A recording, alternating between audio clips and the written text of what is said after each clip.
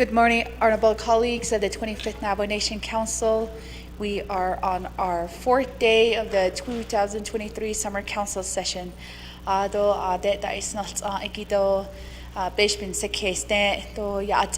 morning to our viewers online. This morning, before we go into reconvene for our session, we would like to do a special recognition ceremony this morning within our council chambers. And at this time, I would like to give over the floor to Honorable Carl Slater.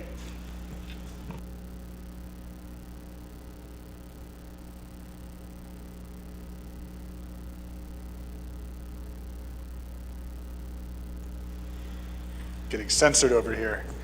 Thank you so much, Speaker. Colleagues, it's an honor to be before you today. And we are here to provide a special recognition to Dr. Paul Guy. And he received an award that I'll explain in a bit, but I would like to express my appreciation and gratitude, and the council is going to be recognizing you. And colleagues, we are going to provide you some background and information on Dr. Guy. Dr. Paul Guy lives in Round Rock, Arizona with his wife, Paula Guy, where they enjoy 11 children, 19 grandchildren, and 1 great-grandchild. He was born in 1957 in Ganado on the Navajo Nation. He attended Chinle Elementary School and Chinle High School, as well as schools off the reservation when traveling with his family for his father's work, and graduated from Chinle in '76. Dr. Guy has led a distinguished career in service to the community and as a leader since 1977 at organizations such as Chinle Unified School District, the Apache County Government, and the Indian Health Service. As a lifelong learner, he has an associate's in early childhood education, a bachelor's in sociology, a master's in public administration, and he now has a doctor of philosophy in political science. A true doctor. Besides working and advancing his own education, he has been a leader of youth baseball leagues and numerous other community organizations that contributed to his interest in serving as a board member of Chinle Unified School District. A true champion of education, he has served on the CUSD, the Chinle Unified School District Governing Board, since 2012. And as board president, Dr. Guy continually represents the school district's strengths, goals, and needs by advocating for a common vision and high expectations for student learning outcomes. During the time that Dr. Guy has been board president, the board has been recognized with certificates of boardmanship awards 2 times, an associate boardmanship, a master of boardmanship, and 2 other boardmanship awards. Dr. Guy has taken an active role on the teams drafting the Chinle Unified School District vision and the goals for 2 consecutive 5-year strategic plans. Nationally, he participates in meetings with legislators in DC, usually twice annually, to advocate for needs of the Chinle Unified School District and Navajo schools more broadly. And as a true champion of education and a board president, he continually represents the school district's strengths, goals, and needs by advocating high expectations for student learning outcomes and leading with a philosophy that values common vision and goals among stakeholders. So on to the award that we are recognizing him for. School Connect is a nonprofit that links schools to community, building a village of support around them, so that every child has the resources and connections they need to reach their potential. Annually, the organization recognizes an Arizona student, teacher, superintendent, principal, school, and school board member as a champion of education. The award for the school board member is called the Collaborative Leadership Award and goes to someone who has partnered with other leaders to bring unified community engagement and support to their district, building synergy, empowering their board to exceed expected outcomes for their district. They have also cast a compelling vision of the goals and needs of their school district while building strategic partnerships that can drive outcomes in their schools district-wide. On April 28th, 2023, at the Orange Grove Golf Resort in Scottsdale, Arizona, Dr. Paul Guy Jr., president of the Chinle Unified School District, was recognized with the Collaborative Leadership Award. Congratulations. I know Dr. Guy personally, and I am appreciative of him as a leader in our regional communities, in the school district setting. He's a leader in Navajo song and dance, and he has an incredible amount of traditional wisdom and knowledge. He helps maintain ceremonies, particularly this summer with our Indot and other ceremonies we're having. And that's an important part of our, not just cultural maintenance, but revitalization post-COVID. And he's in, I think, a unique experience to see the adverse impacts of shutting schools down and also how our communities close down. And it's important for us to bloom and open up this summertime as we're truly exiting the real depths of COVID and getting back into what this new normal is. So, thank you so much for your local community leadership. I'm so appreciative that the state has recognized your contributions as a leader on the school side. I could go on and on about Chinle Unified School District, and of course, our local Tsaile Public School that is a member of the district, and all the kids that we have who participate from my 5 chapters. You strengthen not just those schools, but I think the schools around it, right? We're constantly learning and looking at what works at Chinle, what works at Lukachukai, what works at Rough Rock and Rock Point. It goes back and forth. And together, we have this great Navajo education system. So thank you, and I will read this award. Dr. Paul Guy Jr., this certificate is proudly presented to you. While working as a community resource liaison, he's establishing outstanding leadership, working with the students, parents, the district, and leaders. As board president, Dr. Guy ensures school involvement and collaboration to surpass expected outcomes.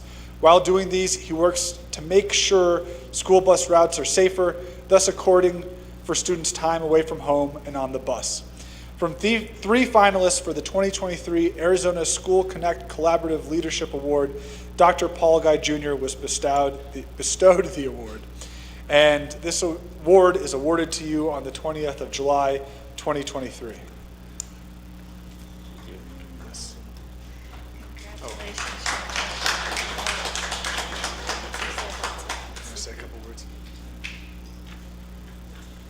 Thank you, Honorable Slater and Madam Speaker, Shema. Ado yat ade konoslonigi do kone. In shehegi kodoshide Dr. Paul Guy Jr. Ado shlenigi klaschi in shlido my dishkijni bashishin. Kia ani dash chedo to headlini na kaidene dashinale. Na shahade ya chinlido yisi na shah le ten kanda ade ke hashtido ade sabel. Nike ina salado and halchinido and hitso ken hinale kedo ade hodno. Ado hehelto not ani na slenigi kone echon no slonigi. Notsko. It's an honor to be here before you all. Ado on da njonego ya khanda ado njonego ya khanso kesto ni hidden lenigin khada tos le igin khada izne le edo badat ho ko chen tsrago ya ni hidden dish ni to khodo njonego ya shelek eda soldado shi khit aban sada keso ban sada so kes honorable Slater. It was nice to recognize myself here today in front of the tribal, inside the tribal chambers. This is my very first time in here. I've never been in here before, so I was surprised when I was sitting back there. So this is where they spend their 13 hours a day in here. So, but anyway, ashin hunne he dat so yojen hidene ibadat ido and khalchine do ibadat ho ko hen tshago kodo yashle kedat soldado Chinle Unified School District EKC representation. But I was thinking this morning when I got up, since that Honorable Slater was recognizing me here today in front of the tribal government, I thought I would wear purple and maroon and black for Round Rock School District color. So, Thank you again, Shita. Your mom, your grandma was my sister. Shita and Dishnido, Shichado and Dishni. So, thank you very much. Doshamado, thank you very much again. Don't the Ashi not score Kani, Lido, do I sadly thank you again. The international Hildo, so the Zendo, Be Yanaso, Nande Katolish. Thank you. Thank you. Okay. Yeah. You can turn this one off. Actually, wait, maybe I can put it down.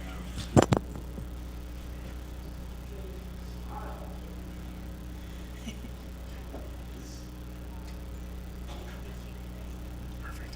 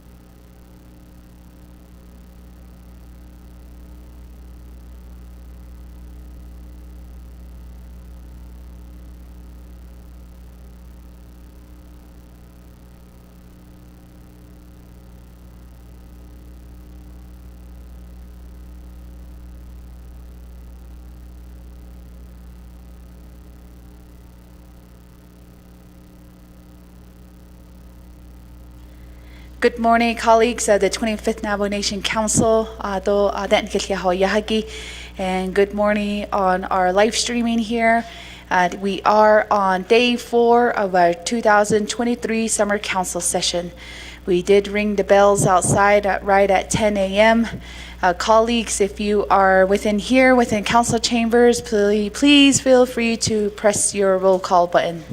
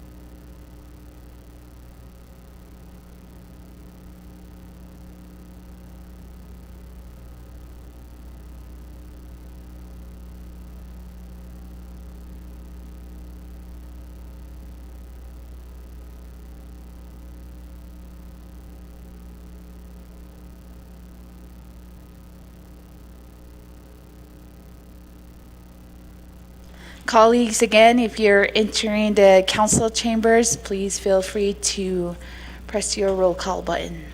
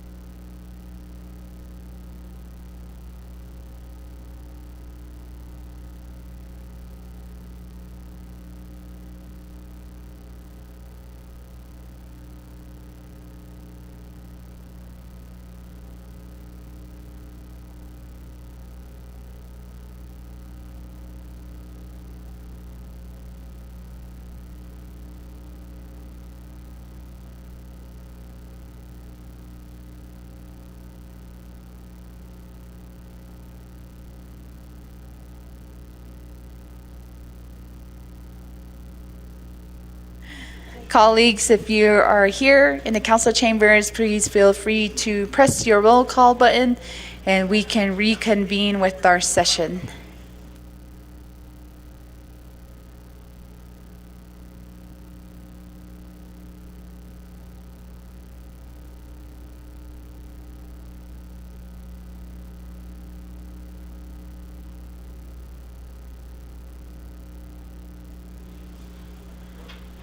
Colleagues, for just an announcement for safety reason, we would prefer that all delegates and staff, if you can, use the front entrance. We do have our Sergeant at Arms right up front, and also refrain from no visitors within the floor today, council floors. So it should only be staff and colleagues, and then using the center ways to go to the north or the south conference room. Just an announcement, colleagues.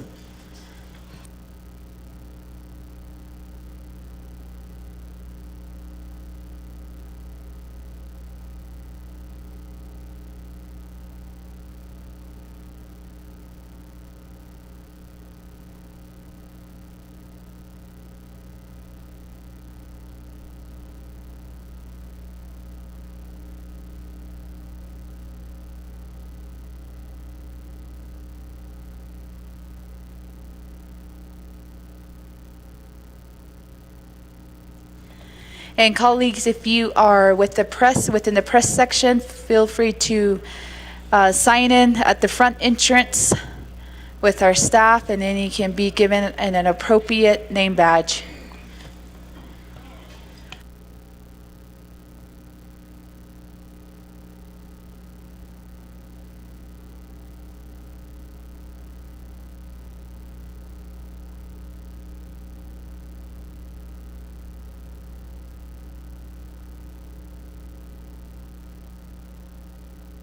And for our visitors in the gallery, thank you again for being here with us this morning. We are on our 4th day of our 2023 Summer Council session. Just some floor keeping rules and recommendations is please, hats and caps are not allowed within the council chambers. You can just hold them off within your seat or on your lap, but refrain from wearing them within the council chambers. And if you do have cell phones, please make sure to silence your ringtones or feel free to turn off your cell phones. And if you are taking a phone call, we kindly ask for you to step outside to take that phone call. And also, if you are doing any type of filming within our gallery, just make it sure that it's not disruptive to the council. Thank you to our visitors, and we really want to have a successful meeting today. And we have many legislations to go, colleagues, and we're looking forward to this day.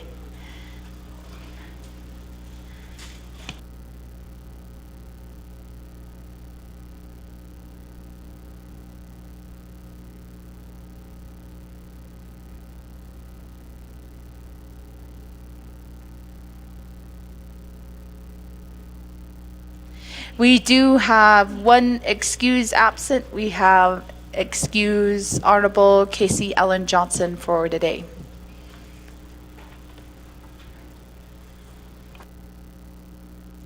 Colleagues, we do have 18 council members on the floor, and we will exit out of recess and reconvene at 10:12 a.m.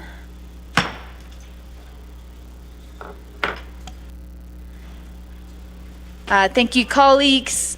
We do have our live streaming going here, and we did state the importance of transparency and keeping our communities and people involved. So we will be live streaming within the council today. As a reminder, our official live streaming is from Navajo Nation Council YouTube page. So colleagues, just a reminder. And at this time, we're going to do something different here this morning in regards to invocation. I want all of us to come on the floor down here in a circle.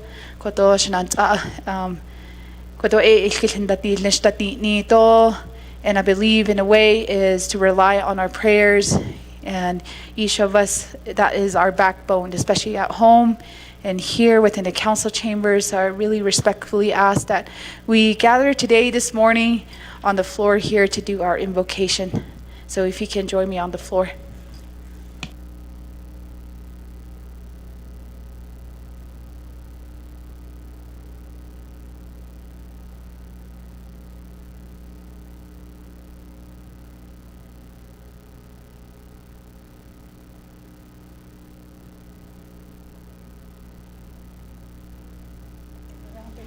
Yep, hold hands if you.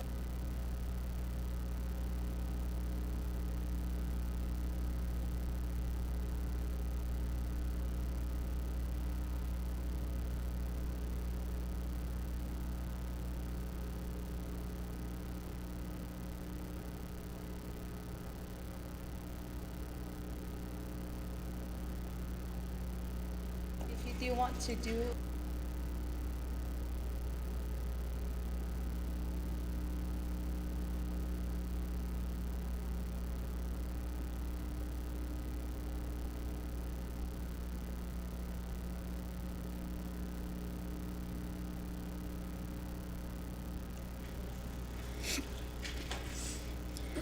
Thank you, Heavenly Father, for bringing us here today as colleagues of the 25th Navajo Nation Council, Heavenly Father. And we just pray to you today, Heavenly Father, for comfort, guidance, protection, and love, Heavenly Father.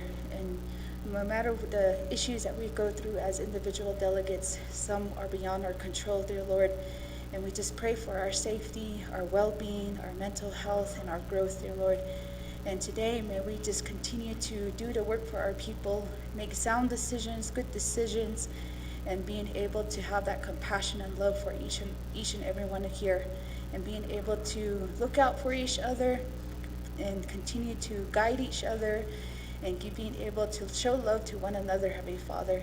And we just continue to ask for this guidance throughout this day, throughout this session, and also for our people who are looking to up each and every one of us, our communities, our chapters, our families, Heavenly Father. We all come from different types of families, different types of values, principles, but dear Lord, may we just come together today, Heavenly Father, to have a peaceful day, dear Lord, through your guidance and through your love, through your grace, Heavenly Father. And we just pray for this in your name, and may you just continue to be our path, our shining light, and may you just shine through us today, Heavenly Father, and just continue to bring us together as a whole, as a nation. And also pray for our president, our vice president, our chief justice this morning, and may we just continue to be strong for our people, Heavenly Father. Even though some things may seem out of our control, dear Lord, but we continue to look to each and every one of our faith and continue to be spiritually grounded within our foundations at home. And we pray for our families as well, and for everyone's well-being today, Heavenly Father. May you just help us finish our duty today.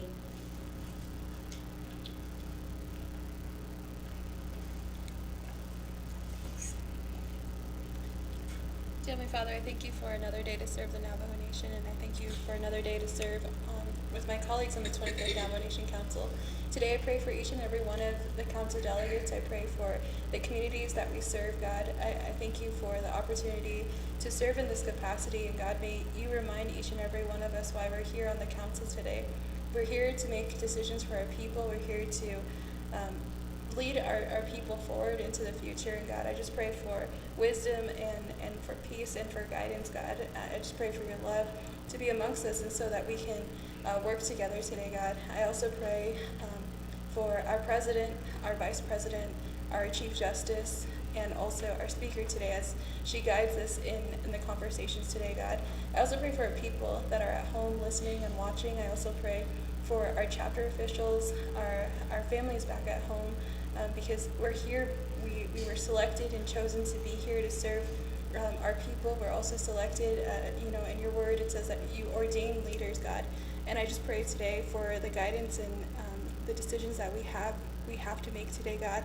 I pray for each and every one of my colleagues today, that they receive a peace that passes understanding, Father. And I just really just thank you for this opportunity, and I pray again for the protection of each and every one of the members of the 25th Navajo Nation Council, also our president, our vice president, our chief justice, and just for the protection of our families, God. I pray that you use this council to make a change for our people, God. I pray these things in Jesus' name. Amen. Ikitralini di joba kuren eslato ebeniki dole adan histwi masana chain another adan hischina le welchi that egi do nasko e bansi case ado kone nahata kone dinne bolan bisalado le equit a na hitzi dole ado kone as aje he okla halonigi la e tradidin ka la e zeben hala la e ne shori gama that egi as aje kone citizen e be hastido le as manje joba bits la egi e benishni dole hala e hinantani da hala ado kone ni zaze ni chain lenigi e benantin adindi dishte ku ni trasala ako e beni dole e kut a e much e citizen na hitzi dole ado kone yat egi a ku sad lenigi e be haisti dole ado ani tmoshi ku mi one has anigi do ku chidin higal ado kina nish ke ni elchene ni chone dan lenigi e beni dole atmaje la e bamada hallo bejada hallo bekeda hallo e dat egi lo e benishi dole a joba egi banitzen ko e kut a e di in the net ni kidin e dole e kut a e ne je e todisen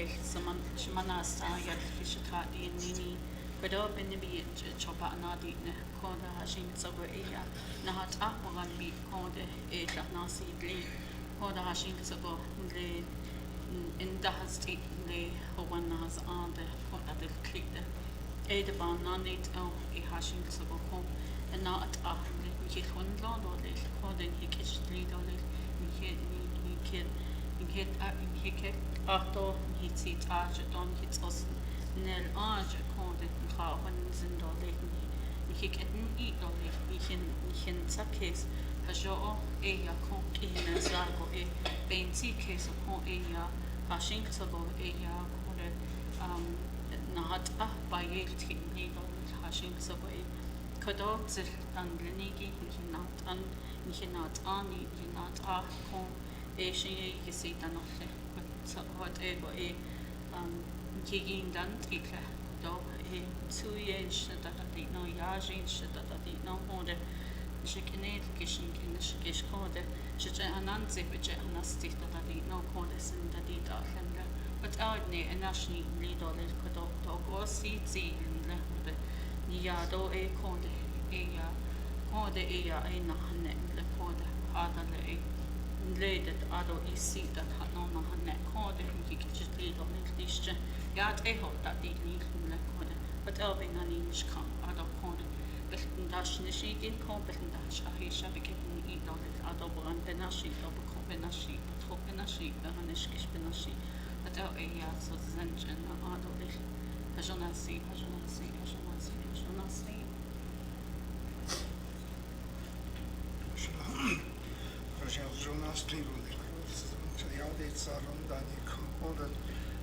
Ашайни тхину кросс дицичи кросс.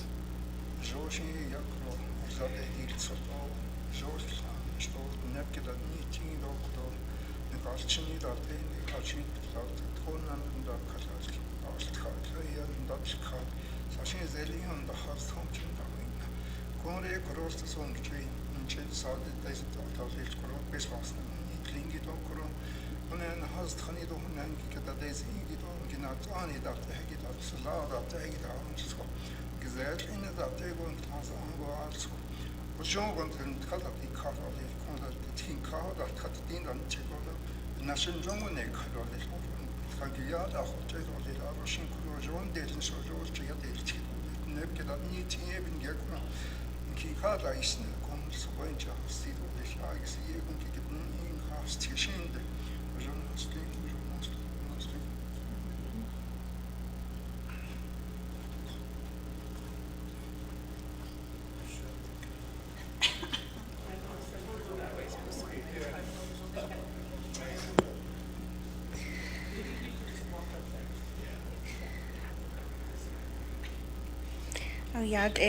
To the Creator. Thank you again for another beautiful day for us to come here and be alive and, be able to treat each other with kindness, to remember to be good relatives to one another, and that, your families and yourself after this week, after we get through all our legislations, that they take care of us, that they are planting seeds so that way we can have our grandkids and our children be healthy and beautiful again, and we can hear our languages. So I pray about that today, and thank you for our elders for continuing to be here, and that maybe we go home and we talk with them and we learn something from this week. And so just want to say hustling.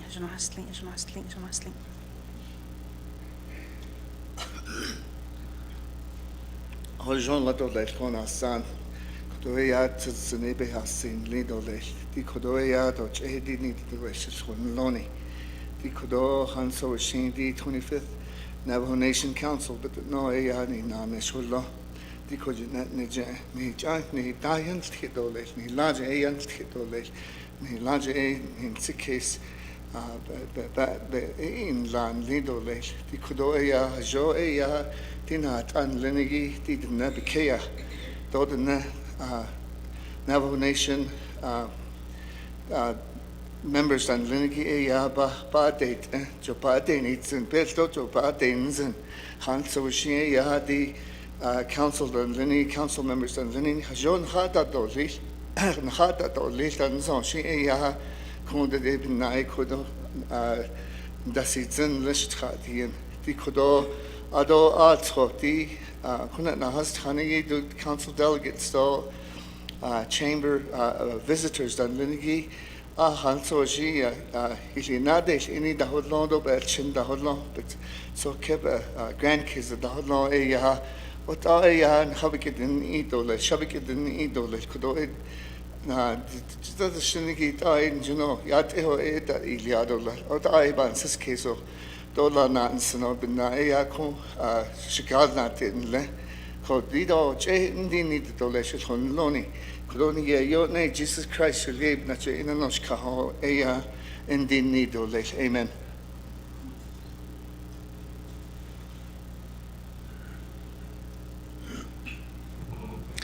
Dear Heavenly Father, I humbly come to you this morning through your grace and mercy, Heavenly Father.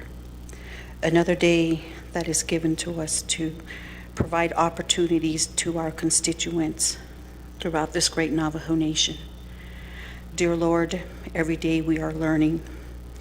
Every day we continue to make mistakes. Every day we still do things that we're not supposed to do, as you see through the scriptures of your words, Heavenly Father.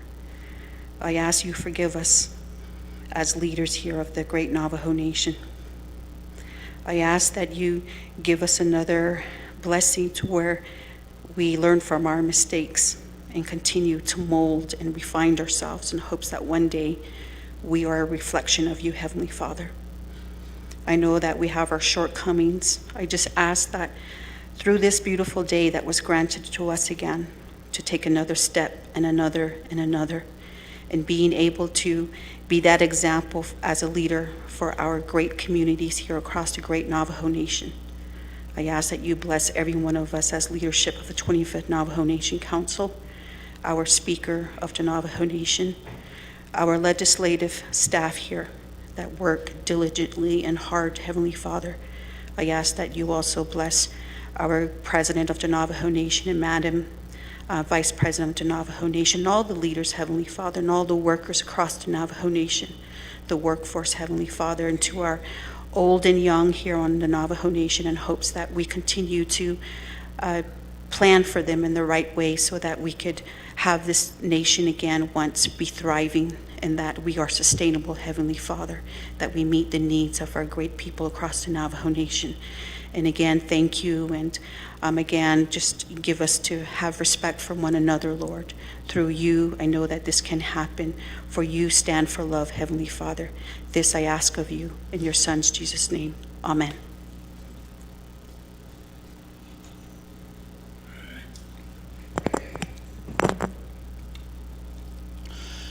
The Lord is my shepherd, I shall not want.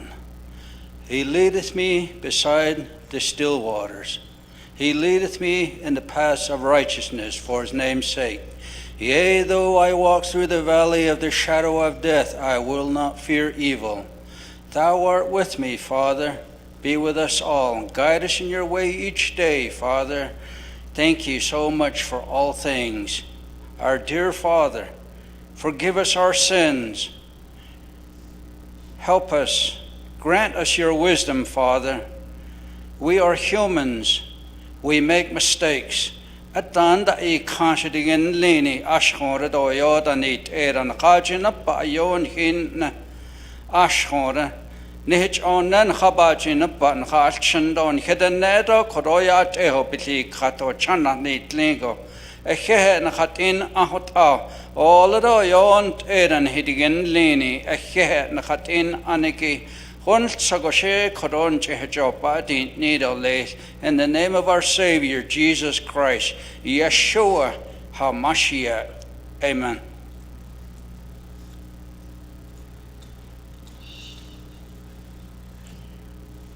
Ich hätte noch gedacht, a pendansint so da hadezint, a da his ago, benda hodo hayish kada so da hadezi da hodo hada tin da hodo na dash ke da shin hodo da des na da his ago hona eben na shugo hodo so zunigi alt so da shlish hodo ke hon shmana hasan kwegi hona honi tlons is kai tsaga hot zan hol ge kwegi honi tlon aro nana hodo tleda lo khanel gi la hona hada silgi da his ago shin hodo ge hada ski so hodo aro benda lo ho jona hodo bed ni kenat en sladigi hona ke nana hodo hodo alta so lago kwe ni yaje ni tlen ke tsu ni tlen hona ni ne bed ke da honossen hona aro ni ge da bed ke da honossen hona aro nana ho dijen ni da honossen do le ho dijen hona ni ke da wis ago hona ni ke ya bakago da hona wa go hona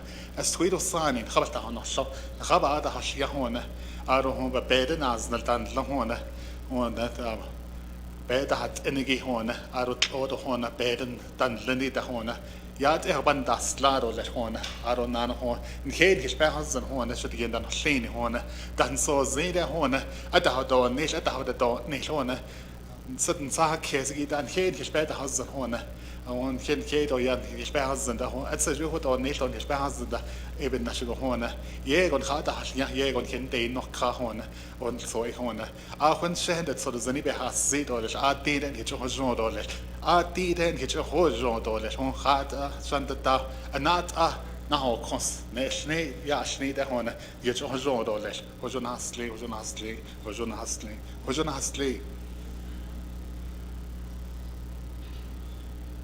Good morning, colleagues. I think a lot of you know that I pray to Adonai and I pray to the Diandana, and they're equal to me. And I was raised that neither is more important than the other. I don't think I've ever really been able to offer a prayer in Hebrew, but this week I've been thinking about how our words are connected to our soul and connected to our mind, and how they reflect us, and how we take things in and we appreciate them in our soul, and we try to articulate those thoughts on behalf of our people through our mind, and it comes out in our words. And each one of us has an opportunity to reflect what we feel from our people, but in that we share a part of ourselves. And so we have to be strong, we have to take in emotion, but reflect it in a way that is dispassionate and that is imbued with love, but is not something that is uneasy. And that's the biggest challenge, I think, for each of us as leaders, is to be steady and to be strong. And that's what I want to share with you this morning, a little meditation on that. So I'm going to share it in Hebrew and then I'll do the translation. May the words of my mouth and the thoughts of my heart, or the meditations of my heart, be acceptable to you, Adonai, my rock and my redeemer. Elohai nitzor lashoni mimra, v'tav miraber mimrei, im kalel nafshi tidom, v'nafshi kefar l'kol tiyeh. Pitach libi b'toratecha v'mitzvotecha, tirdof nafshi v'chol hachofshim. Alei ra'ah mehira hafech etzetam b'kalkel, b'chashav tam. Aseh leman shemecha, aseh leman yimrei, aseh leman kedushatecha, aseh leman toratecha. Leman yicheletzun yedidecha, Hashia Yemincha ve'eineni. Yehu l'ratzon imrei pi ve'hegon libi lifanecha Adonai tzuri v'goli. My God, guard my tongue from evil and my lips from speaking deceitfully. May my soul be unresponsive to those who curse me, and let my soul be like dust to all. Open my heart to your Torah, and let my soul pursue your mitzvot, your commandments. All who plan evil against me quickly annul their counsel and frustrate their intentions. Act for the sake of your name, act for the sake of your right hand, act for the sake of your holiness, act for the sake of your Torah. In order that your loved ones be released, deliver them with your right hand and answer me. May the words of my mouth and the thoughts of my heart be acceptable to you, Adonai, my rock and my redeemer. Thank you, colleagues.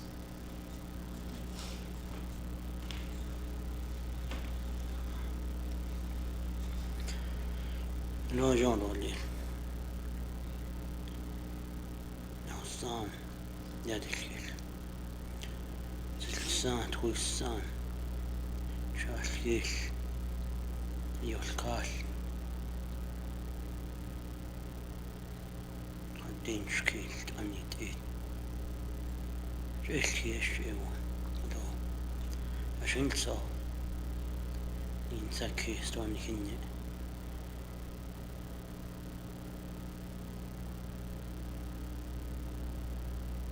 Hinne. Do.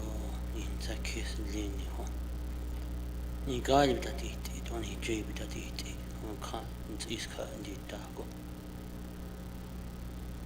Bendo kahi bendo stai kodobe. Injana alteto di injana kadodi. Seju no sondo ni kedi no sondo. Ni nade dal sono sondo. Ni yagi ni kiki. Ni zade vi ilki kododi ta on londo. Dos ilki ko. Ni tada londo. So da di do ni di Tishin ben zakis ben ini. Ben nashi yeni hint ini. Tajin da dotlis. Oh, shinso nita. Do yuda nit eda do. Adon da do. Adit ada kodo yuda nit zila. Lashlai nit liang hun ziska nita. Oyat eo nit le kodo lis iya kodo e. Nit iya choisalin. Ni ke don hijad ni tsis ni jay ni hinne ni takis ani het ostraje hidele es don khanna dile asho dan hidit sadolel da dit sadolel tebji yadel tin do da dit sada adi teba ben takis ben da dit ada bishan dile على يعني تاك هو نهي هو بنيتا ابن يكون ينجو سلين and heat egg out egg نيجي ترويل إيجا يبي إلتي دوبي وانسي كيس and heat egg do e loud egg on sidikos and heat egg out egg short it أخذ أوني كدن إنها عليا أخذ أهبن جهاز دولي يبك هذا الشيء كمان أنا ويك هوجون إني تلين دولي وجناسلين وجناسلين وجناسلين وجناسلين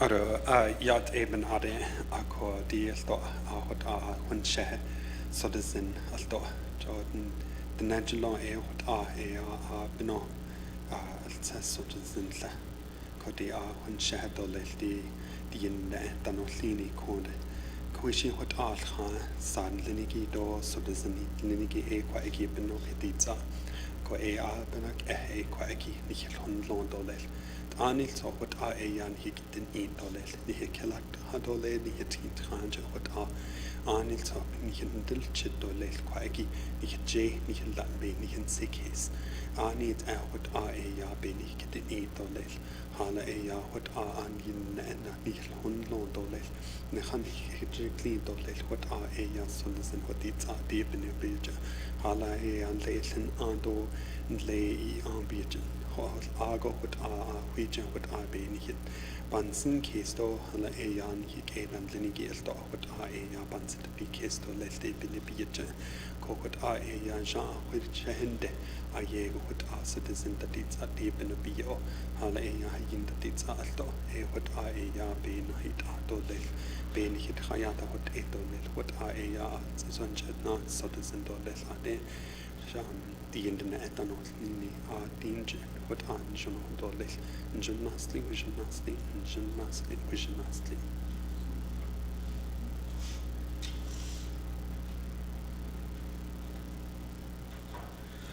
Hayat e Shedana Nahasan, our Father Sky, we just come with you with heavy hearts, positive words, good thoughts, compassion, on the amazing sight that we saw this morning as our Father Sky began his journey back to restore the light, the warmth, and his everlasting love, that we saw in amazement as we pulled out our corn to pray to the holy ones to continue to guide us, to give us, to strengthen our minds, to look for our people, for our children, our elders, our veterans, for those who feel lonely and in despair.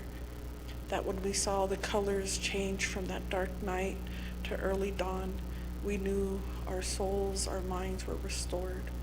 We were able to breathe in the cool moisture air of the early dawn. We were able to come together, although individually in our homes or in our hotels across the world as five-finger beings, we were able to share that inhale of goodness, of grace, of compassion, of humility. We were able to exhale all of that fear, all of that anxiety, all of that anger, all of that misjudgment and jealousy. And we were able to send it to the northern wind, up to the atmosphere, so that these emotions would dissipate, so that those emotions would no longer be in our bodies at a cellular level, that those fears and trauma and acts of violence will be released from our bodies. And as we continue to inhale, we were reminded of the stories and of the songs that you have provided that has gotten us to this day, to continue to give our offerings, to speak with positive vibrations into the universe, to look and take care of our livestock, our horses, our goats, our sheep, and the wandering donkey, to make sure that there's enough, and to pray for the moisture that's received that gives us our life. And as we inhale and we purify our minds and our hearts, that we continue to look to your guidance, that Holy Ones, we continue to ask for you to intervene when we are in despair. We ask for you to intervene, to give us that divine insight on how to do better, to give us that divine insight on how our children who feel lost, who feel unloved, who feel unworthy, know that we, as the people who are praying, who are bearing our souls, who are being in our most vulnerable state, are giving them these heart-loving words that they are loved, that we pray for them, they are not forgotten, that our elders who created and paved the pathway for us, that they're rejuvenated, that they feel a sense of revitalization, that they feel cared for, and that they feel cherished. And for our veterans and military and law enforcement and first responders who volunteered and put their life, their mind, their hearts, their souls on the line to protect us, that we ask as they inhale, and we inhale the same cellular molecules in the world, that we breathe that compassion, that healing, that heartwarming messages, and that they're all are reminded as we take in our breath to restore that life force. And as we exhale that carbon, that we provide life to all of our trees, to all of the grass, to all of the different species, and that we are connected. And as we traveled in safely, and as we see it here today in our work, that you continue to protect us. And as this replicates our home, that you protect every home here within the 4 sacred mountains, every home beyond and stretching from mile to mile, and for all of our military families serving abroad across the big oceans, that you continue to protect them as we are all connected, and as we all provide our offerings, that there is this invisible thread that connects all of us. And in that way I say, may we be restored. Vajona Nahasli, Vajona Nahasli, Vajona Nahasli, Vajona Nahasli. Kiaha Kawi.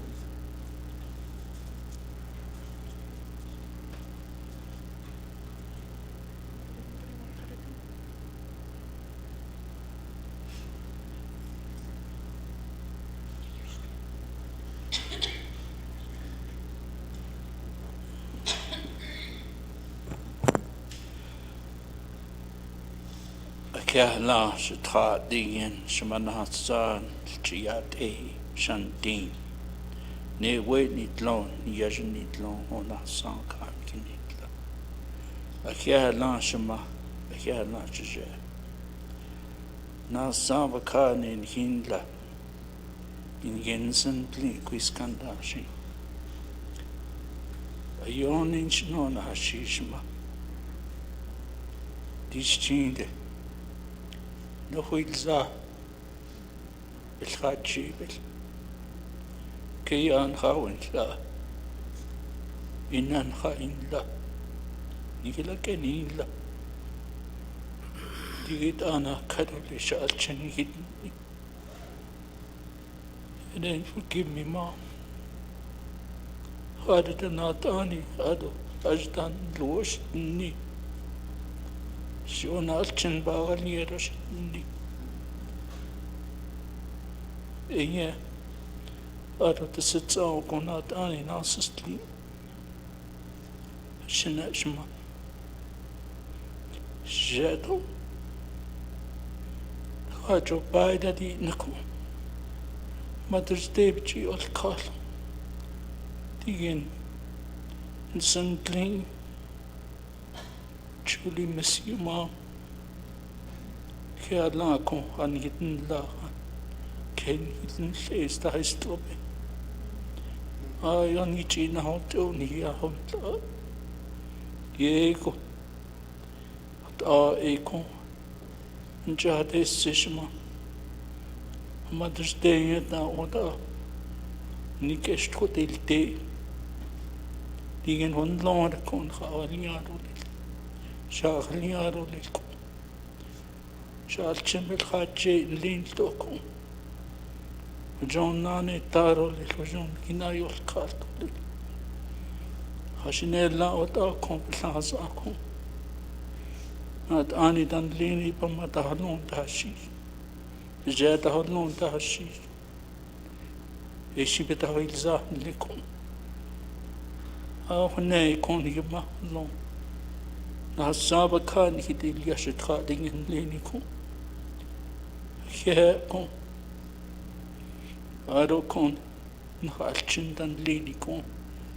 Ndan nishkon government ya. Washington. Ata hajo pao kon peshe ta halne shinat ani kondo. Rosan sikhe no. Inke ishto delte. Jetzt no. Adot listen. But I job. Vena the hodlo. Bachin the hodlo. Benal yet the hodlo. A job is not understood listen so addition. Every day, employees. But out by Danico, we neglect our staff. What are you about this? Bishito. Joe Biden's Atatotzen. You otanel and lico, cutting and leaning. Ash won't concha, Jada not the chip. And sick is a large, ben as large, convalchini. Il nada ero lico. Benan shiana than it needle in soon dished cutting and leaning. Zanil so not some kind of daiko. Joe by needs in. It's a dozen not load and he not load. Not a yat on hinayol cattle needs on any tanlicum. Even Nabana Noshka should hardly bless our employees. That's later judicial executive Sobatis chapter good. But we judge by needs and come. Ado constituto sani do salazzo do not ani aita bahata isti. We tend to forget our workers cutting in lenico. Bless them, let them be happy. Let them enjoy their life cutting in lenico. Ahda benjat istikon. Ha arche. Shut arche arche na ho cost. Ja, llniri so lai digin no llniri ko. Ot ahad es sitosha aholiaro le shiroko. Aben soid a honsa be yashki ko. Akhot ende ben ye itishni lelto. Jo na huitlaro le jo kidits ato le son itishni. Ado opene nahro le son itishni. Ni hinnepa jo pai etan ni kon gesto le tehu jenkida toki. Eba nasha tishno yanas jisalat so chistwisani. Ut abatis to citizen be vanashni dole. Ut ayen tsiskes a wich na witlein lekon. Hat ilash de nado nil hat ila bagiana to kipe betrayao te. Ut astwisani kon reika para jo pai hetsahatasti. Eya bananashni lidole. Ut anja hat is sinjibnashe ut edole in Jesus' name, amen.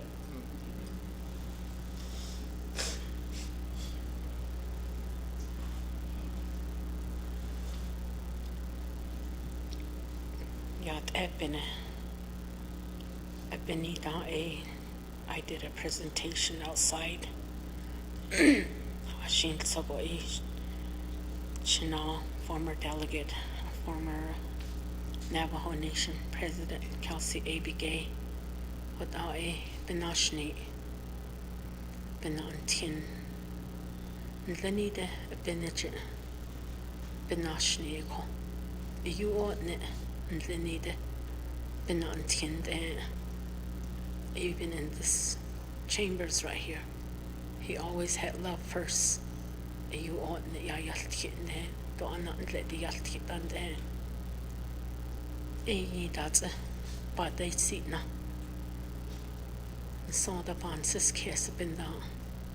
Hashin sabo you ought and Lenida. Love is stronger than anything.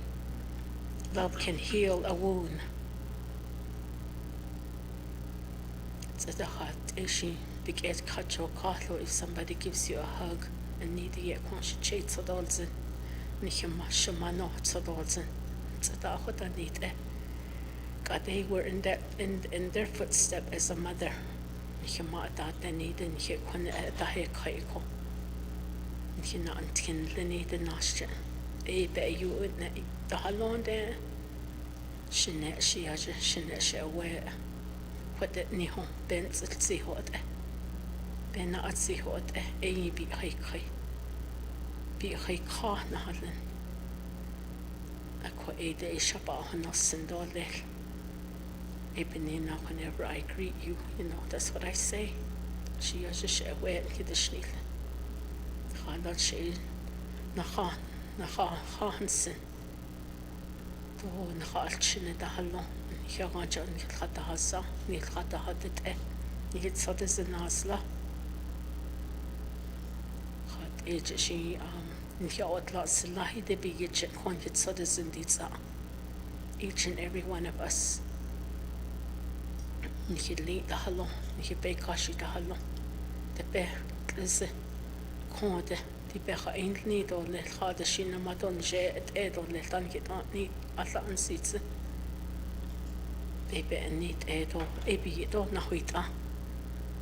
Ebe je je konde mental health de hat niet le, ebe je je sala ede door. Akwashi wat a niet je hasi door schalchen. Kon het gitte Nielsen door je niet door. Ado koto na hat abavan bieto akhot ego you he ni go shin late oche akhot edo le to our 110 chapters ebe ek etit lido ben ilse hot di hot a sudden leni ben ticha hasi concert so des nant lido le leke ha.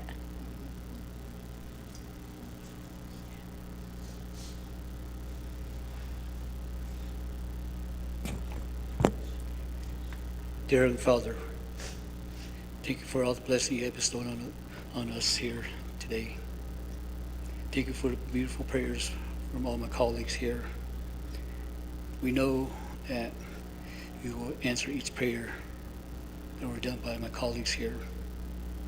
And we continue to ask for protection, strength, guidance, and wisdom to make the right decision for our Navajo people, and continue to pray, continue to ask for wisdom and guidance for our leaders in DC, at the state level, at the county level, at the local level. Again, we ask you that you protect our families that we leave at home to serve our Navajo people.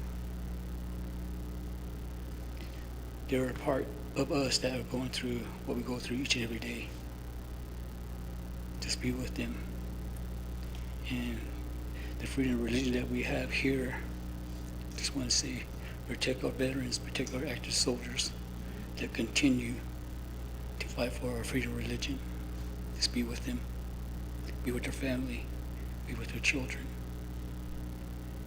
Father, we ask you to continue every single day what we're saying through our prayers today, that we answer every single day. In your Son Jesus' name, amen.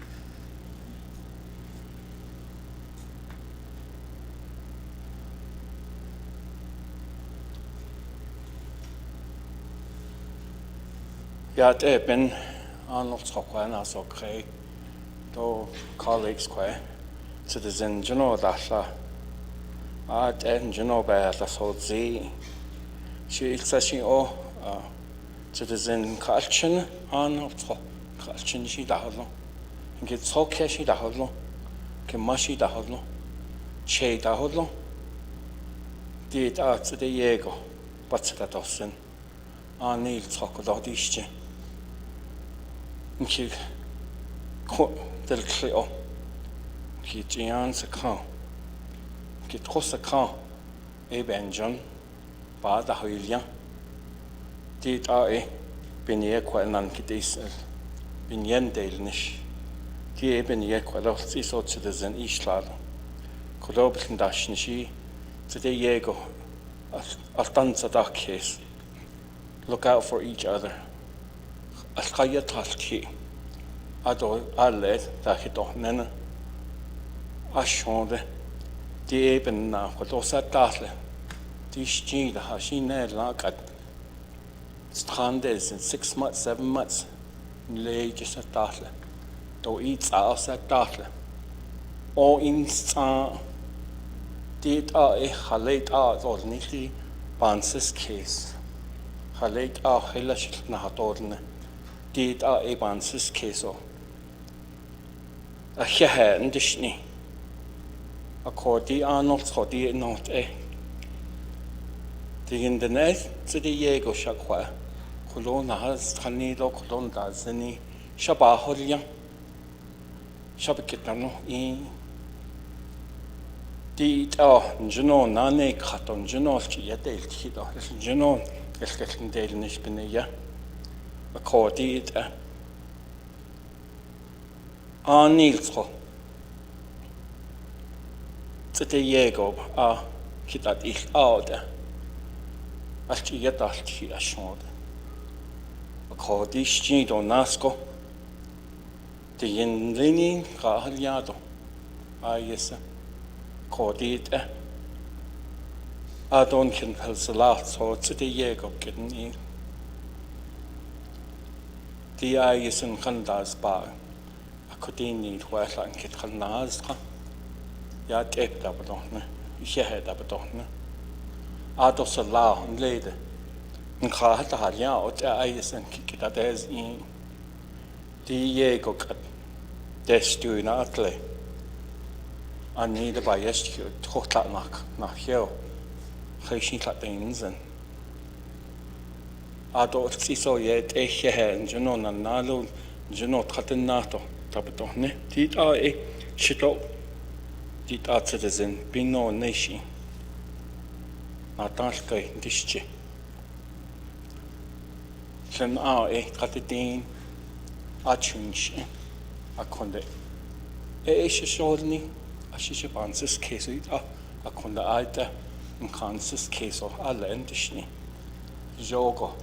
Bada Hoslia, Janon Kada Hoslia, did I Behanasti, Adokodo, Kinat Ani, Speaker, Curly, a Head, non nationally, both John, a Hehe, Nascoshin Yegum Zilo, Anil Toshi An Hotanit Edo.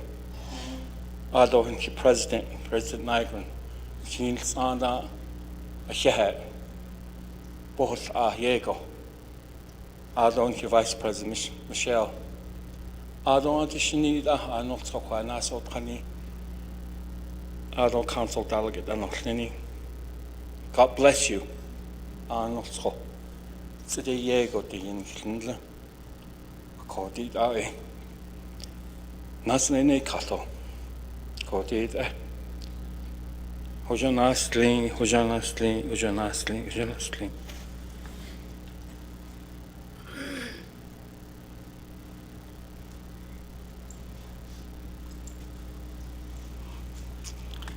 Stradi in Leni Hehe. Die Stinebige Lananitle. Aaron Hinau, Eyan Hidnet and Hahaskai, Hashin Zadi, Beltahunlo, Aroba Chinchi da Hollo, Stahunlo, Naltlonshi. Aaron Handal, Nishigit is it asked for Eyan Habigetin eat or this. They Satan lit Conkin Hastra, Beltahunlonly, who one open da Ijiho, Beltahunlo, Balchindo. Aaron lat the tratnas the Benrano, Adin hidden ne, Besta Honlo, Hinat Ani dan Linigi, Aaron Handal Nishigi, Aro Dishi, Alchiniajan Dalnish, there's asked when Eya Besta Honlo, Ashon Shitradi in Lini Diqua, Nadishla Beshbahasa Anbain Hidojo Eya Dizat, Sainit Leno in his Honlo. Beltahani nanin haschin dat hinalt lonshi dat hitchide dat heran. Behadad nit Zizit asked for in hilkon lord or lekin shon God. Lord, it is written, where there are two or more of you in prayer, there I am in your midst. In Jesus' name, amen.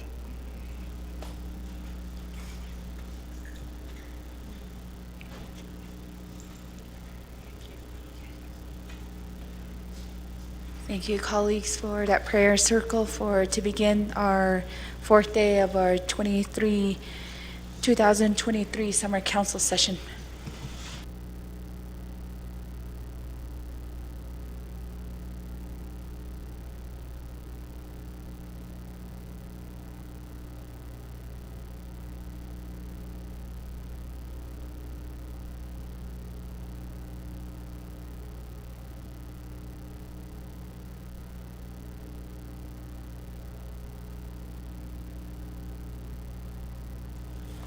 Thank you again, colleagues. Thank you for joining together in prayer this morning.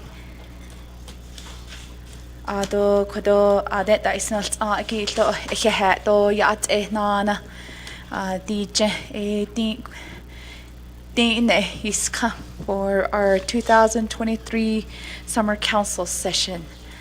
And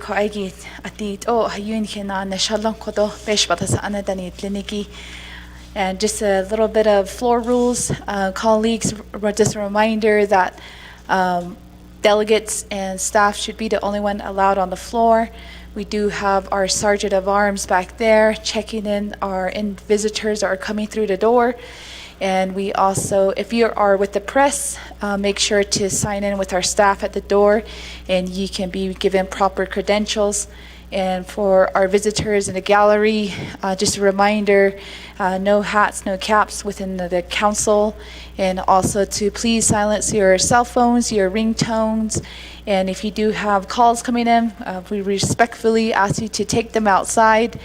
And if you're doing filming or of any sort, please do it not to disturb, just do not disruptively to the council, because we do have a lot on our agenda today, and we do have a lot of work to do, colleagues. So looking forward to another successful day here within our council. Colleagues, just to recap, yesterday we ended with legislation 0133-23.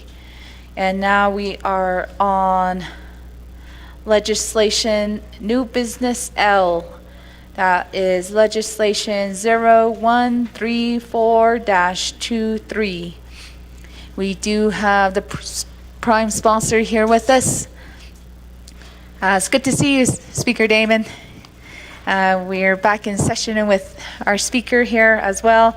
Colleagues, while he makes his way up to the front, staff, could you, we do have, before I recognize that motion, Honorable Parrish. Ahead, Speaker Curley, and good morning to my colleagues on the 25th Navajo Nation Council. Thank you, Speaker Curley, for allowing a whole hour of prayer this morning for our council session. I thought that was appropriate for our council. So this morning, Speaker, I'd like to request a moment of silence. This morning, in coordination with the President's Office and the Navajo Nation Veterans Administration, I was shared a memo, and I'll read the memo as it reads. So it says, this memorandum shall serve as an official request on behalf of the family of the late Corporal Eric Sonny Sosi, veteran of the United States Marine Corps. The late Mr. Sosi is survived by his son and parents, Rita and Fritz Sosi of Narrow Canyon, which is located in my community, Speaker, of Kayenta, Arizona. The late Mr. Sosi sadly passed due to an accident on Sunday, July 16, 2023 in Tacoma, Washington.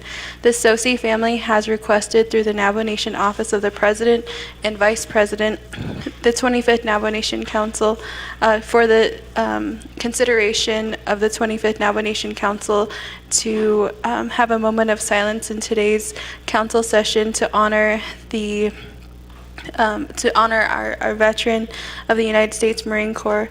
So, Speaker, at this time, I'd like to request a moment of silence. Thank you, and I waive the rest of my time. Thank you, Honorable Parrish. Colleagues, may we all stand and do a moment of silence for veteran of the United States Marine Corps, Corporal Eric Sonny Sosi of Kayenta, Arizona.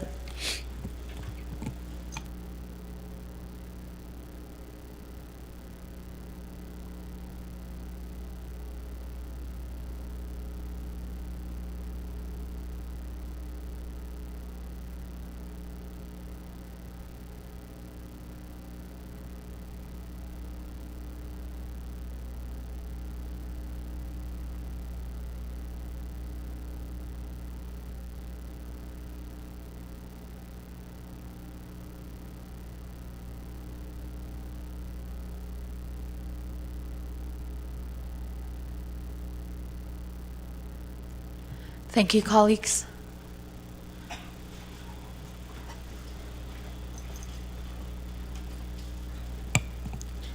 Colleagues, we're going to move forward with our agenda. Next, we have legislation 0134-23. We do have the prime sponsor here with us. We have Honorable Seth Damon. Staff, could you help us read the title into the record? Legislation 0134-23, an action relating to Health, Education, and Human Services Committee, Budget and Finance Committee, Nabik-Iyatkit Committee, and Navajo Nation Council, extending the CF-07-11 designation of savings from personnel accounts as restricted carryover funds to be used for administering and maintaining the classification and pay plans, extending the CF-07-11 moratorium on budget revisions and or reallocations using savings from the general fund personnel savings, establishing the personnel savings fund. This legislation is sponsored by Honorable Seth Damon, co-sponsored by Honorable Shundeen Parrish, co-sponsored by Honorable Carl Slater. This legislation requires a 2/3 vote from the Navajo Nation Council, and this legislation has been read into the record by electronic voice recording per Navajo Nation Council Rules of Order Number 9. Madam Speaker. Thank you, staff, for reading the legislation into the record. Colleagues, I'm going to call for a motion. Motion by Honorable Parrish. Is there a second? Second by Honorable Jesus.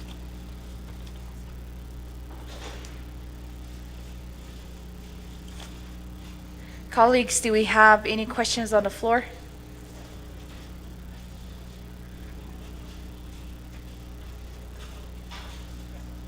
We do have comments coming from the floor. I will give 20 minutes to our sponsor here to present his legislation.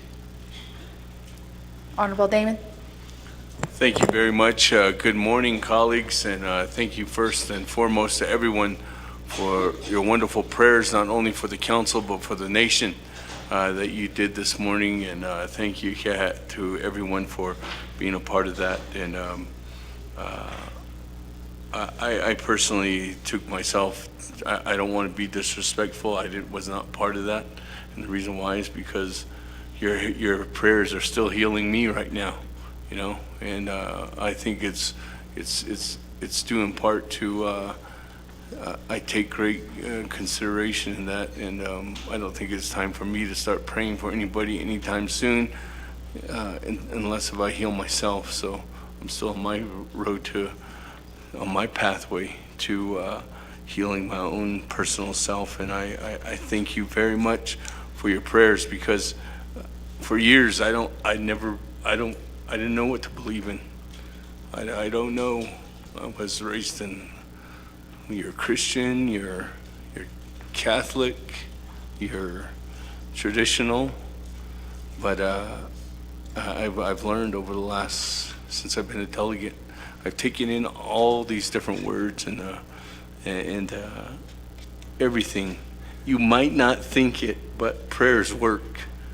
You know, you might not take that into consideration. Sometimes whoever we're praying to, you might think it doesn't work, but it works. And I believe in the Creator, you know, and from here going forward, you know, we all have times and struggles, and whatever we do, we struggle in life. I'm not perfect, and we're not all perfect. We're like Chairman Nez said in his prayer, you know, we all at some point, there's sins in our lives, whatever that might be.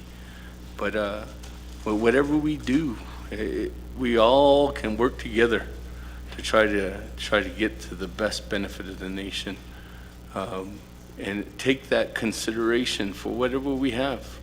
Whether you're an individual that's coming out of college, or you're a single mother, or you're a single father, or you're somebody that's going through hard times right now, you're an elder that can't live on sustainable subsidiary lifestyle that we have. You know, we all have struggles in our lives, and I just hope to know that we might not all bring that to the floor, but each and every one have struggles, whether it be with your family, whether it be with your personal self, or with other issues going on in your lives. But at the end of the day, we're all human beings.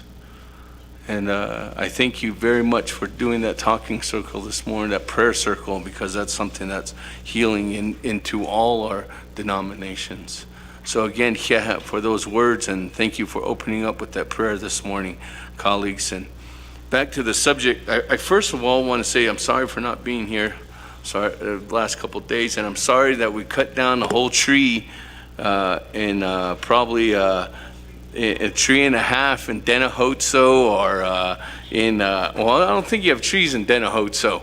Well, maybe that's the reason why, you know, because I cut down all the trees in order for you guys to approve my FRF legislation. So I just first of all want to thank you all, colleagues, for doing that, and Madam Honorable Helena Nesbigue, thank you, and Madam Chair Parrish for co-sponsoring that legislation. And from my people and my six chapters that I represent, thank you very much for co-sponsoring that and taking that into consideration. But At the helm here, we have legislation 0134-23. This legislation is a legislation that went to Health, Education, Human Services Committee, the Budget and Finance Committee, Navigated Committee, and then now we're sitting here at the Navajo Nation Council, and this is our legislation, your legislation. And this legislation is, it says right there, extending the CF-07-11, which is designated, which delegate and it created the personnel accounts savings fund restricted for carryover to be used for administrative and maintaining the classification and pay plans. And what this legislation is doing is it's establishing the personal savings fund. Again, just as a reauthorization, but utilizing this for the current methods that will be in there that we currently use, but are currently not in any statute, not in any policy, but they're just utilized. And we tentatively fund these things every year, but we don't put them out there. And we actually put them in writing. So if back in December of last year, there was a legislation that I think Madam Chair Amber Crotty sent out yesterday to everyone's email, and that legislation permitted or stopped all carryovers from happening every single year across the whole in the sphere of all our Navajo Nation government, whether it be trust funds, whether it be UFBs, or designated some of the UFBs. And that legislation passed, and what basically that did was it created maybe a concern for the personal lapse fund. The personal lapse fund is all the funds that we get every single year when we budget and allocate to every single position, whether you're in all the numerous different departments in all three branches. Some of those positions are vacant throughout the whole year. And some of those positions are only filled for half a year, but they're funded through a whole year. So the savings from that is actually deposited and created and put into this personnel lapse savings fund, and that's what we're talking about. We're securing that and making sure that there will continuously be a personnel lapse savings fund moving forward. But in that, when we do create that personal lapse savings fund, there's going to be specifics that we kind of take off of that immediately. And that personal lapse savings fund can usually, it's variable. It can be as minimal as $2 to $3 million, and sometimes as large as $15 to $20 million. It just depends on the allocation that we have budgeted annually. And what is specific every year that we want to create within this fund is really trying to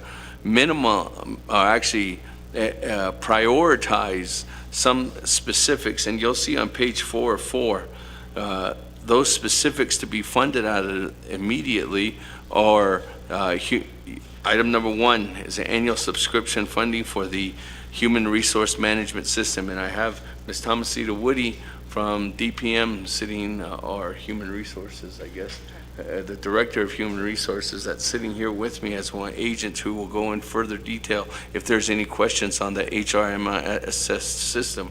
Second would be to compensate for increases for the Navajo Nation employees, including step increases and bonuses.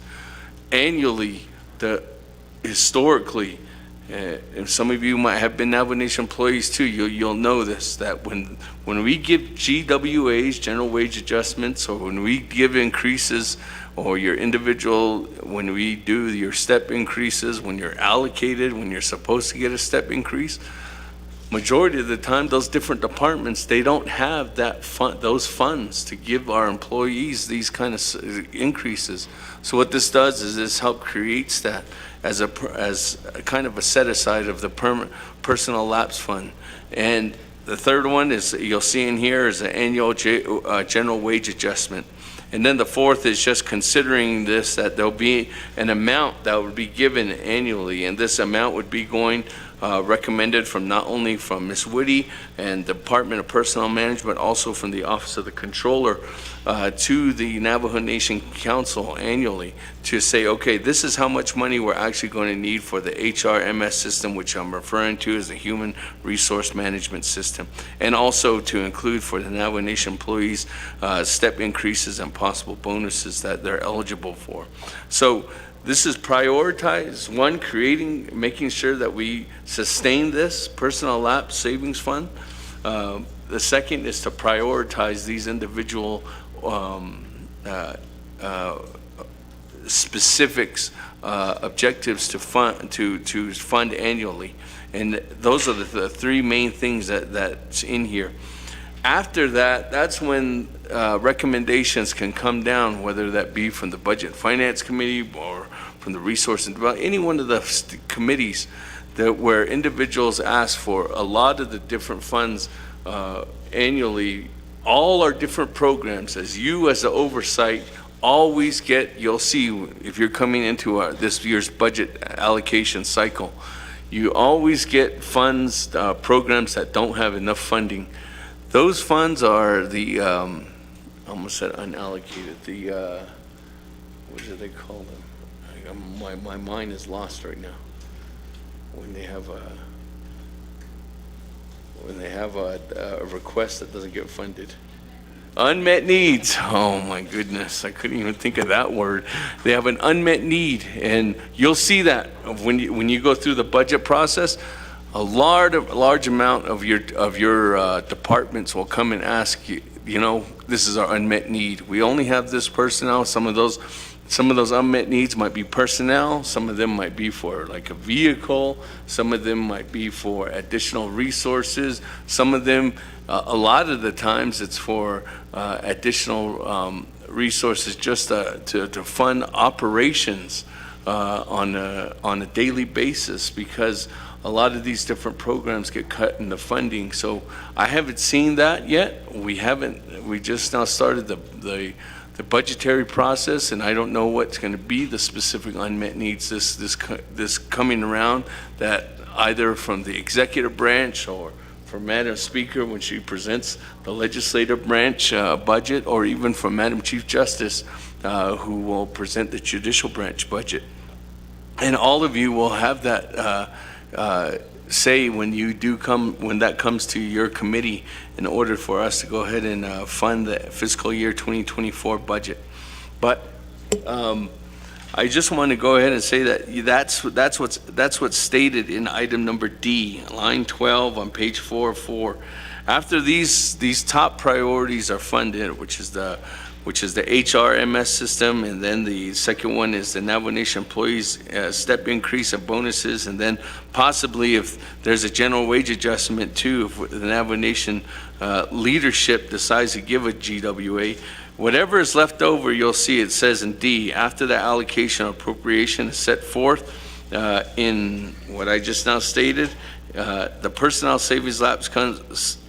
personnel lapse savings account may be allocated or appropriated to other purposes. And that's what means allocated or appropriated to other purposes. And usually, most of the time, it's all to these unmet needs across the whole Navajo Nation.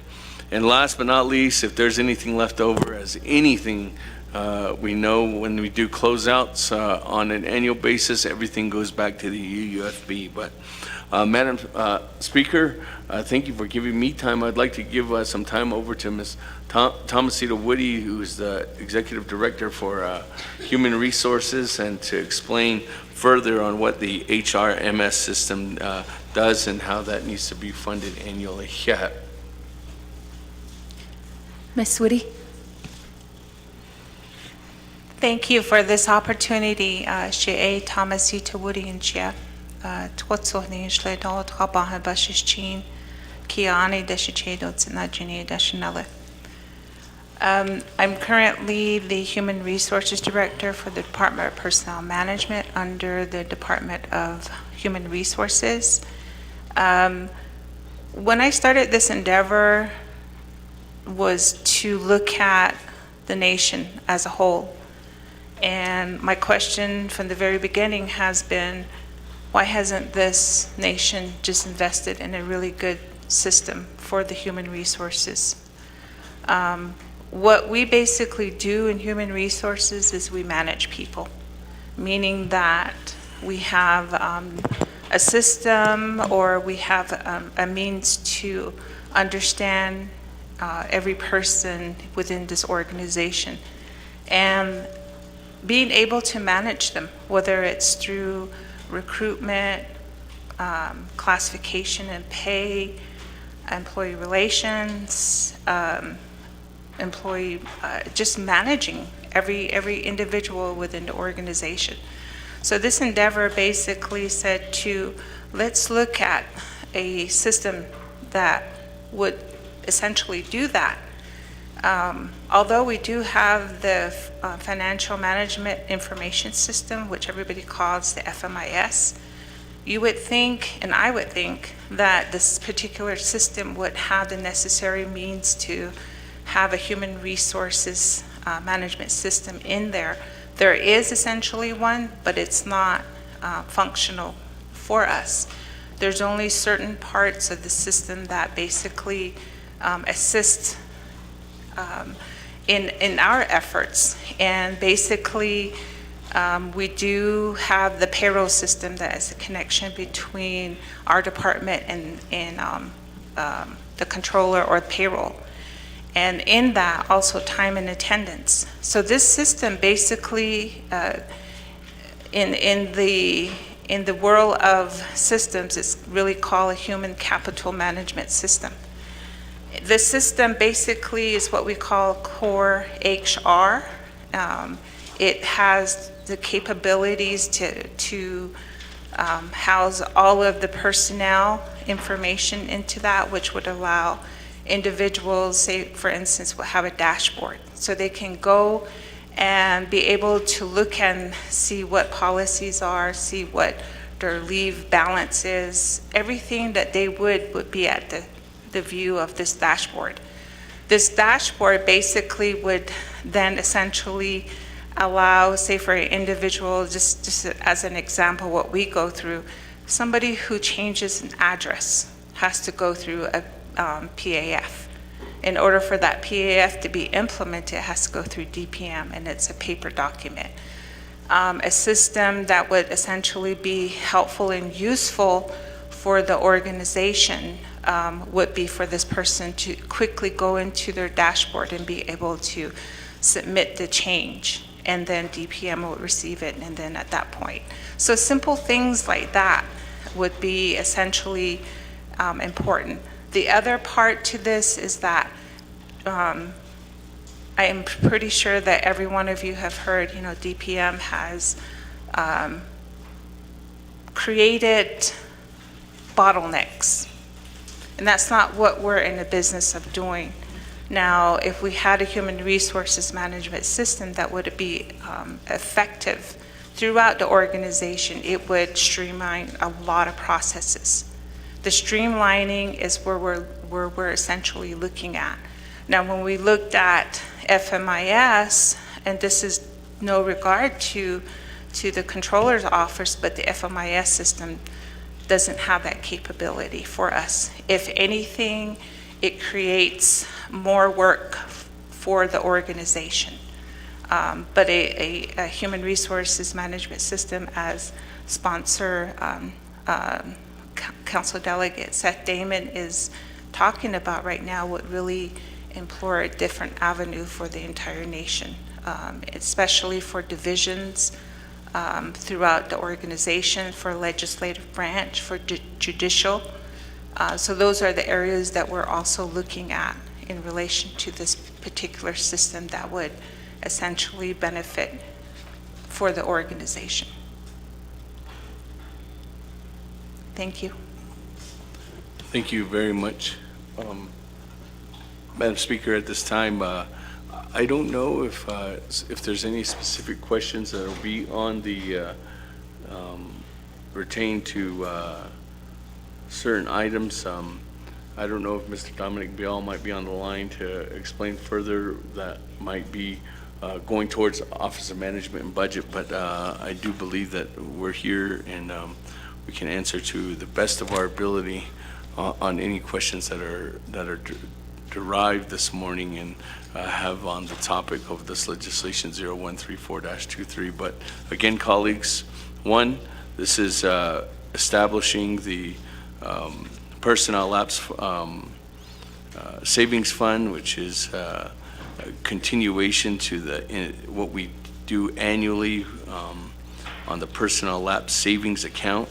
And second is really trying to making sure that there's a priority in the annual, I guess, appropriation out of this fund, and that annual appropriation and those priorities are on page 4 for number 1, again, is to fund the HRMS system. 2 would be to making sure that there's funding available to the departments across the Navajo Nation in all 3 branches who are Navajo Nation employees, to include these available funds for step increases and bonuses, and also if the recommendation from leadership is to fund annually a general wage adjustment, that those funds and dollars are available specifically out of this fund in order for us to go ahead and have these dollars available. Again, this is coming off from a legislation that was originally sponsored to create this all the way back in 2000.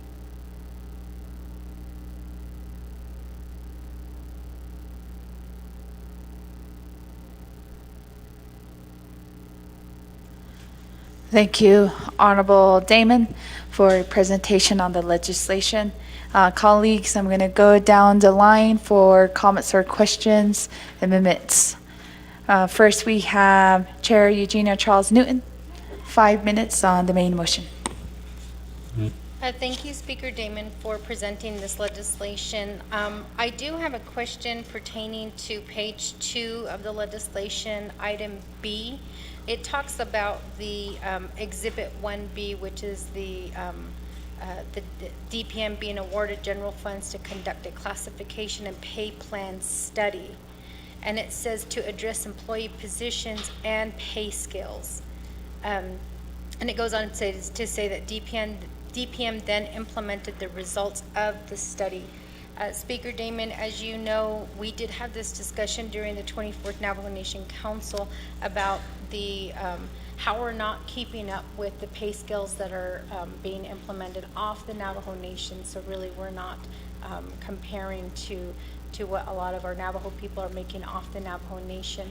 And one of the pushes that has been we've talked about is how do we bring back our young people? How do we pay them what they're getting paid off the nation in state agency positions? So I want to talk a little bit about that, since you did talk about, the general wage adjustment, the increase, the wage increase, the step increase, and how this legislation is supposed to be addressing that. So how do we, is that something that the legislation is taken into consideration? Like, how do we make up those funds that we can't pay our Navajo employees? And I say that because we still have Navajo employees who are making $9 an hour. And I know that that Delegate Vince James, has been pushing to try to do a minimum wage law here on the nation. So how do we, I guess maybe not how do we, but does this legislation address those types of issues? I reserve my time. Reserve time of 3:10.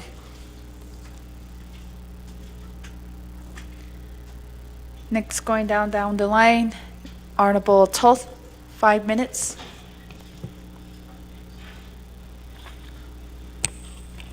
Thank you, Madam Speaker. Also, not Ani Glenkoro, 25th Navajo Nation Council, and just have a question on your legislation, sir.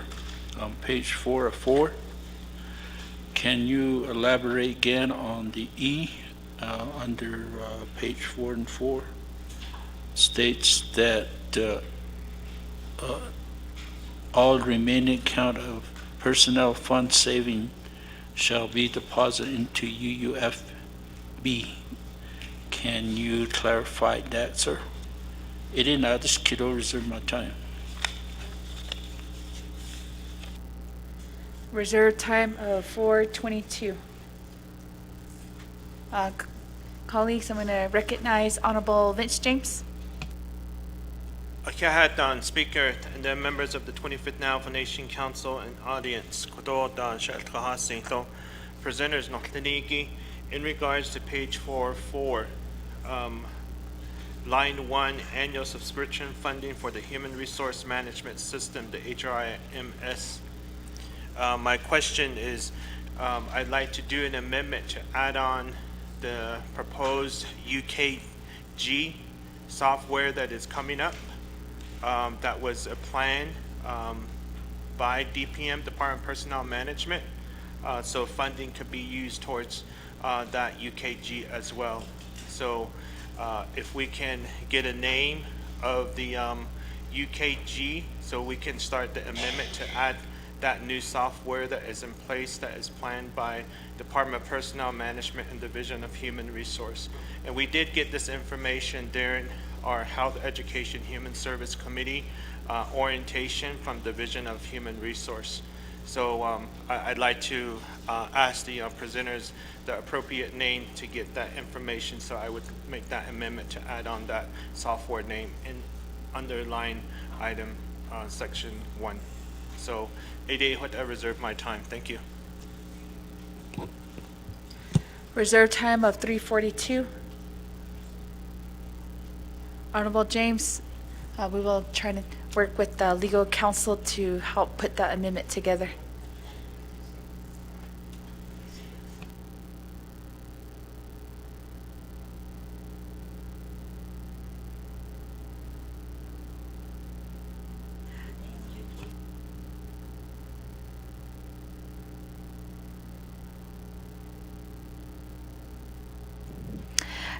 Legal counsel will have that amendment drafted in a few minutes. Honorable James, I'll come back around to you within your reserved time to make that amendment when it is ready. We're going to move forward with the Honorable Slater, 5 minutes.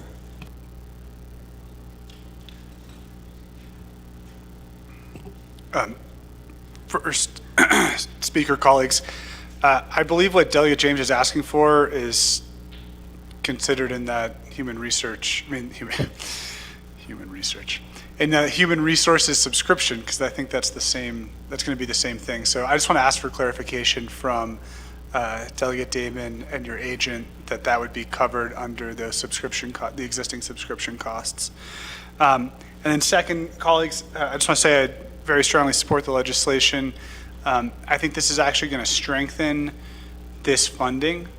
It used to be that this was just really for prioritization of the GWA, and I don't think that it included the language about step increases and bonuses.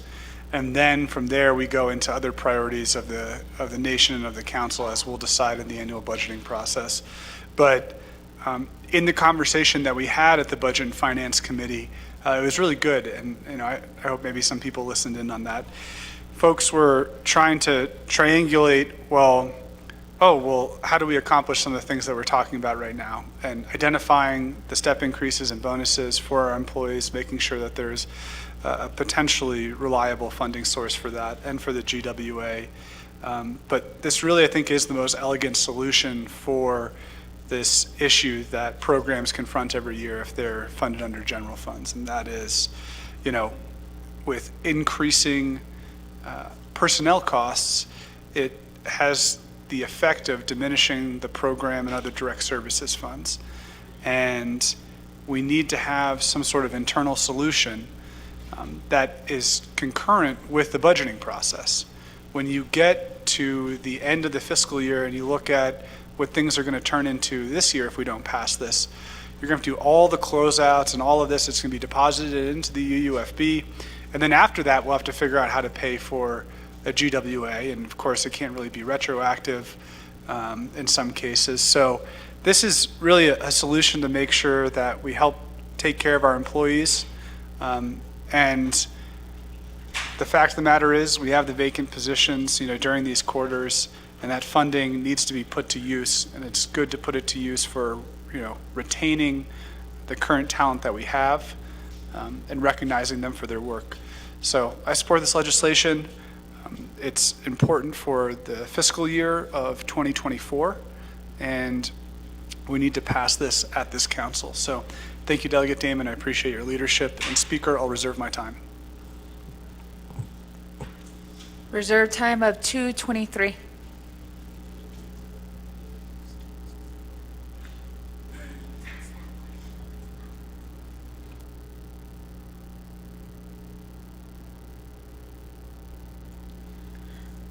Thank you, colleagues. I'm going to go first to our sponsor, Honorable Damon, for a lot of those questions and responses. Thank you very much, Madam Speaker, for giving us some time to go ahead and respond. I'm going to go ahead and start with you, Madam Chair, on the response, and then I'm going to turn it over to Ms. Woody to clarify in further detail, and then I'll go to Honorable Toth and Honorable James from there. Madam Chair, to your question about the page 204 regarding the line 10 through 13, that paragraph under B, under Section 2 findings, referring to Exhibit 1-B. The clarification, if you'll see in there, is that the study that's attached is something that was done back in funded back in '99, but you'll see that was completed back in 2002. And in that specific study, there was that's a current dynamics and policies that the DPM goes off of. And the reason why that was really put in there was to really send a message that if there's any shortfalls at any one of those, and what I'm referring to as shortfalls is any Navajo Nation employees that are needing or following under the current policy to get a step increase or bonuses annually, that those are the current positions across the Navajo Nation that would be funded under this annually. But again, let me take that back. That would be under a recommendation. Anything is under a recommendation that comes from DPM or that comes from Office of the Controller or any of one of our departments. It comes as a recommendation. It's up to the council to decide those recommendations and put that forth and make those as law. Send it across to the president's, package it up and send it across to the president's desk, and then he signs the annual budget. But in that, our recommendations that we put in as leadership is to say, okay, we're going to fund this year to make sure that all Navajo Nation employees have under their current salary. I'm not talking about whatever kind of future, if there's a future study that's going to be done, that's separate. If there's a future study that's going to be done to increase whatever amount, and Honorable Chairman James is working on that from what you indicated, and Chairman James and the Health, Education, and Human Services Committee might be working with DPN to develop a minimum wage legislation to increase that, or that salary increase might be done from a salary study that's currently in the process of getting completed. But what this does is this will make sure that currently, if there's any recommendations that which is a majority of different departments do not have enough funds for our employees to have a step increase, or if they are eligible for bonuses, that usually they can't fund those. But this is just making sure that those things are available to our Navajo Nation employees, and reassuring that this is an opportunity to help assist across the Navajo Nation for our Navajo Nation employees to be funded. But if we're talking about an increase in the future, like let's say the pay scale study goes through, Chairman James does do an increase amount of the minimum wage across the Navajo Nation, this would help assist at that time to say, okay, now there's a new pay scale. If there's any new Navajo Nation employees that need a step increase, and when they get those new pay scales done, then this will actually fund those as well. Or annually, if there's a Navajo Nation, as we all make those recommendations, usually it's every other year. In some cases, it's been every year where the Navajo Nation Budget and Finance Committee will meet with and take the recommendation from Navajo Nation Department of Personnel or Office of Management and Budget to fund a general wage adjustment.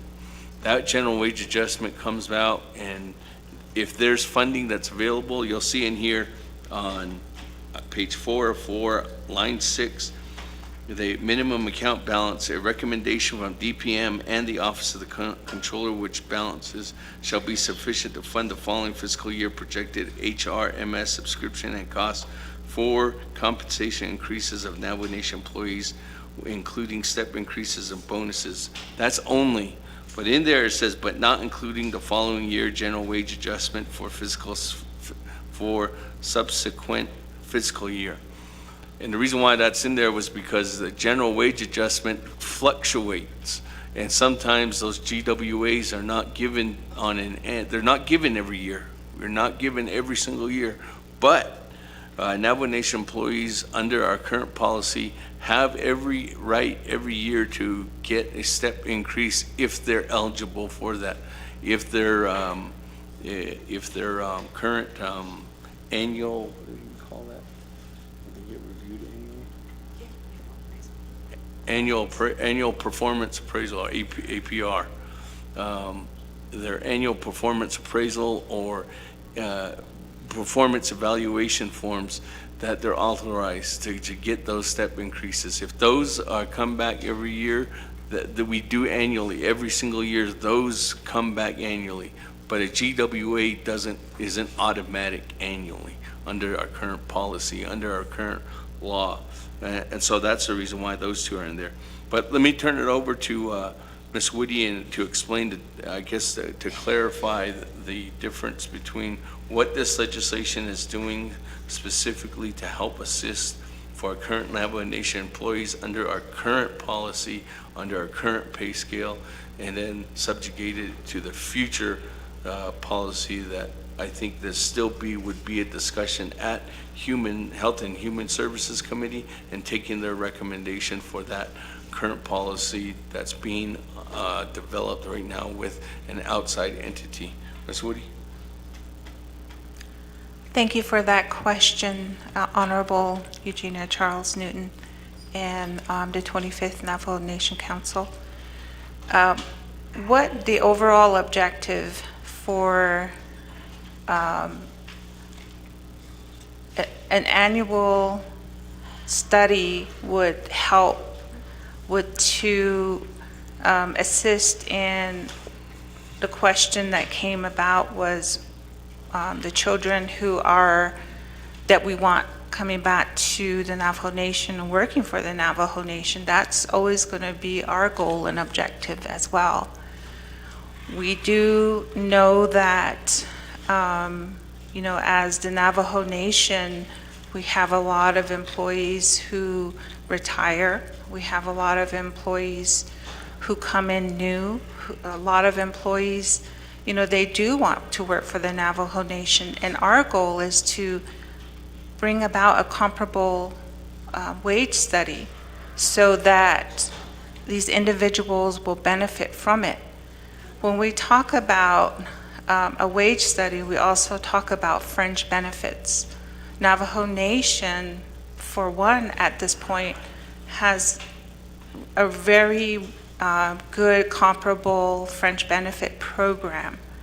So you add in all of these particular amounts together, and you have the total compensation package, which includes the salary and the benefits. So what this particular study does, it helps us as fiduciary responsible individuals within the organization to say, is this study going to really benefit the Navajo Nation and its employees?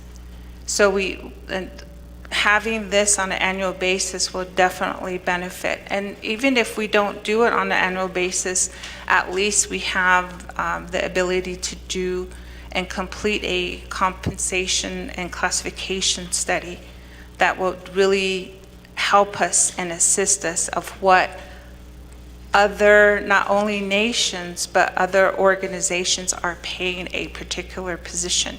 Now, when we look at these, we don't just look at one group of individuals, we look at the entire Navajo Nation as a whole. So when these benefit everybody in the organization, it's equitable, it's fair. So that's what our basis and our objectives are, is to ensure that it's equitable throughout the Navajo Nation for every employee. Thank you. Thank you very much, Ms. Woody. The question moving on down to Honorable Tolth. Your question regarding page 4, line 15, where it says E. If you see, well, let me just read line 15 and then all of 15, 16, and 17. After the allocations and appropriations set forth in subsection C and D. So everything that you see in C, which was on page 3 of 4, line 29 and 30, all the way down on page 4 of 4, the entire section of C and D. So after you take the funding out to pay for the HRMS system, after you compensate for a possibility to budget for an amount for Navajo Nation employees to get step increases and bonuses, and if the Navajo Nation funds a general wage adjustment, and then if there's any possible funds for any unmet needs, which usually is the case on an annual basis, which is item number D, paragraph D explains that. Anything else that's in the personnel lapse savings funds, whatever amount of money that's left over, then that's when item E kicks in. Item E says all remaining amounts of anything that's not budgeted in the personnel lapse savings fund account shall be deposited into the UUFB. So whatever amount is not, appropriated or allocated from item C and D, then the remaining amount goes into the UUFB. It's not like the whole entire amount goes in there. It's just what's the remaining amount goes into the UUFB. Moving on down to Honorable Vince James. I don't know anything about UGK or UKG, but I can tell you that UKG. I can give the floor over to Ms. Woody to explain that there's let me give the floor to Ms. Woody to further explain on the UKG situation. Ms. Woody?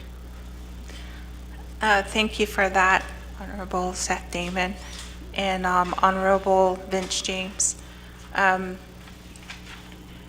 Just a little bit of update that has been established. UKG, because of sovereign immunity, was not able to finalize the contract. So, and then we went with a second alternative because of sovereign immunity became an issue in the way it's written in Navajo Nation law. But what has recently developed is Controller McCabe stepped in and said that he would like to review an overall system that would be inclusive of the system, as I stated earlier, is a human capital management system, and it would be included in with OOC. And so basically what the documentation or the legislation that is being drawn up by Honorable Seth Damon for the subscription is on an annual basis, just like any subscription, when you have a system that you're utilizing within the organization, this subscription would help fund that. In this case, say we have 5,000 employees, the vendor would then say, based off of that 5,000 employee, we're going to charge you maybe $1 for 5,000 employees at maybe 60 cents, or I'm sorry, $1 for 5,000 employees. So on an annual basis, that's what the amount would be, but paying on a monthly basis. I'm hoping I'm not confusing everybody. But that's what the subscription would basically entail. So the changes for vendors could happen, and I think it would be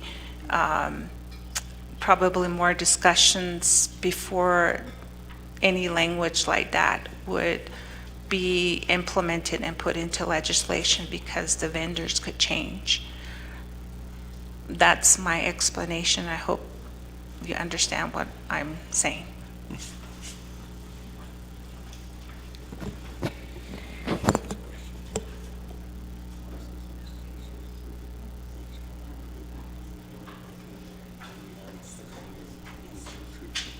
So to further answer your question, like Honorable Vince James, UKG is not in here, but when the subscription to fund HRMS system, that's a component of the HRMS system, like Honorable Slater indicated, Honorable Vince James. With that, I don't think there was any other further questions at this time. Thank you, Honorable Damon, for your responses. Colleagues, I'm going to move down the line. We have Honorable Crotty, 5 minutes on the main motion. Oh, yeah, thank you, Shadeja, Speaker Curley, and our sponsor, Speaker Damon. I appreciate it. And I have some further questions that hopefully would enlighten the discussion when it comes to our human resources policy. So there has been a study in 2018 for like adjustments in pay scales. There just hasn't been an implementation. And so looking at this Exhibit 1B, this is from 1999. That's when Prince was having their heyday, but that's 24 years ago, a quarter of a century that the Navajo Nation has not implemented substantial pay increases or salary increases. There's no way we could have a thriving sector for government public services without addressing this. So thank you for your legislation, Delegate Damon. I'm not exactly sure why that was not implemented. My assumption could be COVID. And now with this new plan and study, I am concerned that there's a delay, and I'm not sure why we couldn't take the best pieces of that 18 study to try to incorporate. We do have Navajo Nation programs that want to increase their salary. I know we're focused on general funds here, but as colleagues, if you start looking at your budgets for your programs, a lot of them are going to be K accounts, federal accounts. And there has to be a way for these K accounts to be able to increase their salaries if they have the federal funds to do so. With that being said, I have asked our benefits program, so Chair James, Budget and Finance have some oversight over components of these programs. And so I had asked the Fringe Benefit Program to conduct a survey. Do employees see a benefit of having this quote unquote Cadillac benefit? Because the nation pays a lot of money, and that's through the fringe benefit. The fringe benefit last year was over 50% or 49%. So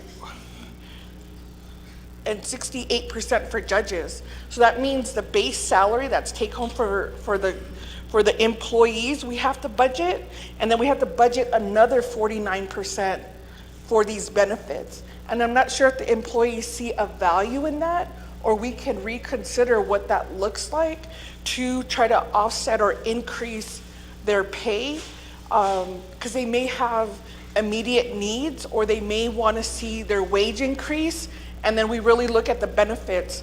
I know at council we're losing time, so other things can be, the president in his report presented to the council that there was a hiring of 503 positions. Could you give us that information on who was hired within the last 6 months? That's an amazing feat, and I just want to make sure that those are actual jobs. And we know, I haven't heard that in oversight committees, we still have chronic understaffing, and it really puts a stress on our employees.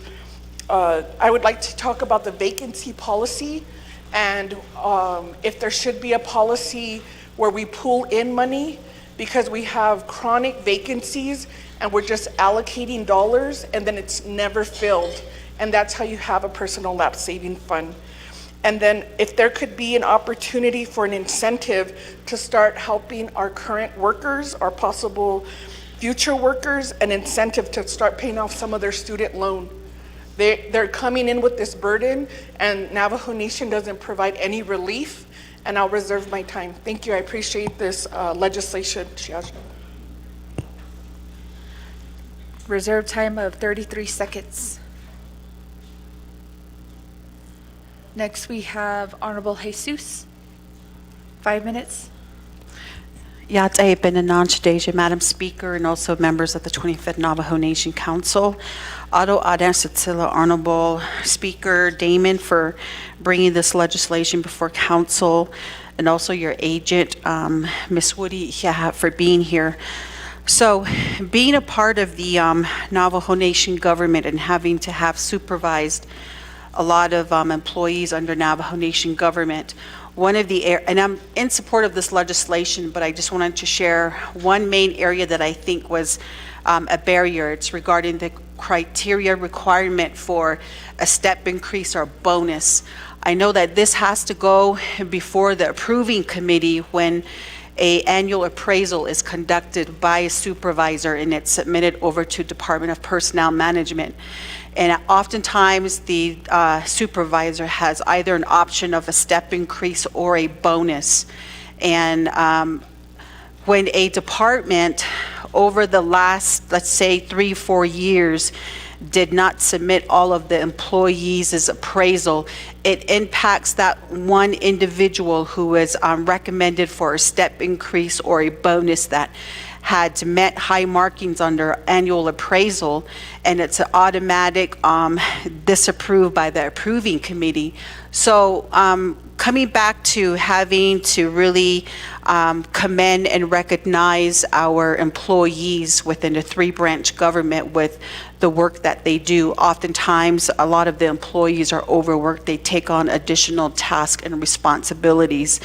So I don't know how your department, as Department of Personnel, can work in relooking at the strategy, that's the current structure that's in place, where the department has to have met all of the receival of annual appraisals by every employee under a department by the deadline date for, I don't know, X amount of years.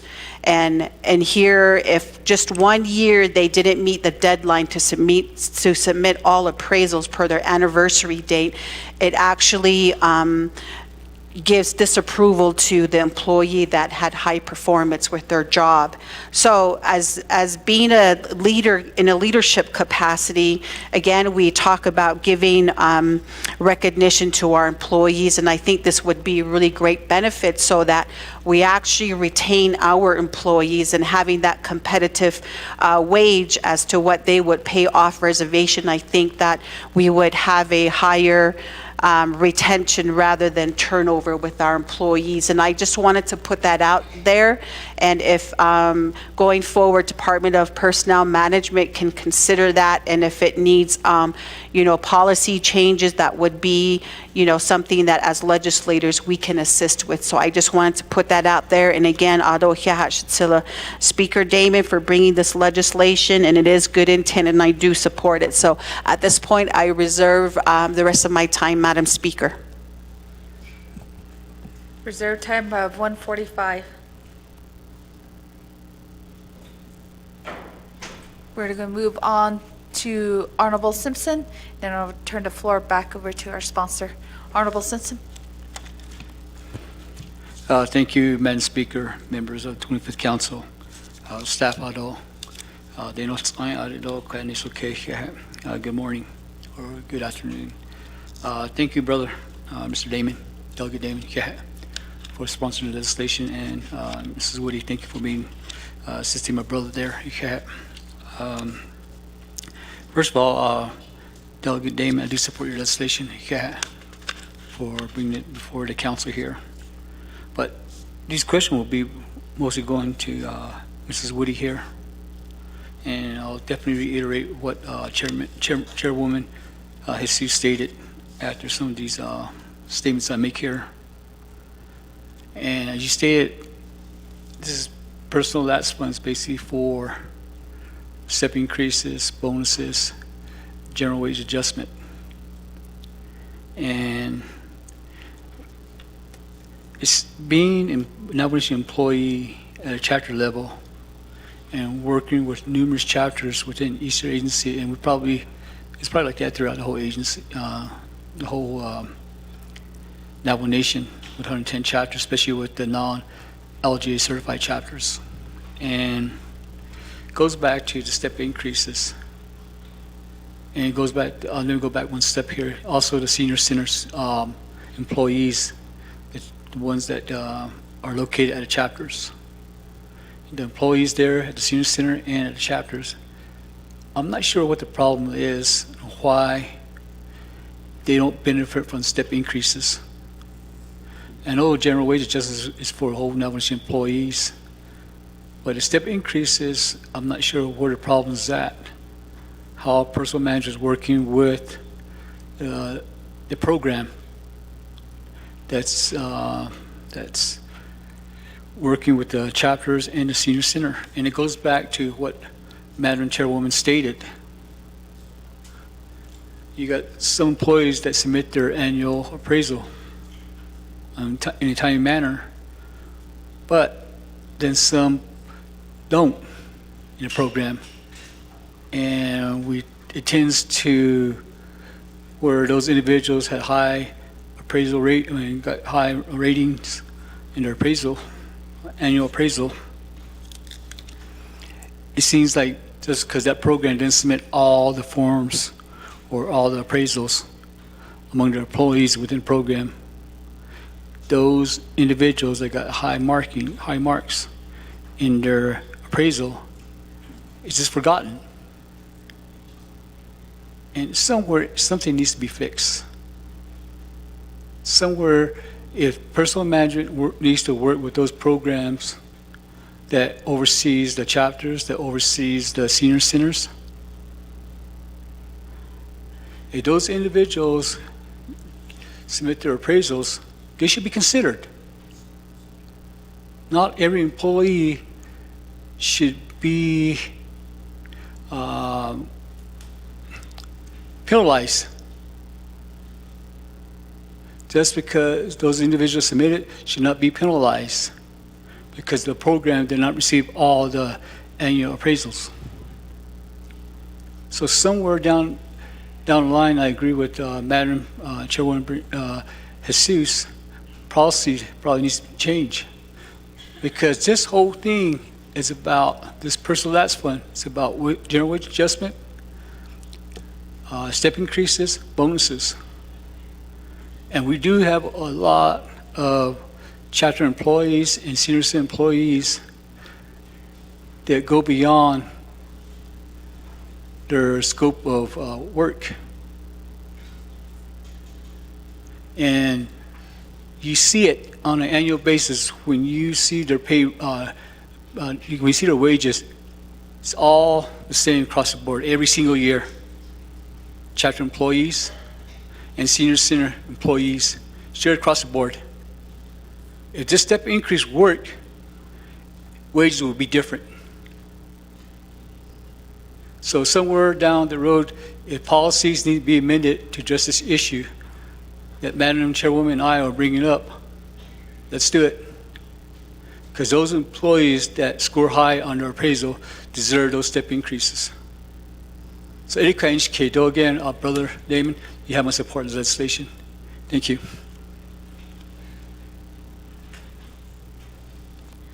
Thank you, Honorable Simpson, for your comments and your questions. I'm going to turn the floor over back to our sponsor, Honorable Damon. Thank you very much for the questions from Madam Chair Crotty and Madam Chair Jesus, and then also from Honorable Simpson. Thank you very much for voicing the concerns regarding the the scope of work that is coming from DPM and how the current policies that are in place have really not helped our current Navajo Nation system to progress. And thank you very much, Madam Chair, for knowing that, yes, this hasn't been updated since 2002, which originally started back in '99 and a quarter of a century ago, and making me realize that I graduated from high school a quarter of a century ago. But I think that what we're doing today is really trying to help assist and start that progress in creating and giving this tool to our Department of Personnel Management so that they can start creating this human resource management system and utilizing that to, one, have further recommendations to the oversight, whether that be Health, Education, Human Services Committee, to implement or change or come up with recommendations for changes to step increases, whether they be at the mother government level or at the outskirts towards some of our field staff. And in particularly, as you're indicating, Chairman Jesus, Chairwoman Jesus, to some of the chapters and to some of our employees that are out there, and like reiterated from Honorable Simpson, or if it's depending on the completion of annual appraisals, and if one appraisal's not completed first for the departments, there needs to be policy changes to be made, and those policy changes can be made. But I think what we're doing right now is actually giving a resource, another tool for DPM to help create those changes. And we're not talking about tomorrow, once this legislation is approved, that there will be better step increases, because there's going to be needing to be changes specifically in our Navajo Nation DPM policy, specifically on the bonus committee. Those changes need to be made too as well, and those fixes, but also on how Navajo Nation employees are needing to are eligible and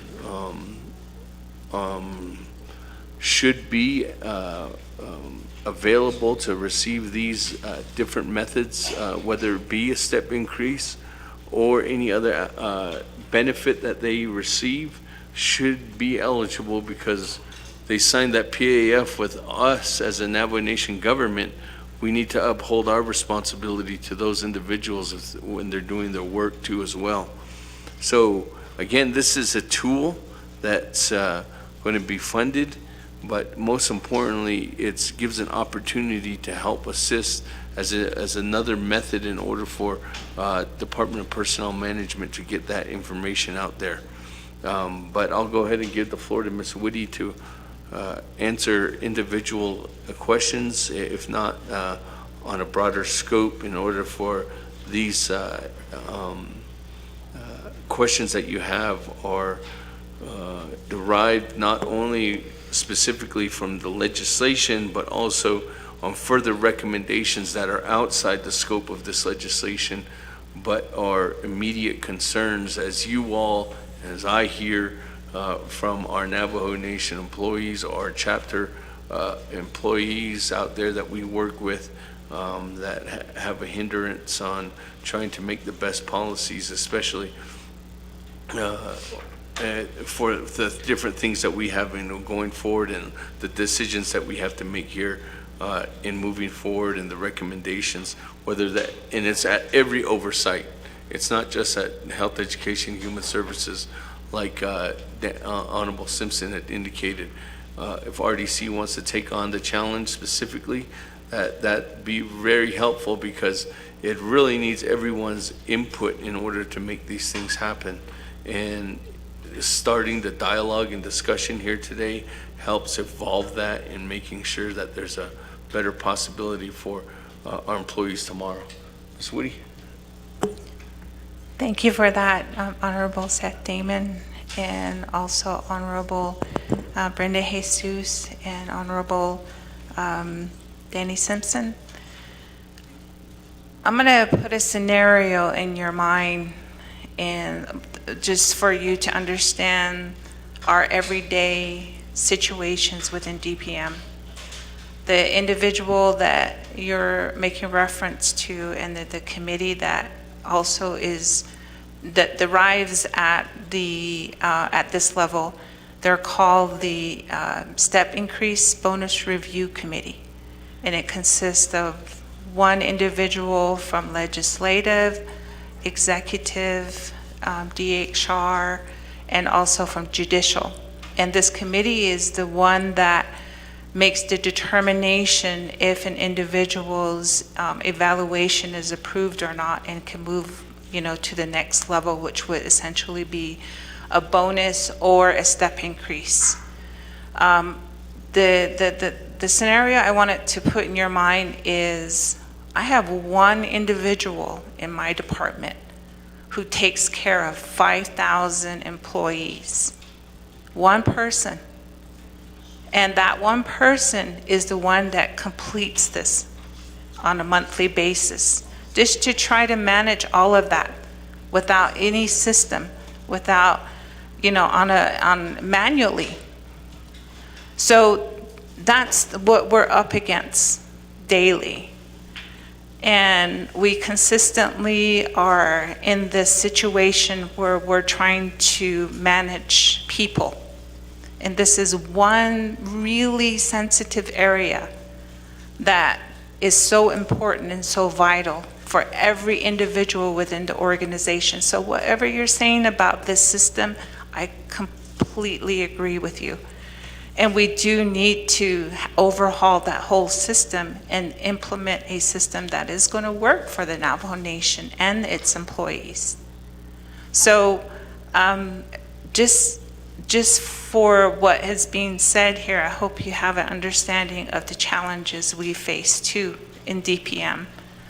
So kind of putting things in perspective, the concerns, one individual tasked to that on a daily basis takes away from what she really needs to do in her particular scope of work. So that's all I wanted to mention. Thank you. Thank you. Madam Speaker, we'll yield back to the floor. Thank you, Honorable Damon and Ms. Sweetie, for your responses to a lot of those questions. Colleagues, we do have lunch in the South Conference Room, but there's a lot of options. So I'm going to recommend a recess for a few minutes, so allow you to get your food. I don't know, many of our colleagues have allergic reaction to certain foods too, so it'll give you the choice to get what you want to eat.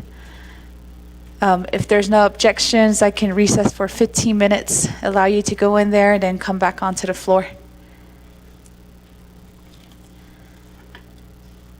Colleagues, called for a recess at 12:19 p.m. for 15 minutes.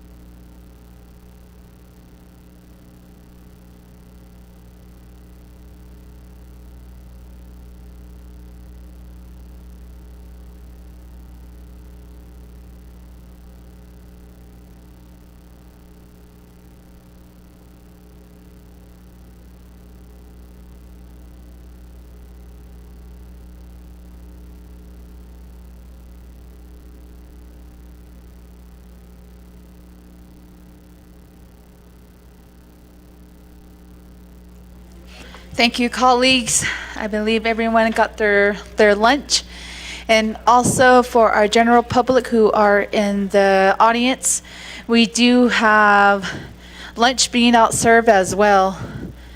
So if you don't feel comfortable eating in here within the council, there is a hospitality tent right across on the lawn of the president's office, just right across the street from the council chamber. So if you do have family around, let them know that we are serving lunch outside within the hospitality tent. This afternoon, today, our lunch is provided by Dinet Development Corporation. So if you see them, tell them thank you for sponsoring today's lunch.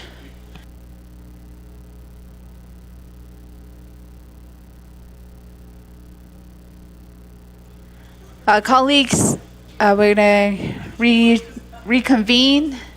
If you are present within a council chamber, please press your roll call button.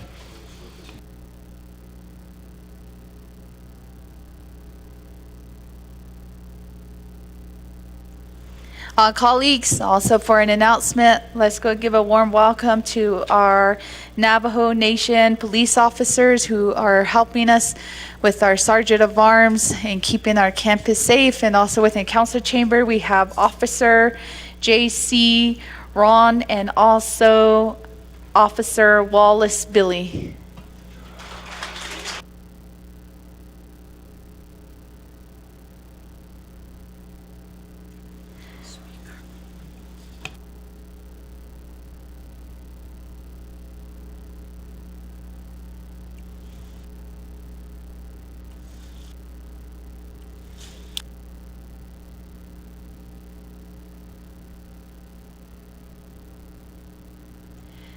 An announcement as well, colleagues. If we do recess early or adjourn early at 5 p.m., we also have Navajo Nation Special Diabetes Project who will be helping celebrate our 100 years of Navajo leadership. They will be hosting a 5K run and walk over here at the Veterans Park and also Zumba. So if you're free, if your family is free around this evening, it will be at the Navajo Nation Veterans Park.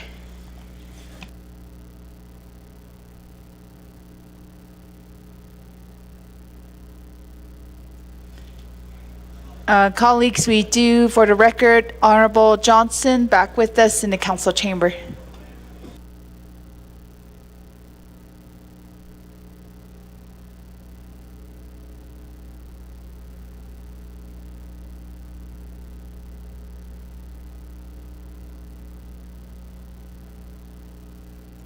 Thank you, colleagues. We do have 21 council members in the chambers, and we will reconvene at 12:39 p.m.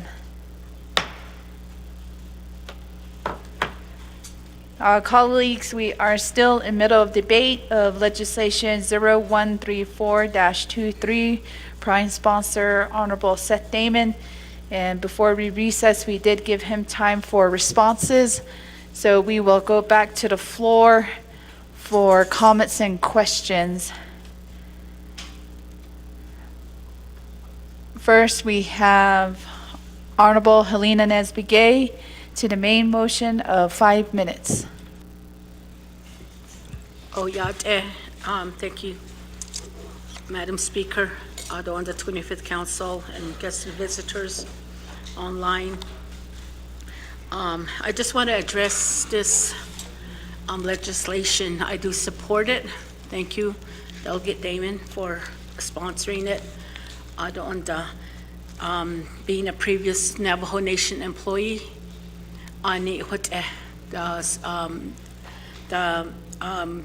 we have a hard time getting it from our centers to the agency and then to the central office. And sometimes they're not channeled to the Window Rock office in time.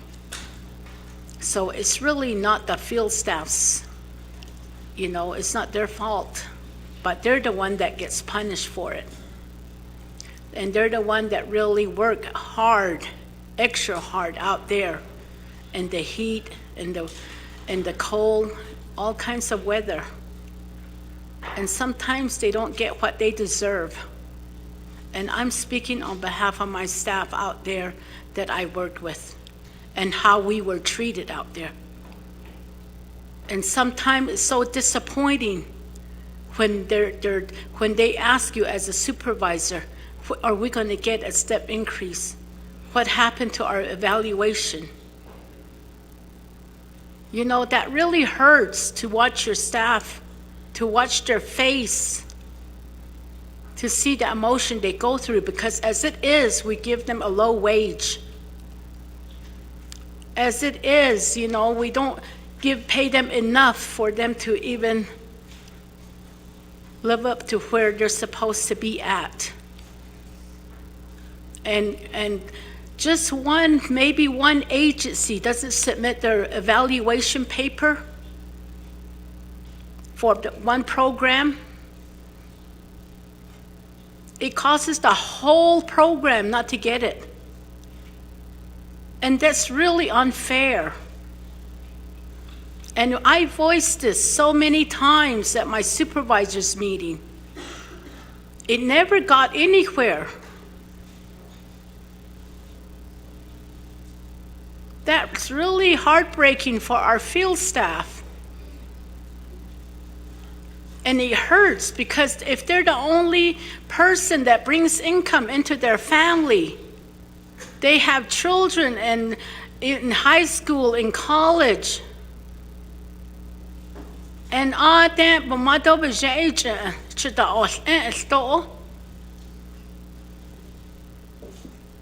so somewhere, you know, we're in a stage, we're at a time to where we should be doing everything on computer, electronic evaluation, do everything on this computer. Instead, we're still printing it out like we're still back in the 80s or 70s, still running it to the agency offices. We need to improve that system too. Out at the agency office, some of these staff that sits there, they don't work closely with our field staff. The central office, some of them don't care to even help our agency or our field staff. Somewhere that needs, you know, we need to improve that system too. And it's the field staff that gets really short change for everything. And that's what really bothers me. And I want one EPAF adeno. It causes the whole program. And I don't know how we can change that system, but it needs to be changed.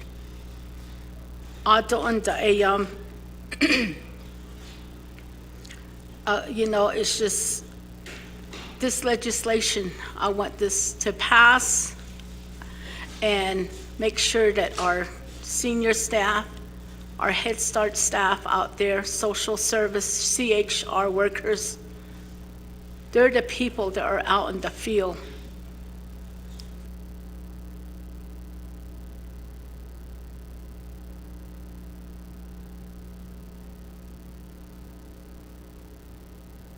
Yeah, Honorable Nesbigay.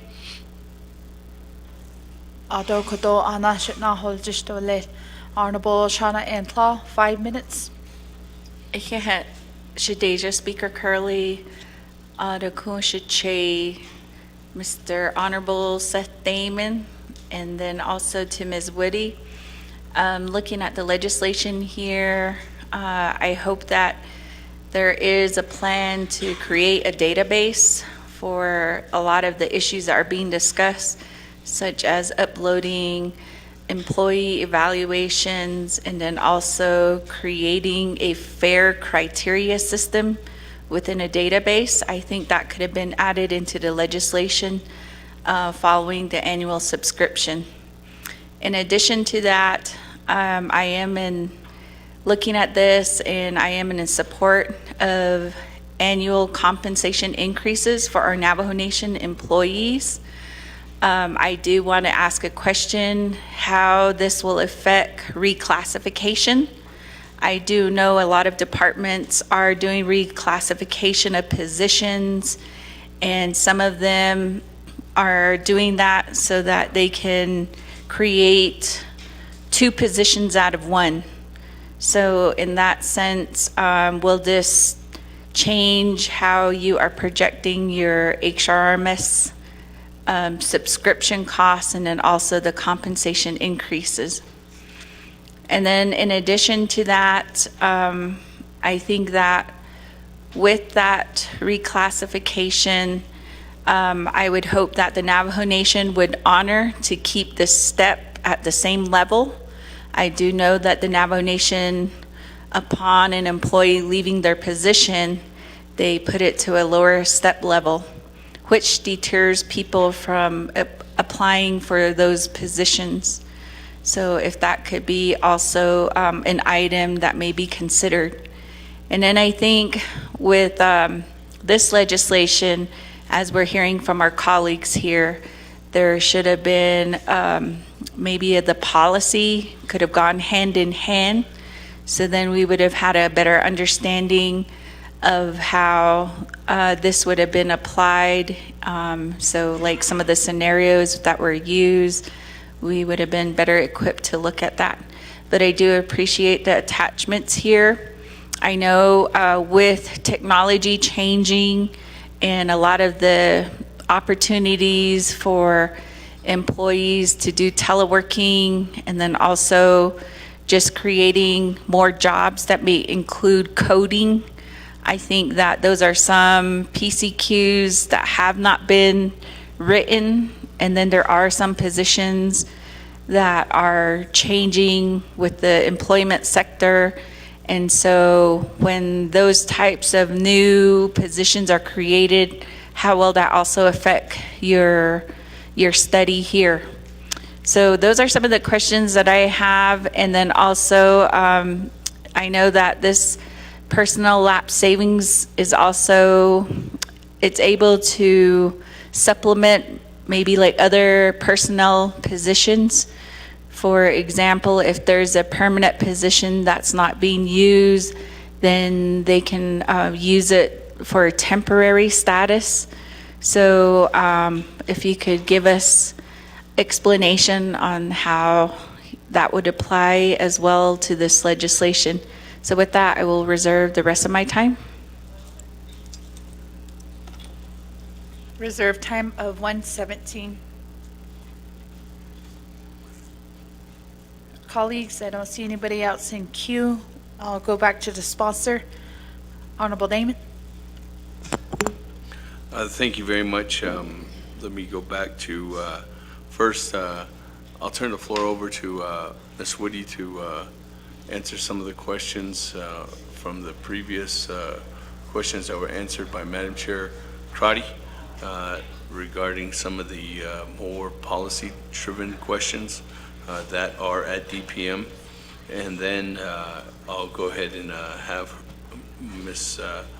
Woody also seek and answer some of the challenging questions that Honorable Helena Nesby-Gay has asked of, and more of a position on the historic rhetoric that has been spoken often, that we hear and that you readdress today, especially about your time as a Navajo Nation employee. And then I'll go ahead and turn the floor back over to as well to Ms. Woody to answer some of the questions regarding database or FAIR criteria systems that your Honorable Claw has asked of, and if there's anything that's reflected in here or that will affect the reclassification. I'll go ahead and ask Ms. Woody to further clarify that, and if there's any other recommendations specifically on policies that are currently going through the process that don't need final authority here at Navajo Nation Council, but are in the works with Honorable Chairman Vince James's committee, the Health, Education, and Human Services Committee, that does have final authority on most of these other individual policies that are going to be needed to be changed, that we don't need to come back all the way to council, but has delegated that authority in order for those updates to happen. So, Mr. Whitty, I'll go ahead and turn the floor over to you at this time. Thank you, Honorable Seth Damon, and thank you for the questions that have been raised here, and I'm going to try to answer these as they were asked, and I do apologize, Honorable Amber Crotty, if I didn't respond to your questions. The first question that I have here is, and you can correct me if I'm wrong, is the implementation of an HR policy. At the present time, when Division Director Nez Manuel came on board, she directed a task force with Mr. Thomas Cody. Right now, at the present time, we are in review and making necessary amendments to that policy for the final authorization that will be presented to HES for their final approval, but it has to go through necessary stakeholders like DOJ and ensuring that the language within the policy is sufficient and is fair and equitable. The other question that was posed was in regards to the implementation of the salary the salary study that was implemented back in 2019. At that time, the study in itself was, we were trying to use parts of that study when I came in 2021. But after review of that particular study, and because of there was pre-COVID and post-COVID, a lot of the job markets and they changed. So we couldn't use a lot of that information further. So it requires us now to look at a more updated study so that we can be equitable across the board with all Navajo Nation employees and positions. So that was one of the reasons why it wasn't implemented. The other part, the question was in regards to the report from that was submitted by President Nygren in relation to 503 employees. Yes, my staff have been working really hard to bring the number down from 2,100 vacant positions to 1,500. We've really, this is just a scenario for everyone in the audience and people that are listening. And I understand the implications in relation to the concerns that have been brought to the table time and time again. As an example, we could have 400 positions that our department will fill, but we have 300 of those individuals leave. The situations then could result in retirement, disciplinary, not disciplinary, terminations. It could be temporary employment. It could be a number of things that could skew that number. So my staff, my recruitment staff, have been working so hard, to meet the demands of the nation. Again, a system as being discussed here would really help. What we call that a applicant tracking system. So the system basically will allow the individual applicant to apply, online. And what we've been encountering within Department of Personnel Management is an individual who applies for a position has to consistently submit packet after packet after packet. And it's all manual driven. And so when we have that type of situation, we have have to look at those individual packets one by one and ensure that the content in that particular packet is fulfilled. You know, we have to make sure that they have the necessary credentials. We can't just hire somebody. You know, we would love to do that, but there's people come with different types of background. And ensuring that that background is sufficient, we have to be able to say that that person is competent and is capable and has the necessary competency in that particular position. Otherwise, you know, we're putting someone in there who's just going to be a body. So those are the things that an applicant tracking system would fulfill for our department. And it would also allow the applicant to move through the system, meaning that right now, as an example, there's too much room for error in DPM. So my staff have to be very specific and sufficient in terms of what they are putting into the database system. An applicant tracking system is the starting point of an individual's application being submitted. So it goes through this whole process without it being changed all the way until they're onboarded, all the way until they in employment with the organization. So my staff are not consistently in there trying to ensure that the errors are omitted, or they're not there. So we have to constantly be able to ensure that what we're looking at is what's going to be presented when somebody gets paid. So that's just an example.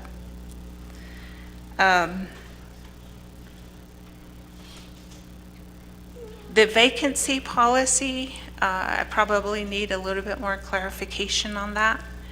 And then the student loans. We do have a lot of individuals who submit verification of employment so that they can get payment towards their student loans already. But in relation to the nation paying student loans, that will probably have to be more at a level that I'm not able to answer. Okay. The next one is Honorable Helena Nesbgay. Thank you for sharing your experiences. And one of the things that we try to do from DPM is ensure that every individual who comes through the organization is provided the necessary means so that they have a better experience as a new employee or as an employee. So the situations here really lie and reside back with the departments. It's a shared responsibility. We do our part when we onboard an individual with the Navajo Nation, but we also rely on those particular departments to ensure that they fulfill the needs of necessary trainings for those individuals. And you are absolutely correct in relation to the employee performance evaluations. We do need to fix that, and that's on my priority list. When I came into the organization and to the department, there's a lot of priorities that need to be fulfilled, so I had to be able to figure out what the priorities are that we can work within in DPM.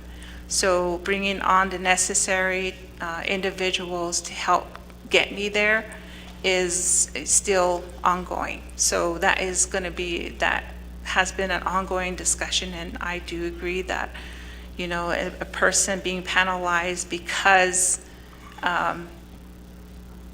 for whatever reason is not sufficient is an explanation. So a system really does help so that an individual can just get their evaluations completed, and it's sent to us right away. Honorable Shauna M. Claw,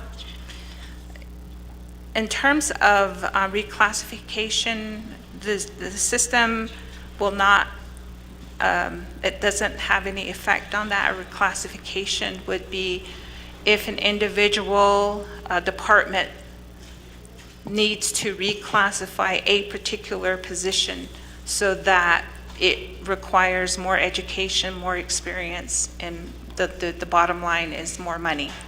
So reclassification will be part of that system that we're proposing, that Honorable Seth Damon is proposing. It'll also increase and make adjustments to the current salary. Right now, we are fulfilling a compensation study, which would then be more in line with this system once it is implemented. So it'll be a different layout in terms of what we do. We have step increases, which would be like grade and step, in order for us to move to a more appropriate salary study. We're looking at broadband. So that's one area, and then it's going to help in relation to performance evaluations and then having that rated more appropriately, maybe from a scale of 1 to 5, so that you when I say 1 to 5, the rate would be 1%, 2%, 3%, 4%, 5%. So those are ongoing plans that we have in relation to our efforts in DPM. I think one of the importance here is that when COVID hit, we didn't really have a sufficient plan. But as post-COVID happened, we realized that remote work is effective, which would be telework. I support the idea with the understanding that telework is appropriate because we don't have housing. There's a lot of areas that bring into question of why telework or remote work would be sufficient for the organization. So those I still support. We do have those in policy.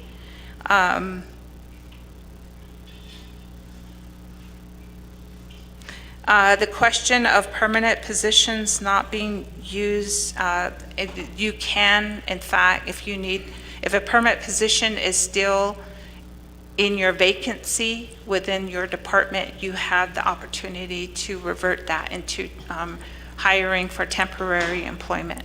So it's just a matter of going through the process through our office, contract accounting, OOC, and OMB, depending on what the funding source is and what the allowable amount would be. I hope I've answered your questions. Thank you.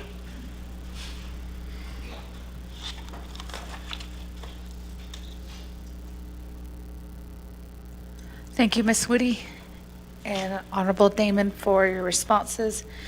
Colleagues, I'm going to turn over the floor to Honorable Simonson, 5 minutes.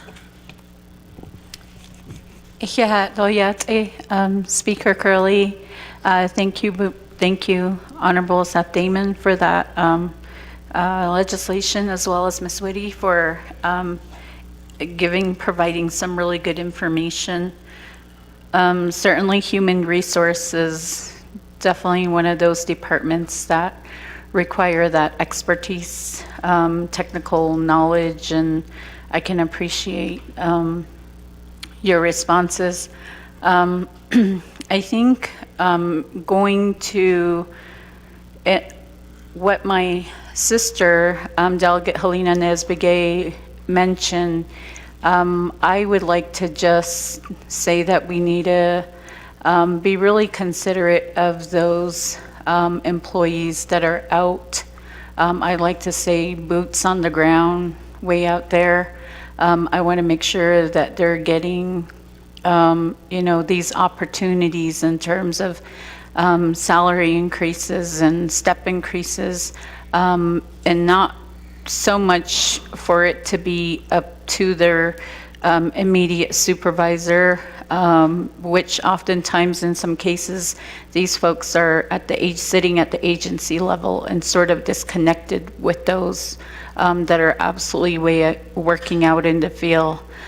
So if, for whatever, maybe personal reasons and as such, that those opportunities are not provided and extended to those employees. So I just want to make sure it's equitable all the way across. This is the first job I've had, and of all the years I've worked, this is the first job I've ever had where I actually had to sign paperwork. A lot of onboarding I've done through the years with my work, it's always been through a computer. And so I've been able to, my recent job with NAU, I had definitely my own, setup where I was able to see in real time everything that was, had to do with my employment, my, leave hours, how much I was accruing, and just everything was there. So I think it's really, we need to get to that point. And of course, to get to that point, you need a really, a good IT system. And so those absolutely need to be upgraded and considered. And then offering the choices I know are good. You say you offer a choice of either bonus or a step increase.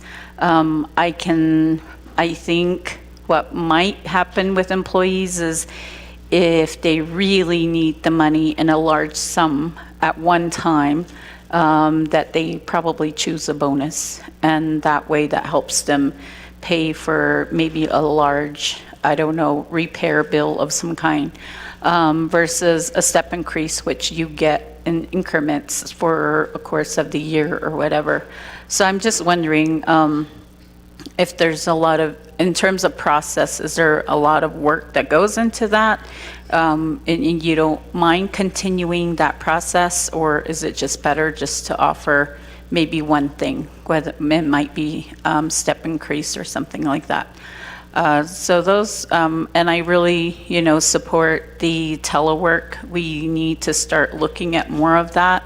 We have, I think more and more folks are signing up with Starlink, and that seems to be the preferred internet right now, and it's working really well all over the nation. So I think people are getting hooked up to that, and that will allow for more, work from the Hogan, basically. And because we don't have the housing and we don't have the office buildings. So those are my comments, and I waive the rest of my time. Thank you.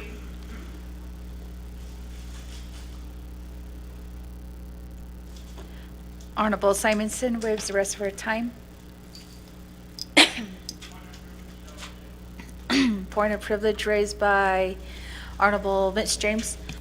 Thank you, Speaker.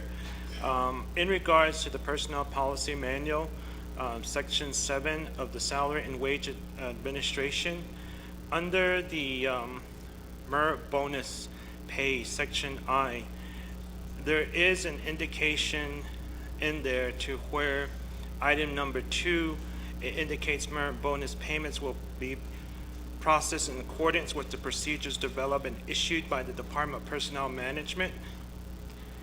And so can we have that procedures email that was developed by Department of Personnel Management? And then also, who are the bonus review committee? Who are they? If that information could be emailed to us as we are discussing what Vice Chair Honorable Jermaine Simonson has indicated regarding the difference between step increase and bonuses. Speaker, that will be my point of privilege. Thank you.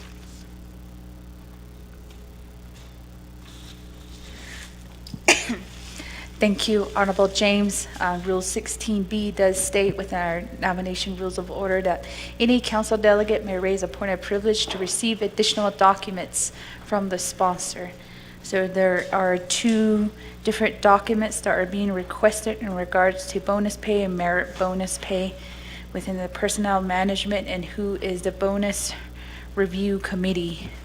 I'm going to turn the floor over to our sponsor first and see if they have that documentation. If not, and then we'll see how much time we would need to get those documents. Honorable Damon.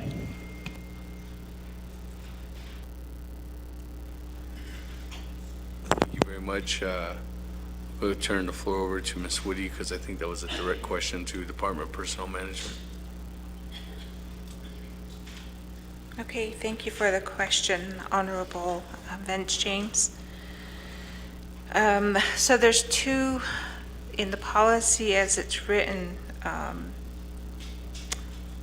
The development is just the policy, which would be the policy for merit pay and then the process in terms of requesting for merit pay. There is on our website in DPM the procedures in relation to submitting whether it would be a merit pay or bonus pay.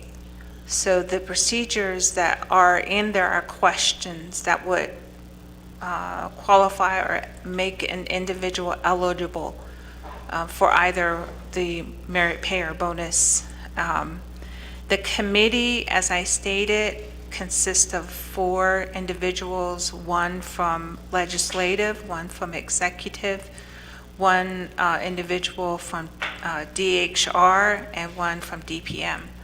So they consist of the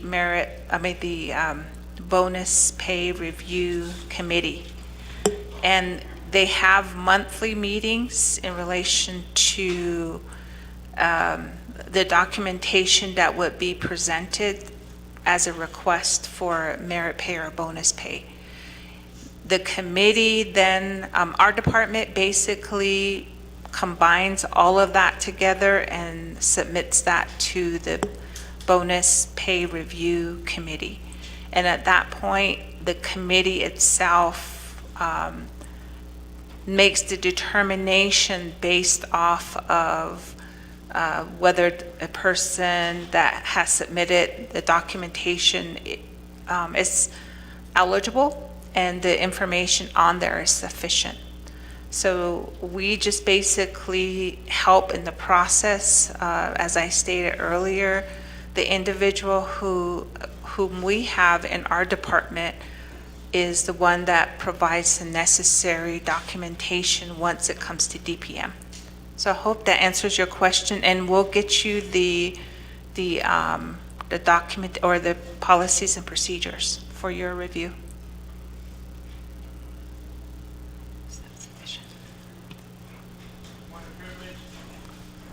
Point of privilege raised by Honorable Vince James.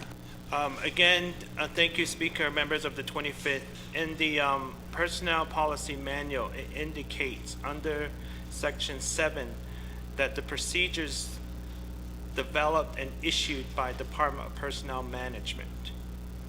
So can you please email those procedures that has been developed by Department of Personnel Management? And then also email us the names of the individuals that are serving on the bonus review committee, just as it states under Section 7 of the Personnel Policy Manual, Section 2. Thank you.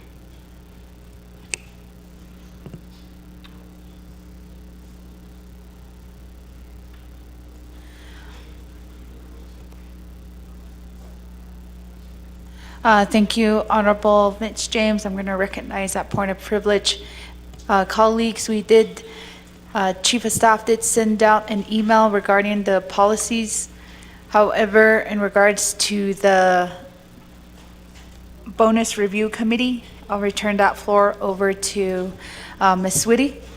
And then if you can provide that documentation.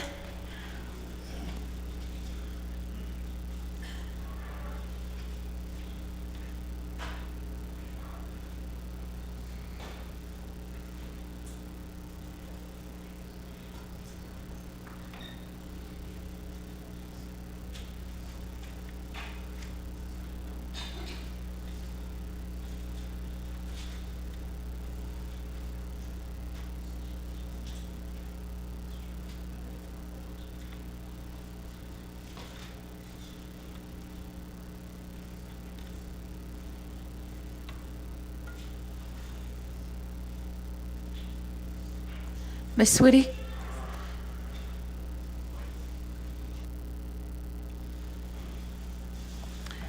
The individual that are serving as the bonus, step increase bonus review committee, as I stated, one from legislative, and I believe that is the chief of staff. The one from judicial is the deputy.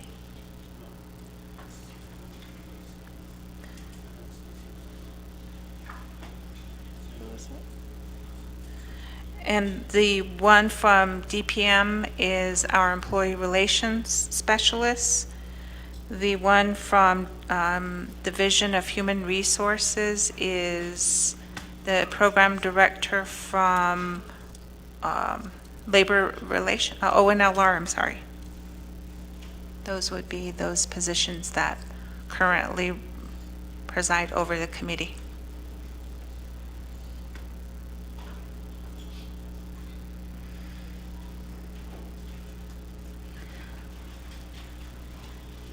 Thank you.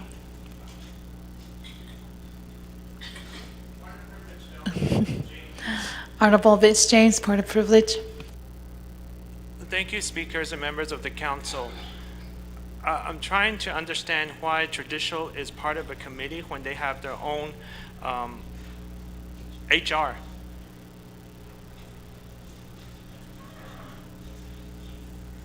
Can we just have the names emailed to us, to the whole 25th Navajo Nation Council?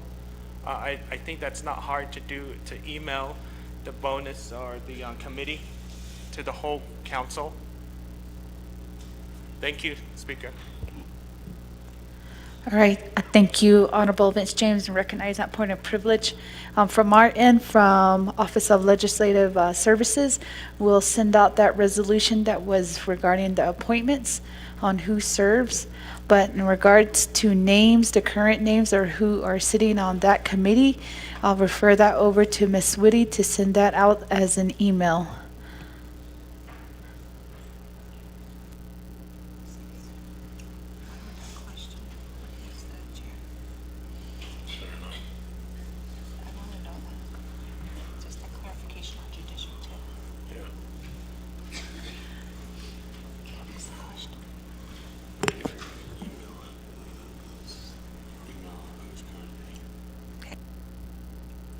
Thank you for that question. I will send the necessary documentation. I also wanted to make a correction. It wasn't judicial. So I apologize. Ms. Whitty, what would be that time frame where you could, because every time we recognize a point of privilege, we have to resume our session until we have those documents on hand so my colleagues can make a sound decision on the vote. Send it now? We can send it right now.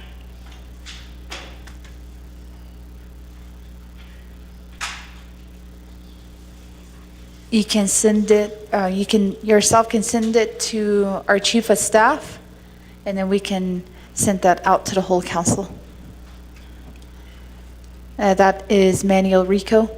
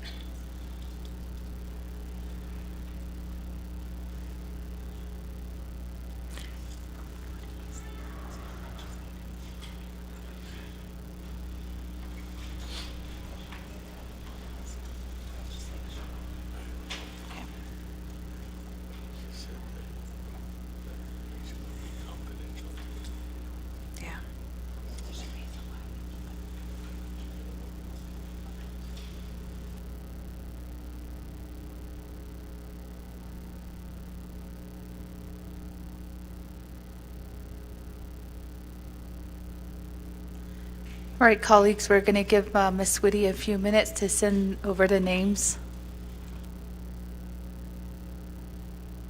Point of order raised by Honorable Carl Slater.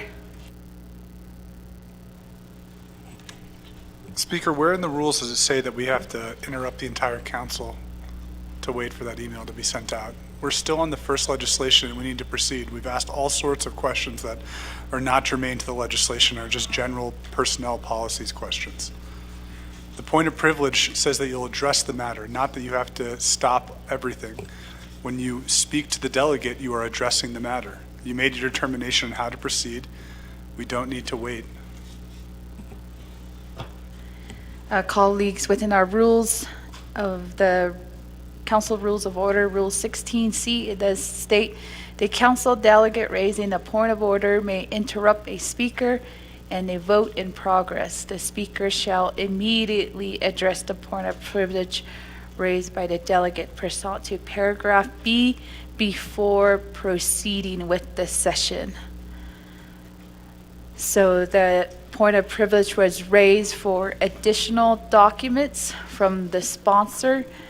So I did recognize that, and I did state that, Ms. Whitty, how long will it take for you to send over those names so my colleagues can have that with an email, and then so they can make a sound decision.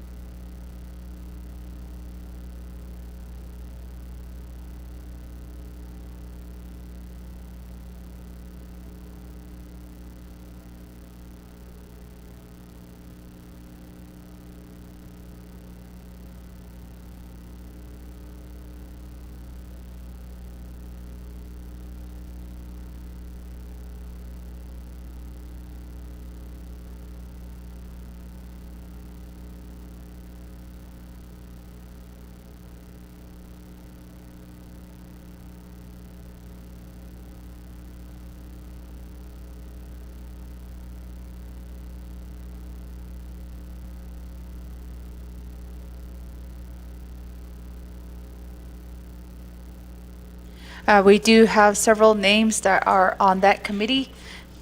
So just give us a few more minutes to complete that listing. All right, colleagues, you do have it.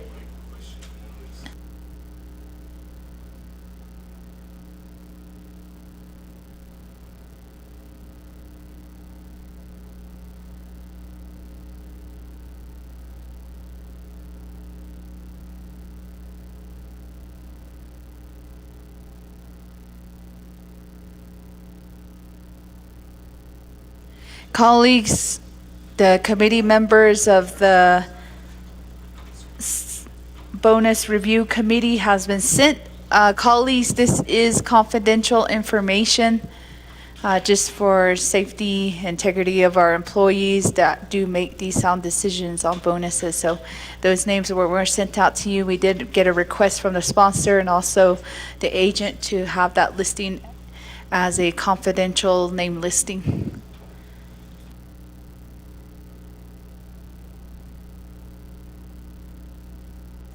All right, colleagues, we did address that point of privilege, and we will keep continuing to go forward.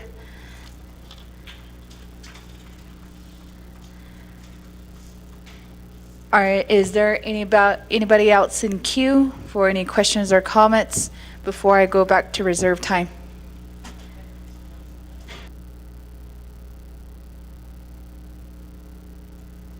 Honorable Johnson, I did have you in queue. Did you do? All right, then does not want to be in queue. Colleagues, I'm going to go down the line. We have reserved time for Honorable Toth, 4 minutes and 22 seconds.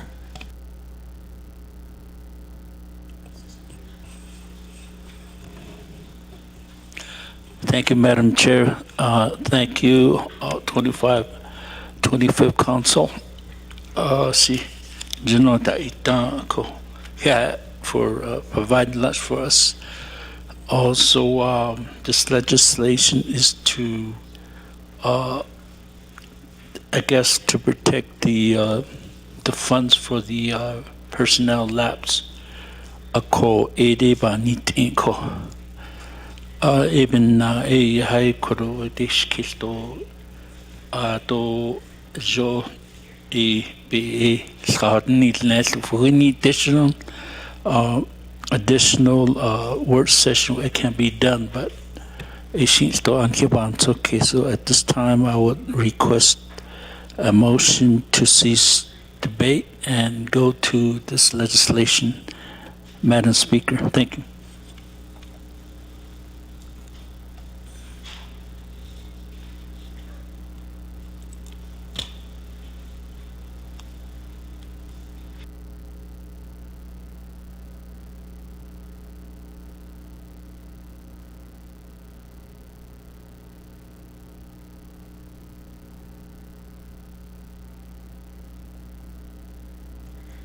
So I'm going to refer over to my colleagues to our Council Rules of Order, Rule 12. It says, cease debate, A, prior to recognizing a motion, which I have not done yet. I haven't recognized that. To cease debate by a delegate, the speaker shall ensure that there is an equal number of delegates speaking for and against the immediately pending issue before the council. The purpose of this rule is to ensure that the debate is balanced between those that are for and against the issue. And then it says B, any delegate may motion to cease debate, so recognized by the speaker and seconded, except that a delegate shall not offer a motion to cease debate when utilizing debate time that was yielded to him or her another delegate. Cease debate motion shall not be debated, and it is a 2/3 vote. Colleagues, just looking at all of our colleagues who were in queue that spoke, we had 10. Well, we did have 10 colleagues that debated on the issue, and out of the 10, I tried to check mark to see who is strongly in favor, and just by seeing it, it is half and half. A lot of you just have questions, but we also do, I'm just going to remind you, colleagues, we do also have reserved time by 7 of the 10. So I know there are additional comments and questions that were still need to be raised, or amendments. We do have amendments, right? Okay. We don't, we're not aware of any amendments as well. So colleagues, since the debate was equally among the ones that spoke of the 10, I am going to recognize that motion to cease debate. We do second by Honorable Parrish. Cease debate motion shall not be debatable in regards to Rule 12C. So colleagues, we are going to go straight to the board. It will require a 2/3 of point of privilege raised by Delegate Honorable James. Speaker, thank you, members of the 25th Navajo Nation Council, presenters, and audience. Speaker, I raised this point of privilege to see if you can ask all the parties that are under the reserved time to see if they would waive their time, and then from there just go into immediate voting if we all agree to waive our reserved time. Speaker, thank you.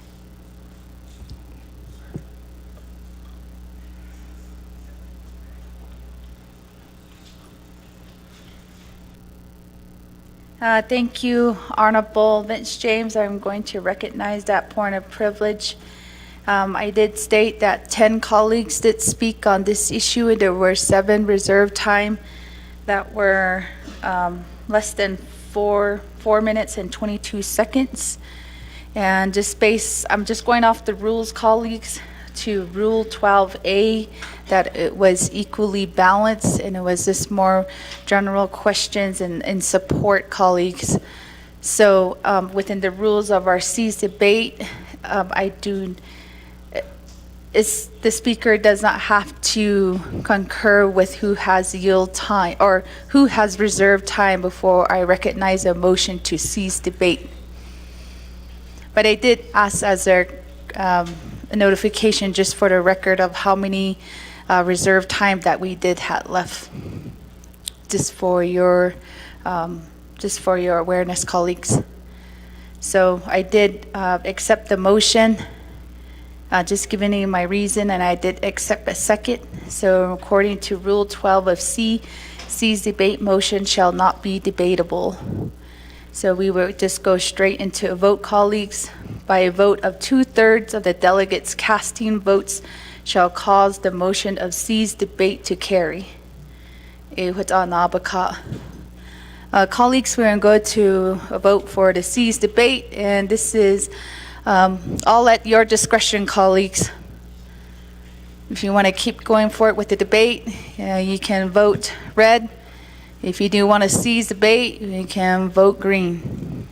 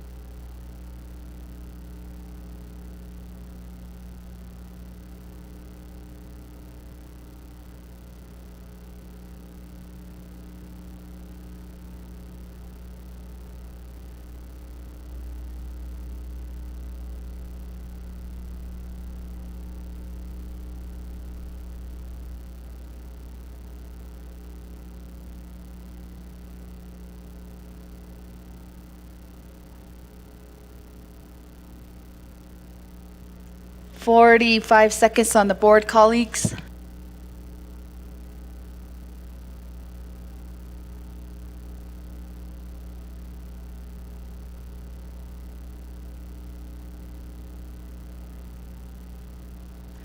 Colleagues, for the record, we don't have any excused absences today.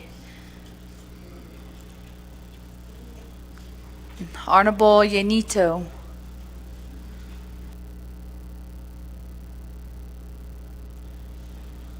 Ten more seconds to vote.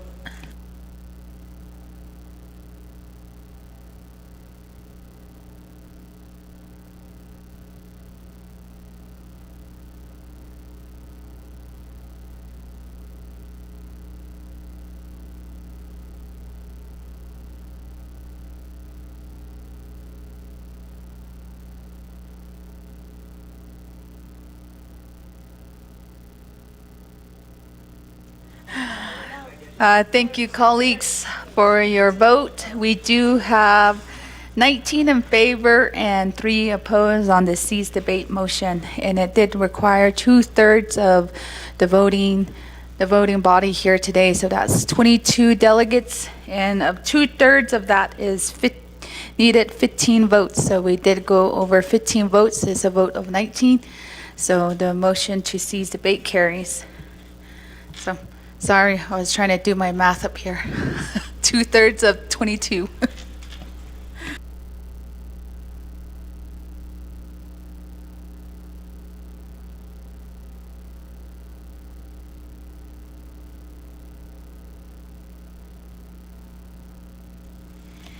Thank you, colleagues. We did entertain that motion to cease debate. We will go straight into there will be no need for a second reading. There are no amendments. So we're going to go straight to a vote, and we have 2 minutes on the board on the main motion.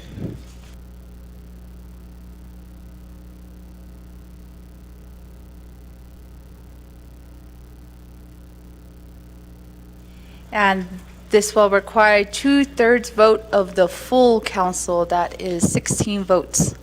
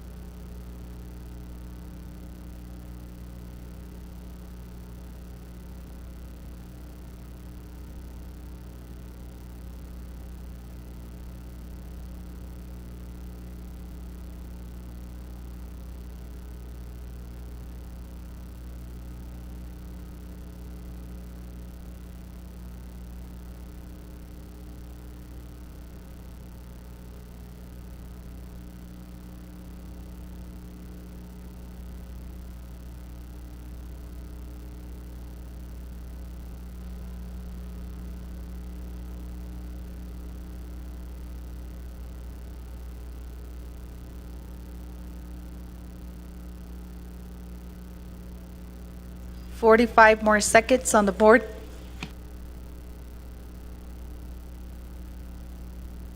And for the record, we don't have any excused absences today.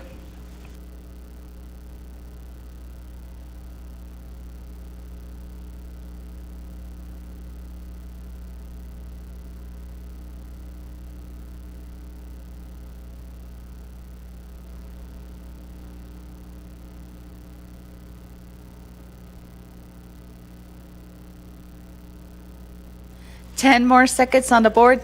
Delegate Azeret.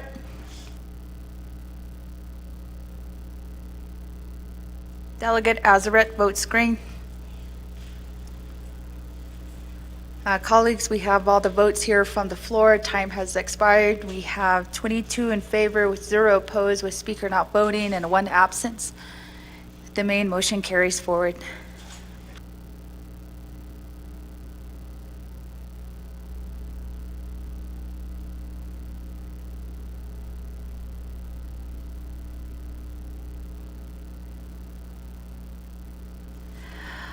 Next on the agenda, we are down at letter M, legislation 0147-23. Primary sponsor, Honorable Amber Kisnebach-Crotty. She is with us within the chambers. Staff, could you help us read that legislation into the record?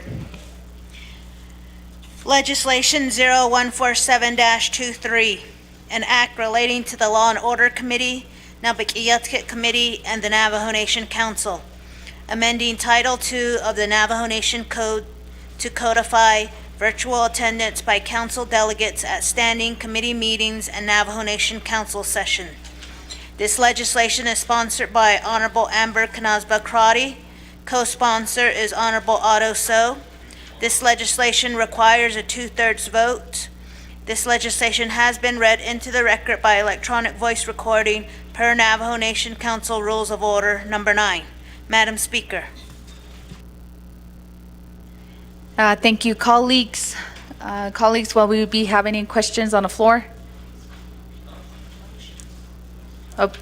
We'll entertain a motion first.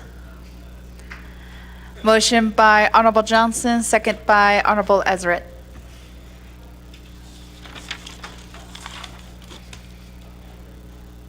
Casey, Johnson, Lombardo, Azeret. Colleagues, will we be having questions from the floor?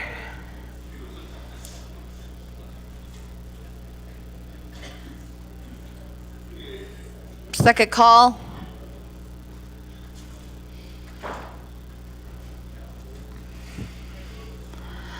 Third call. Oh, right there, I didn't call to vote. We have the question on the floor. So I'll give Honorable Crotty 20 minutes to present her legislation.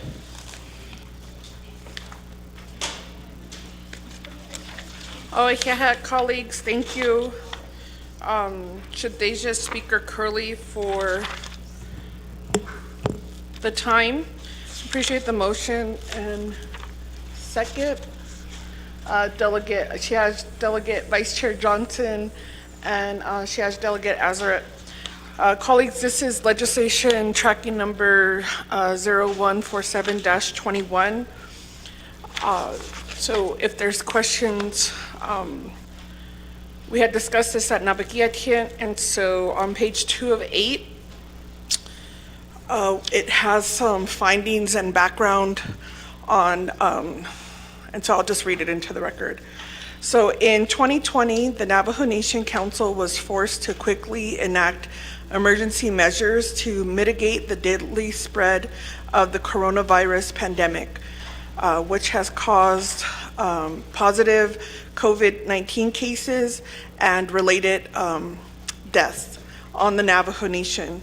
These emergency measures included the enactment of March 11th, 2020, public state of emergency for the Navajo Nation and underlying public health orders, including but not limited to employees working from home, the shutting down of government offices and non-essential business, public gathering limits, mask mandates, closing borders to visitors, and enacting curfews. To ensure that the Navajo Nation governing body could continue to operate and respond to the coronavirus pandemic without violating public health orders, including stay-at-home orders and public gathering limits, the Navajo Nation Council enacted CMA-04-20. As a council delegate at the time, we each had to receive special clearance or permits to continue doing our work as council delegates back in 2020. And so that's attached as Exhibit A, which temporarily allowed council delegates to conduct and attend council sessions, standing committee meetings, and subcommittee meetings using telecommunication methods, such as teleconference calls and video conferencing. In 2021 and 2022, the Navajo Nation slowly began to open up government offices. Meeting and conducting the business of the nation was done in person with certain limitations and safeguards in place, especially after the COVID-19 vaccine became available. The council, standing committees, and subcommittees moved to a hybrid style meeting, allowing virtual attendance by delegates, presenters, government officials, and the public. Council delegates were provided a unique opportunity to use virtual meetings, which moved to hybrid, in-person, and virtual meetings to continue the necessary and important work of the nation. The use of virtual meetings was not only effective, but provided more opportunities for delegates to advocate for their communities at the council and standing committees, as well as provide enhanced transparency to the public. On June 15, 2023, Dr. Boone Nygren, President of the Navajo Nation and the Commission on Emergency Management, issued CEM-23-0615, attached as Exhibit B, deactivating the March 11, 2020 public health state of emergency for the Navajo Nation and returning government operations to pre-COVID-19 status. Oh, Speaker Damon, I'm asking delegates not to go through my workspace. Thank you. The Navajo Nation finds it in the best interest of the Navajo Nation and the Deneb people to amend Title 22. Yeah, there's a little detour sign right there. Thank you, Chairman Nez, I appreciate that. And the Deneb people to amend Title II of the Navajo Nation Code to allow council delegates to continue virtual attendance at council sessions, standing committee meetings, and subcommittee meetings. Page 3 of 8, colleagues, as with any legislation, Title II can only be amended at regular scheduled council meetings. So Title II, Navajo Nation Government, Chapter 3, Legislative Branch, under Subchapter 2, Navajo Nation Council Meetings, you will see it starting on line 27. Any new information is underlined, and language that's going to be amended is a strike through. So we'll add in delegates attending a Navajo Nation Council meeting or their respective committee meetings, comma, and this is where we'll include either in person or virtually, comma, may receive $60 per diem for each day of official business conducted. On page 4 of 8, there's some minor changes that includes some clarification. And so I think in terms of starting on line 7, well, let me start from line 4. For every week, insert regular session of the Navajo Nation Council, insert per day for any special session, comma. This is language in the code, delegates. I'm trying to read. I think I got someone else's legislation. I have a delegate's notes here that are not mine. Delegates underscore attending in person shall be paid mileage equal to 1 round trip to Window Rock from their residence, and will strike out and return according to the official mileage chart of the controller, and insert at the rate established in the Navajo Nation Travel Policy and Procedure Handbook as amended. Mileage shall not be paid for virtual attendance. Line 10, for each completed committee meeting, delegates insert to the Navajo Nation Council, comma, who attend the meeting in person, comma, shall be paid mileage equal to 1 round trip to Window Rock from their residence, removing and return according to the official mileage chart of the controller, and to insert at the rate established by the Navajo Nation Travel Policies and Procedures Handbook as amended. Mileage shall not be paid for virtual attendance. Per diem shall be paid only for insert in-person or virtual attendance for at least 3 hours of a meeting or until all agenda items are concluded. Insert mileage shall be paid only for in-person attendance of at least 3 hours of the meeting or until all agenda items are concluded. New definitions in section 111, line 24. Virtual attendance means that a person is not physically present at a meeting, but is still able to participate in the meeting in a manner similar to those physically present by means of an audio and or video conferencing platform. Line 27, virtual means remote access through an audio or video conferencing platform. Moving on to page 5 of 8. So on line 4, if the chambers in Window Rock are unsuitable for meeting because of fire, physical damage, remodeling, or other cause, the speaker may designate an alternative meeting space in Window Rock, comma, and we're inserting this language. If an alternative site is selected, the speaker shall give reasonable, insert prior notice to all council delegates.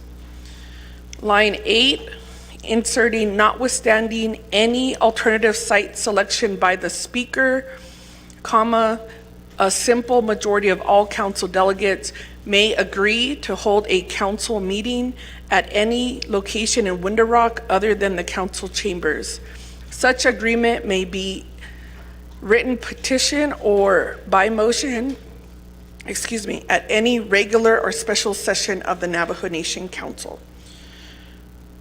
Line 14, section 164, failure to attend.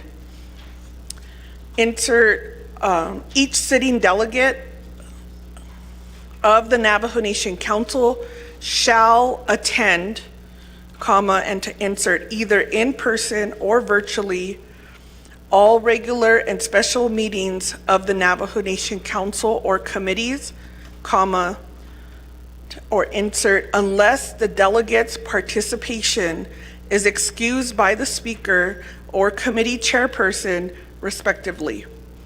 If any delegate is absent from 60% or more of the council sessions and/or standing committee meetings within a one-year period, the Navajo Nation Council may consider a motion to censor said delegate. If his/her absence continues after such censure, the Navajo Nation Council shall have the authority to declare the delegate's seat forfeited and vacant. Line 24, Section 183, Meetings and Quorums. Line 25, all regular and special meetings of the Navajo Nation standing committees, subcommittees, commissions shall be held in Window Rock, Navajo Nation, Arizona. Insert, such meetings may be held elsewhere within the Navajo Nation if sufficient funds are available and the meeting is approved in writing by the Speaker of the Navajo Nation Council, period. Line 1, page 6 of 8. No standing committee, subcommittee, or commission meeting shall be held outside of the Navajo Nation unless the meeting is with a legislative body of another sovereign, sufficient funds are available, and the meeting is approved in writing by the Speaker of the Navajo Nation Council. C, for meetings to be deemed to have been held, each of the following acts shall occur. 1, a quorum is present. 2, an agenda is adopted. 3, substantive actions, striking out approval, disapproval, or table, and to insert voting or tabling are taken. And 4, per diem and round trip mileage as applicable are paid to committee members or commissioners. Line 9, meetings shall not mean work sessions, workshops, orientations, trainings, and business meetings with Navajo or non-Navajo entities. Strike out therefore, insert and, no meeting, per diem payment, comma, insert, as set forth in Title II, Section 106, strike out, for work sessions, workshops, etc., shall be paid, insert, for participation in such gatherings. Striking out, see Title II, Section 106, meetings held elsewhere within the Navajo Nation shall be written permission of the Speaker of the Navajo Nation, provided that funds are available. No meetings shall be held outside the Navajo Nation unless written permission of the Speaker of the Navajo Nation, provided that funds are available, and further provided that the meeting is with a legislative body of another sovereign. So page 6 of 8, line 28. Rule 2, this is amending Rule 22 of the Navajo Nation Council Rules of Order. Rule 22, vote. Line 28, for those delegates attending the council session in person, the recording of yeas and nay votes on all motions shall be done electronically. Insert, for those delegates attending the council session through a virtual method, the recording of yeas and nays votes on all motions shall be done by the delegate's verbal statement during the session or via a dedicated text or email. All votes through virtual methods shall be announced on the record. Line 5, page 7 of 8. E, voting by proxy, strike out, or by any method, by or on behalf of any delegate who is not physically present in the council chamber shall not be valid or permitted. Insert is prohibited, and any such vote shall be invalid. Section 5, amending Rule 21 of the Navajo Nation Council Standing Committee Rules of Order. Line 6, or Yes, line 16, Rule 21 vote. B, the recording of votes for, opposed, and abstentions on the motions shall be done by a showing of hands, insert, by all delegates attending in person, striking out except that.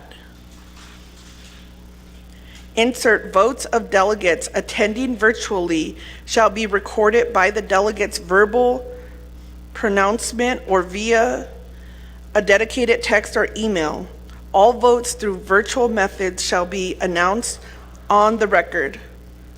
Abstention votes are not counted towards the votes for or opposed, but entered for the record only.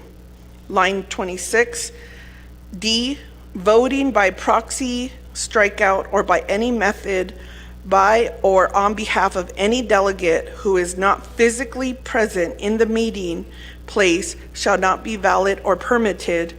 And to insert, is prohibited, any such vote shall be invalid.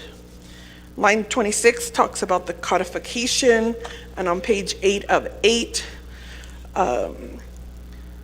it does state on line 3, saving clause, if any portion of this act is determined invalid by the Navajo Nation Supreme Court or by District Court of the Navajo Nation without appeal to the Navajo Nation Supreme Court, the remainder of this act shall remain the law of the Navajo Nation. On section 9, directive, the Nabagiatek Committee Title II Reform Subcommittee shall review the implementation of virtual attendance by delegates at council sessions and committee meetings as a priority, and report any recommended amendments to the Navajo Nation Code or Rules of Order to the Nabagiatek Committee at least 30 days before the start of the regular fall session. So colleagues, that is the legislation. I hope as reading it out loud, as some of us are visual learners, some of us like to read, and some prefer audio, that some of your questions are answered. And my hope is that this directive also supports some of the concern regarding if providing this option will hinder the work of the council. And so I will yield back the floor, Shadeja Chair Curley, and open for any questions or amendments. Thank you. Thank you, Honorable Karani, for your presentation on your legislation. Colleagues, I'm going to move down the line for requests to speak. First, we have Honorable Tolt. You have 5 minutes to the main motion. Thank you, Madam Chair, Speaker. Ato not ani ni tlini koro. Koro e yahai legislation iltos to koro bahadistinsen. We dedicate ourselves to this council chamber, and we always preach to be on time, to be upfront accountability, and respect our culture, respect our elderlies that met here in this chamber. In this case, Sisazino, and also integrity. This 100 years, Ebehanetsi, a Kolahit Eliansen, Ashini O Jone, Slashin Hisiara Teho, Zadin Dakagi, Yahe Ishin in Hayat Inde, did I down Hodoni. Nakhasana statolis, nakha kude a Lebanasian sort of ne. Alto ishin be etadotzi. Doch it in Heinst on Kidishnina, no do Shidis Adi. Quaya Nechaho bin Nakhalia, the once Anibi, Sonda Hadazi, Hiset Lenigi, to Hisnanis Lenigi. halit ako na adi na cha adoli chonanate shedo silbilt ida ashidini kon khasana statolis adi kestli arodinida ako ishe e hudanses kis eben geik adi sana stato ato khaljisho da kwese tasle ako e hudasla sa konossen do betasnita ben yen lenigi ngelana stahi kodishitne le hona adi hasin e hot artishnenge do silat I rather have make a decision in this chamber to respect my former leaders itage asi ayo hilndalsndi kodishti e hayt oyo ito sa ebils ikha ihote she hotan to kiss an hin hit to kiss be la so no she sto jod nebla dosle she hote sizido e atahans no shnepa hans leko eben na ado bes ani obetrailose ado dine Vasakanan the Ahagite La Benahoitlakat Nisha an Hinhina Nihinat Nye Os in Spesina. It or the Hotab the Amnesty non Nelo to Asian Conienta, such a Abson Likai. A Hotahadila Nihed and he show Yane Jaubi baby yat a conleted or called or coy at the queer biswas and the house taskon. Shade of yat it. Our nay Yane jailed. What arca in this case? She zero what answers case linko. Nishe Yahai at the question pass at the sort Z Nabikiat in Kihiati. Ishi and Hippie Hatot, she Yahai. Already state my position. If he gonna make some change, and if it's satisfied me, but they are quite neatly on so down to case. Hala even get in hata isnel. Ede ya an hinhinat an lenigibin el soyate. Hot abe on nde skna lady sweet you. Ein Hatana Ere Bahadis Kodoshinat Ani no Senegi, it an hin Hollichun he Yai bin Yen Hidol Aristo by Yastkidolil. Aron also had this. Yeah, Honorable colleagues, are there any additional comments or questions? I don't see any, so I'm going to return the floor back over to our sponsor, Honorable Crotty. Oh, yeah, thank you, Shadija. Speaker Curley, appreciate your comments. Shiaj Delegate Tolth, as we spoke about this legislation on Thursday, I mentioned I respect your leadership style and your values and opinion on this legislation. But what we express here regarding this legislation, we actually have to look at the reality of the situation. And colleagues who were here on Thursday, it was very clear that I lost count on how many times we had to count delegates for quorum. There was a lot of excused delegates. And actually, Delegate Tolth, when you walked out of the council chamber, we had to halt discussion and wait for your return so that we could resume discussion. I'm not sure if you were aware of that, but that's the challenge when our current rules are requiring the physical presence of delegates to be here and conducting business. On Thursday, there was agenda items that were added to the Nabakiatian committee. The agenda was also changed and modified, and the committee did not finish the agenda. Those reports were never heard.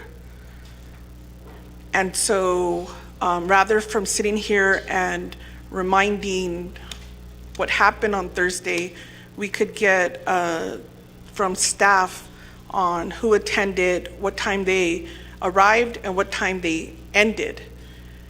And for me, that just demonstrates that there's a need for some flexibility because of our duties and of our safety, our mental health, and how to conduct business here at the committee level.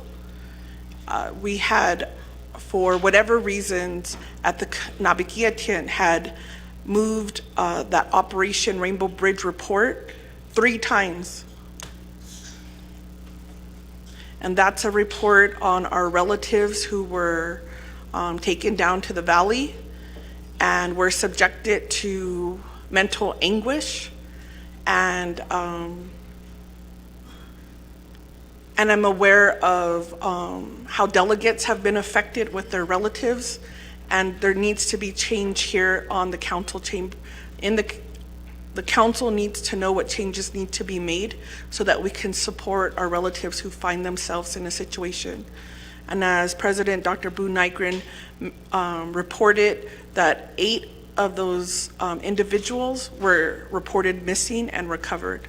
And there's great articles on AZ Central and on other national news on what was Operation Rainbow Bridge, and prioritizing what's happening with our missing and murdered Dene relatives, and how law enforcement, behavioral health, social services came together, and now what were the gaps in service, and how much funds were provided to Operation Rainbow Bridge, and what is their request and their need, as all of our constituents in looking at the breakdown were affected. So that's observations where there's good intention because delegates added that to the agenda, but because of how either challenges, and that was added when we were still allowed to do virtual attendance, but that was my observation on Thursday. There was also an agenda item to talk about Elders Day, and we had staff that was here in the chambers. I can't even remember when we ended. They had waited all day to provide the report to the council or to the committee, because it's my understanding committee members had expressed they wanted presenters to be here in person. And so they were waiting in the chambers all day. Division directors, critical staff, Daltech was here, and there was one more report, I can't remember. And so I think it just is, we have great intentions to do the work, but because of our physical limitations in terms of time or a set amount of hours in a day, we just had to, I believe, adjourn. And so none of those reports were heard. And I'm not sure if delegates who were excused, if they were able to have a virtual option, if they would have participated. That could have helped with the quorum issue. And that has been a challenge in previous councils prior to COVID, is keeping quorum at the committee levels, especially Nabakiatian. And that's why you'll see there was a change in Title II, where when the council was reduced from 88 to 24, and that committee was created at Nabakiatian, it first was majority was quorum. So that would be 13. And that was hard to keep that quorum. And so there was an initiative to have 2 members from every committee. So 2 members from every committee, that means 8 delegates. And on Thursday, that was a challenge to keep 2 delegates from each committee to stay in the council chambers so that we could finish and conduct business. And so there has to be opportunity. So I hear what you're saying. I understand what your values, and I'm saying then that could, being in person is a value I hear, and it's great to see you here in person, but there's challenges sometimes that are beyond our control, and the council, and as delegates, you may have to have that option for virtual, and that's what this legislation provides. My hope is that I was able to convey for delegates who were not here on Thursday, and I appreciate the delegates who were able to stay. I know it was a pretty lengthy discussion, and we did our best, and that sometimes is just the waves of council and at the committee level. No judgment on what happened, it's just the facts, and it just, to me, expressed the need for some flexibility. And for this week, we have also learned of new challenges that also has expressed the need for flexibility. And so I hope that this legislation, and if you're a Title II subcommittee member, that the priority is for you to follow as a subcommittee how this is being implemented, and in fall session we can have some time to tweak or amend or give it more time to determine. So I hope that answers your question, Shiaj, and that is what I have to provide as a response. So Hiha. Thank you, Honorable Crotty, for your responses. Colleagues, I'm going to go down the line for requests to speak. We have Chair Eugenia Charles Newton, 5 minutes to the main motion. Thank you, Shadeja Delegate Crotty, for sponsoring this legislation and for going through really kind of the amendments that are being proposed at this time for our meeting.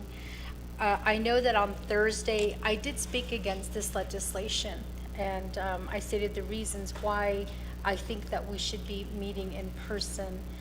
However, in light of what has been happening this past week, I think that, I shouldn't say I think, I know that my mind changed on this. We don't have any security. We hear talking and no action. And we continue to be recorded, even when I've asked as a matter of my safety to stop. And not only my safety, but the safety of staff in here as well. We have staff members who have stated that they don't want to come onto the council chambers because they don't want to be recorded. And it's happening. We don't have control of this council chambers anymore. We've lost that right to be safe in our work environment or in our workplace. So I think that, the arguments that you made here today are valid. Until we can get safety measures in place, until policies can be changed, and until we can provide a safe work environment for our employees, then, we should have this option of attending virtually or attending in person. And I think that, with what happened during COVID, our capacity was tested and we made it through. Granted, probably wasn't the best, at times, but we made it through. And so, I wish I could say that I feel like with the 24th, I feel like we didn't always agree, but I really felt like we were family, because even when we were down, we were there for each other. And I say that because my brother Chair Nez there, man, we got into debates on the floor. My Yaj over here, Delegate Daniels, but yet they're still here, for me. And so I wish that I could say that the 25th Navajo Nation Council, I wish I could say that we were family. But, you know, until that, you know, I think we're so split that it presents challenges and disregard for the way that we feel. And yet we talk about, and there was a prayer circle this morning, and Delegate, you know, Speaker Damon, you know, talked about why, you know, he didn't attend, but the reality was, you know, Speaker Damon was consoling me in the back because he knows what's going on. And I can honestly say to this council, to, you know, to those of you in the gallery, I do not feel safe. I don't feel safe because an assistant is recording us. An assistant, not another delegate, an assistant. I do not feel safe. And for that reason, I'm going to vote green for your legislation. And I hope that Speaker can pick up and offer a safe place for us to come and work and to make this chambers safe and to develop policies that need to be developed to help not only us as delegates, but to help those staff who are sitting here, you know, who are uncomfortable because of what is happening. So I do support this legislation, and I really appreciate the way that you brought forth and you're thinking about this. And I think that we did it during COVID, and we can do it again. And so I just wanted to say, Delegate Crotty, that, you know, I've changed my mind. I voted red on this legislation on Thursday, but because of what has been, you know, transpiring, I don't feel safe here. And I will say it again, I do not feel safe in this chamber. I do not feel safe with this council. So for that reason, I will vote green for your legislation. Thank you. Thank you, Chair Regina Charles Newton. Next in queue, we have Vice Chair Sherilyn Yazzie. Oh, yeah. Delegate Crotty, thank you for giving me this opportunity to hear this legislation on the floor out in the open for everyone to hear. To me, it's about accountability, transparency, and also safety. I want to know my rights as a council delegate as I work for the Navajo Nation. My question is, how do I do my job in a respectful, professional manner while being safe? I know I'll be the next target of hate speech and death threats after all that transpired yesterday and the day before. And just for me, but also for my LDA, Marley Shabala. Yesterday was proclaimed Elder Day, and yet I saw my LDA, who is a grandmother and also a great-grandmother, treated very badly. My colleagues didn't come to me, who is the supervisor, and I could have stepped in to handle the situation. What's the purpose of signing a proclamation and laws if we, the lawmakers, don't follow them? Are we really above the law? That's my next question. In my current job, I took an oath to protect the laws of the United States and the Navajo Nation. I stand for freedom of speech, freedom of the press, transparency, integrity, and accountability. I didn't take an oath to compromise. The First Amendment protects all speech, not just popular speech, but also unpopular speech. We are public figures. Vice Chair Sherilyn Yazzie. I'm going to respectfully request that you debate the legislation that is currently on the floor. And if you have any questions to the legislation, just remind that for our colleagues here this afternoon, colleagues, let's just keep this as professional as we can, and just having that respect for one another, colleagues. So please refrain, just questions only to the legislation that is currently in motion right now. Honorable Yazzie, you do have a time of 3:24. So this legislation is also about public figures, and at what point are we going to ask ourselves what we need to get, when we need to get extra help for our safety, and so that we can be here to help our people. My next question, is it wrong if public figures take time to help ourselves so that we can help others? My last question, is the 25th Navajo Nation Council going to make changes, or are we going to continue to be dysfunctional? Reserve my time. Akihet. Reserve time of 2:57, colleagues.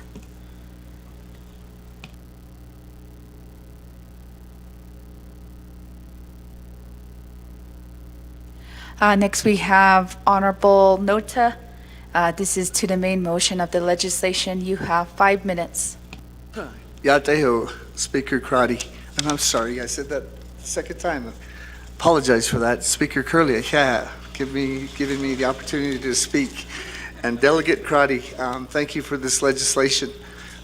Several things. Number one, when we brought this up last week in Navikietke, I had a number of text messages, emails, and I want to make it clear that we're just addressing the delegates and not the chapter officials and those types of things. And if you could just make that clarification, I would appreciate that, number one.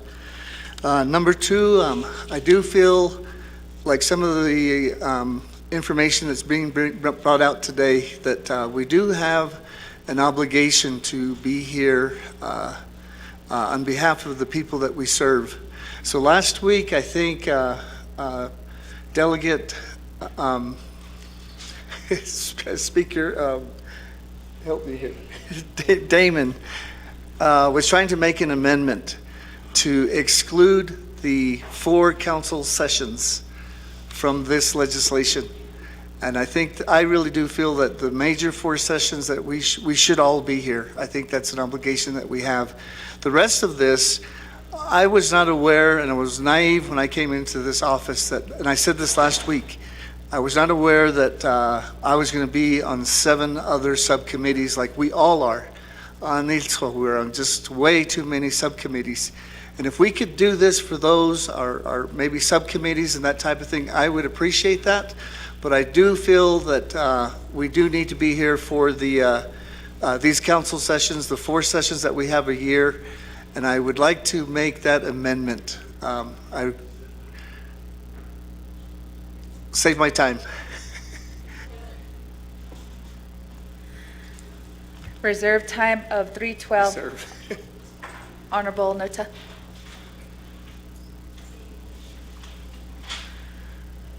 Next in queue, we have Honorable Slater, 5 minutes to the main motion.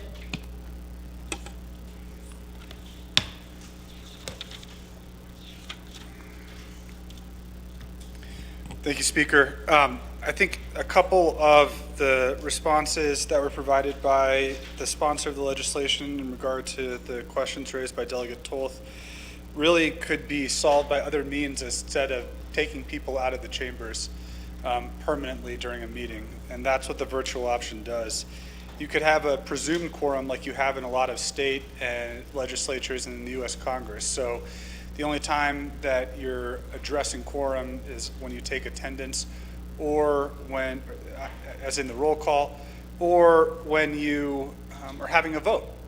So if colleagues need to meet with people outside, if they need to take a call or whatever, there doesn't need to be a quorum on the floor by definition. You can presume that there is a quorum that'll make the vote. That could handle the issues or the 2 instances that were brought up, because, the instance of the Rainbow Bridge, Operation Rainbow Bridge report, in the virtual option, it didn't happen. So that disproves the argument for this. And then the second was, if we had a virtual option, then that just means colleagues would have been on the line doing something else. Because the whole point is they weren't engaged enough to be here for the meeting, but if they were going to be on the line, they wouldn't be paying attention to it. So I think having people here is important. We lose our humanity, we lose our ability to see each other eye to eye. I cannot express to the public how many different meetings and conversations I've been able to have on legislation that we've been debating here today that in no way, shape, or form took place during the 24th Council because delegates were not here. Delegate So, Speaker Damon, Delegate Daniels So, a couple other delegates, Delegate Daniels, although he has that really long drive. Delegate Paul Begay was here for a good amount of time. We were here, and it allowed us to have some conversations, but if somebody's not looking at your phone and you're trying to text them, it's almost impossible to get their attention and try and pick their brain. Those sorts of interpersonal interactions are necessary for legislating. When we went to virtual instruction in our schools, it was disastrous. There was an important public health necessity at the time, but we were going to deal with this for years, if not decades. How our kids were affected during that time period, emotionally, spiritually, and particularly educationally. That's going to happen at this council if we go back to virtual. We saw how it was a ghost town here for so long. I have a lot more to say on this legislation, but Speaker, I didn't want to interrupt what was taking place earlier, but I believe you engaged in debate when you censored Delegate Sherilyn Yazzie, and I think that's only proven by all of the random crazy questions that we just had in the preceding legislation. There is no limits and there's no definition on what is pertinent to debate. And that's fundamentally what we have here. You have 5 minutes, you can say what you want to say. We haven't policed anyone else's speech. But Delegate Yazzie, please maintain decorum. But Delegate Yazzie was trying to raise, I think, a very important issue. Honorable Slater, just real quickly for the audience, please refrain from any hand clapping. I did make that announcement earlier that we need to keep our gallery quiet as much as we can and just to be disruptive to the council, the debate that's going on the floor. My apologies, Honorable Slater. Thank you. We are going to lose accountability too, because there is a difference between being at home and being right here where all of these people can see and hold us accountable. All of these people right here. They're looking at us. At home, you might feel invincible. Also, you talk forever and say whatever you want, and there's no accountability interpersonally at NABI or at committee meetings. I understand a lot of what Delegate Crotty is saying, but I strongly disagree in us continuing down this path of virtual options for all the meetings. And I think if we're going to do that, and we're going to talk about safety, then we should allow our staff to vote on which delegates they feel safe around. And we need to figure out what that threshold is. Office of Legislative Services, Office of Legislative Counsel, the Delegate's Office, the Office of the Speaker. If they don't feel safe around delegates, then those delegates shouldn't be here. Same thing with other people who are here as agents. Those are the things that we need to consider. And that information should be made public, not by their names. This is not rules for thee and not for me. We're Navajo people as well. And we need to respect freedom of speech and public transparency and accountability. We almost turned off the live streams this week.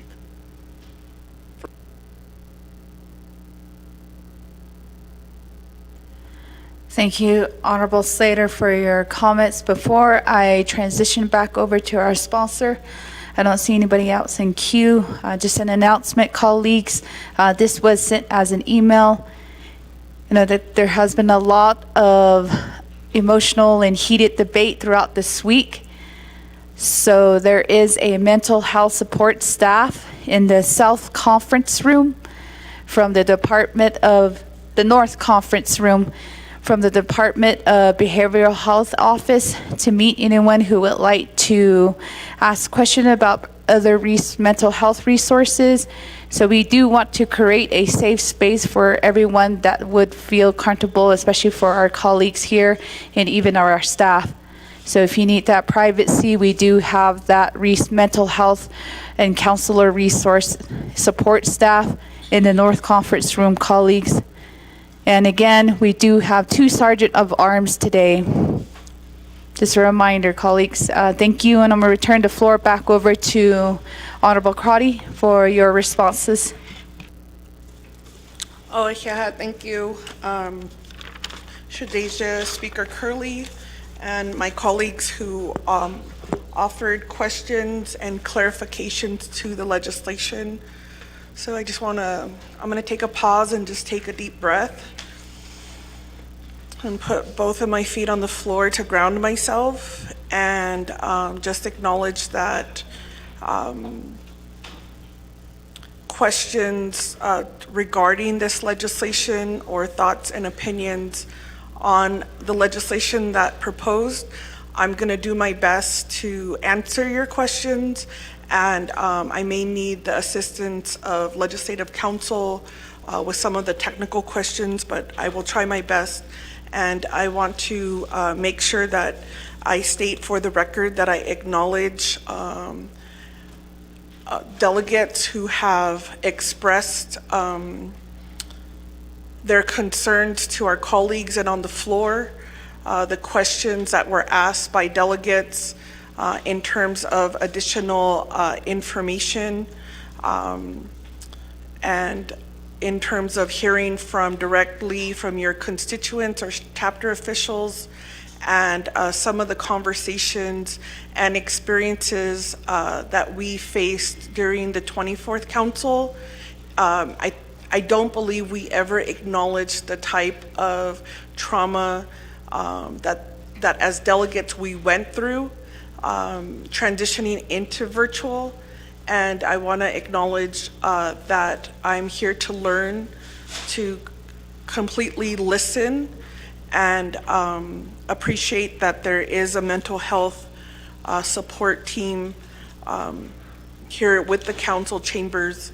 The long-term effects of COVID in the workplace, at home, and in our community, we can mirror and we can demonstrate how to have complicated, serious, controversial issues, and we can demonstrate to our children, to our community, and to our relatives who are here in the galley, our staff, and those online on how we're doing our best to navigate these questions. So with that being said, I appreciate colleagues allowing me to ground myself, as I want to make sure that I fully hear you, and will, with all of my ability, answer the questions to the best of my knowledge, and will rely on others on what I cannot provide in answering your questions. So I appreciate the questions, Delegate Charles Newton, regarding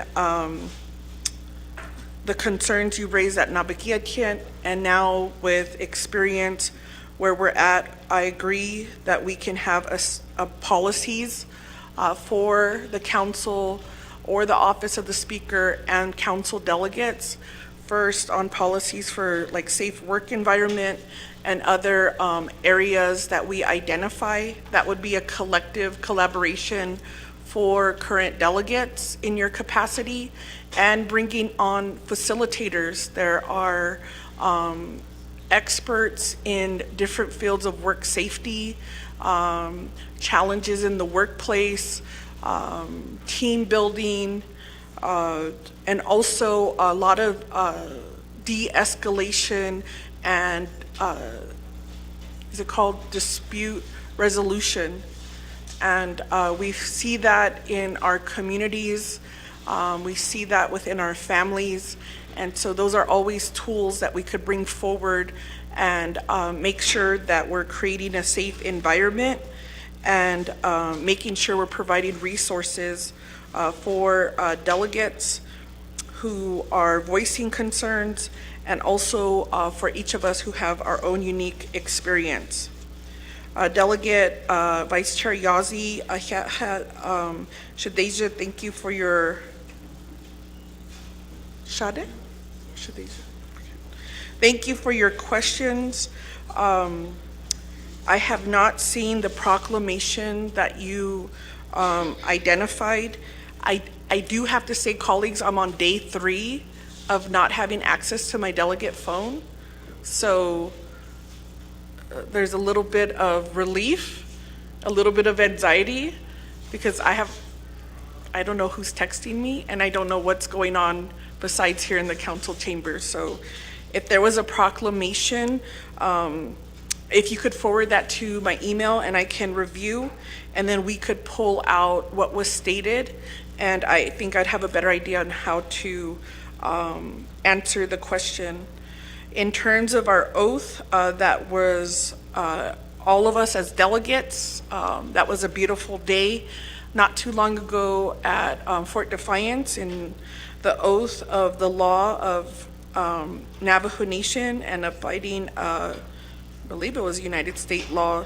And so the question there is, I would just need some feedback, Vice Chair Yazzie, if there was a specific law that you're inquiring, because the CFR, I'm thinking, I know the 20, if you're thinking about 25 CFR, I could look that up and we can make some correlation, or if it's the different titles to Navajo Nation Code, there's 26 different titles, probably more. And so I would just need to hone in on if there's a specific provision of the law that was a question and how it relates to the legislation. I'm open, again, to get that information via email, and I may need the help from our legal team just to make sure I'm providing that correct analysis. When it comes to extra help for safety, I believe and I acknowledge that there is a need for a conversation, and I would say facilitated conversation, on not only the safety of the council, but this is that larger conversation of the safety of our people, because we're just a snapshot of what's going on in our communities. And so the work with the advocates demonstrates the type of violence and threats that we see in our communities, what our police officers and first responders have to respond to.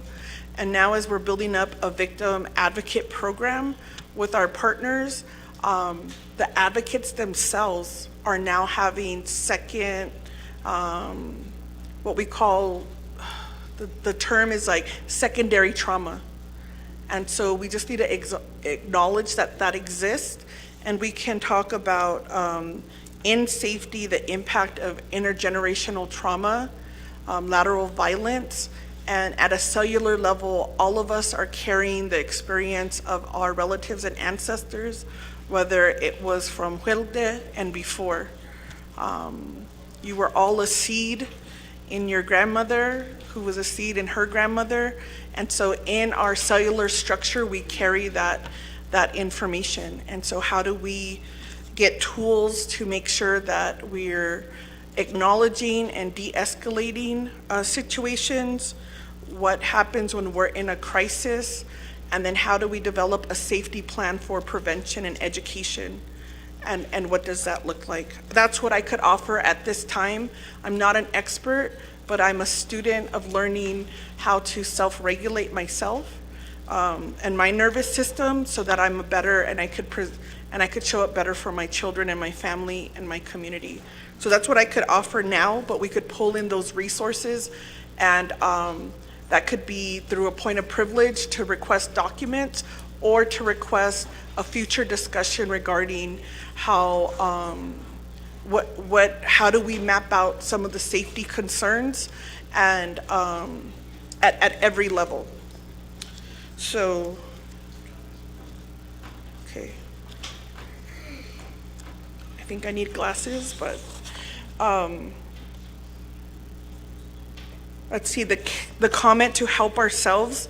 I always feel when I am in a sense, and this is just a personal reflection, because I'm trying to tie it into the legislation, but I can go back to previous conversations from committees, subcommittees, and council, and if there's a challenge or something I do not completely understand, I'll go back to the committee's recording and listen to it and try to understand the unique perspective of the delegate and questions that are being asked, and from the presenters what information is being provided, so that I could better understand the issue. And I think, like, for example, our Missing and Murdered and Their Relatives Task Force, we're creating an action plan. So from that resolution, we're identifying with staff how we're going to move forward. And that has been very successful for some of the advocacy work that we've done at a federal, tribal, state level, like having that roadmap, because as a delegate, you'll constantly put out fires, and then at the end of the day, it's just like a shotgun shattered approach, and then you won't have the type of change that our communities need. So how do we hone in and start focusing on areas? Something to think about at our orientation, we had prioritized water. And so we could just reflect on the last 6 months. What conversations have we had on water? And so the next 6 months, how do we want to either strengthen? Do we feel like we've had enough discussions on water? Do we feel like we've done our best, but that's where we're at? Like just meeting people where they're at? Or do we feel like there's growth and opportunity? I'm committed to say, with some of the water challenges after the meeting with the governor, I think personally, I'm like, okay, I need to put this on high octane, because when Delegate Johnson mentioned he has constituents who, it's inhumane. It's inhumane.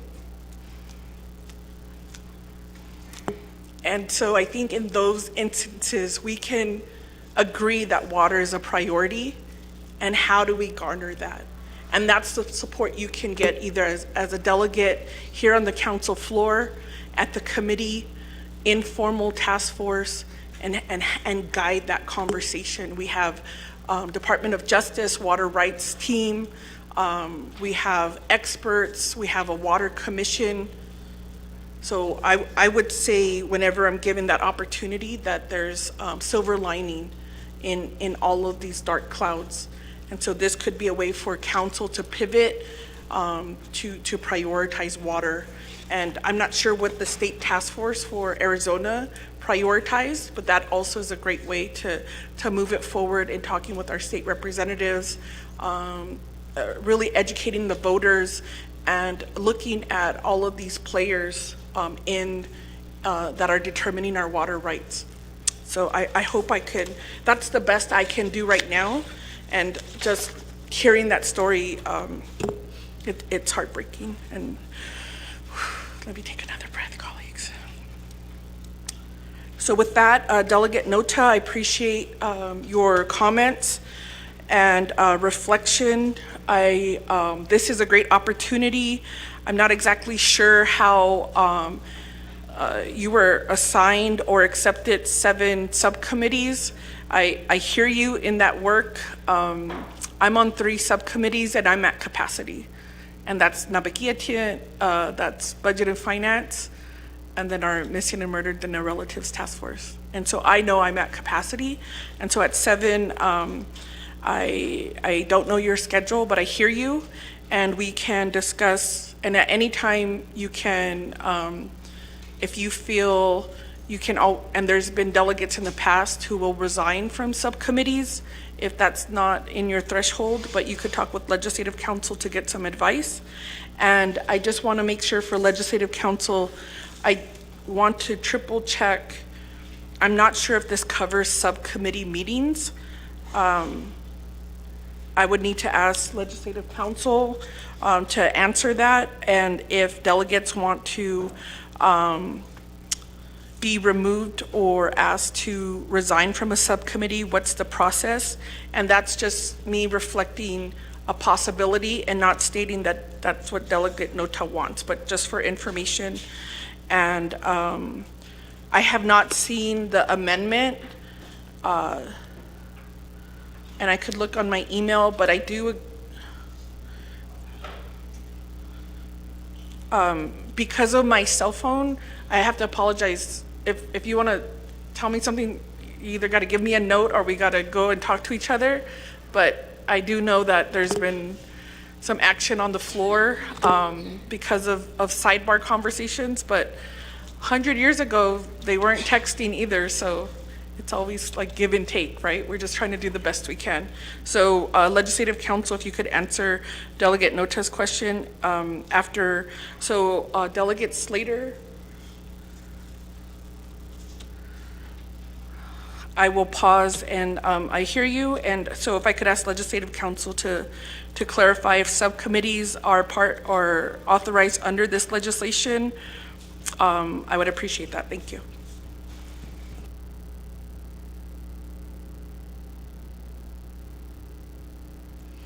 Ms. Bobroff, there is that request for a clarification. Thank you very much. Although it's not reflective specifically in your amendments, or in the legislation in front of you, subcommittees and legislative commissions, and when I say legislative commissions, I'm including Navajo Hopi Land Commission, the Government Development Commission, the Eastern Land Board, even though called a board, not a commission, it still falls. There's another one that's on the tip of my tongue that I can't think of. But anyway, subcommittees and commissions are governed by the rules of operation, the Title II rules that apply to committees and council. So, yes, these do apply to subcommittees and commissions. Back to you, Madam Speaker.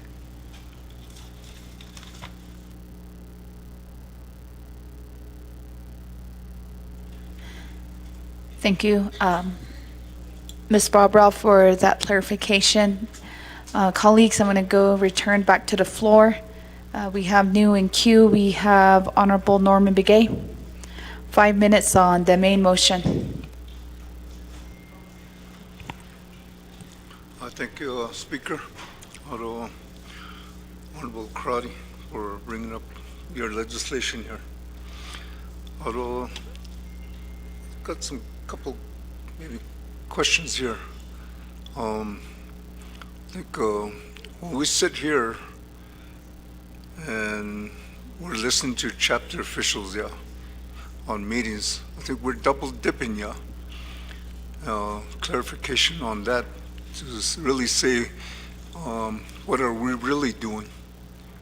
Although, like virtual, no, you know, yes, you can call in, but for me, I'll have a hard problem trying to get to a network area where I can call in. Okay, I would have to go off the reservation to get a good line to even connect with the listen on this committee or council. So in that case, I can have my personal phone and my Navajo Nation phone, and I'm listening to two meetings. I'm on Navajo Nation Council, which is supposed to be on a reservation, voting on a legislation. The last time I asked that question to the attorneys, they didn't answer it straight out. Because I'm off the reservation, it states that you have to be on the reservation to vote on the legislation. And I'm sitting in Route 66. I'm off the reservation in Laguna Land. States that still yet, I don't know how I would clarify the chapter resolution too. And saying that I'm voting on a resolution for the chapter that I'm off the reservation. You're in Washington, D.C., you're in Phoenix, you're listening to the council here. You're in a committee meeting. To me, it's just wrong. We need to make the law back in Title II, make these changes first before you bring this legislation back. But I reserve my time. Thank you. Reserve time of 2:34. Colleagues, I don't see anybody else in queue, so I'm going to go back to 2 reserved times. We have Honorable Yazi with 2 minutes and 57 seconds. Thank you for answering some of those questions, but I think what you posed back to me would be more of discussion. And one of the things that I hear my colleague, Delegate Begay, is talking about is the being equitable. And so I do agree with that. Because I've been, as a new delegate, you are wanted at a lot of different places, and it is hard for me to be there.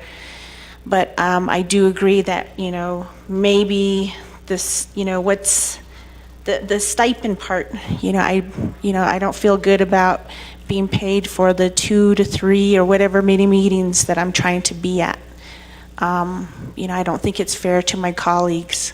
And so I know I initially voted for this, but I think now I'm going to go ahead and vote red for it, only because I want to be equitable. And I think, being here, it is safe because we do have, somebody at the door. There's many people around me, and I have eyes on me. And so I do feel safe here. So thank you, and I'll waive the rest of my time. Thank you. Honorable Yazi waives her time. Colleagues, we have reserved time by Honorable Nathan Notub, 3 minutes and 12 seconds. Yeah, Speaker Curley. I made mention just a moment ago of an amendment to exclude the 4 major council sessions. And I believe the amendment has been written up. Initially, it was written up for Delegate Damon. I'm willing to put forth that with a motion.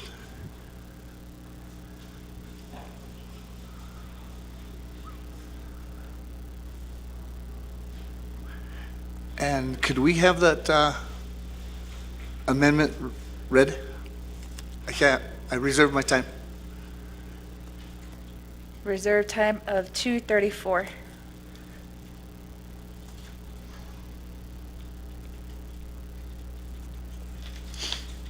Staff, could you help us read amendment number 1 into the record before we recognize a second?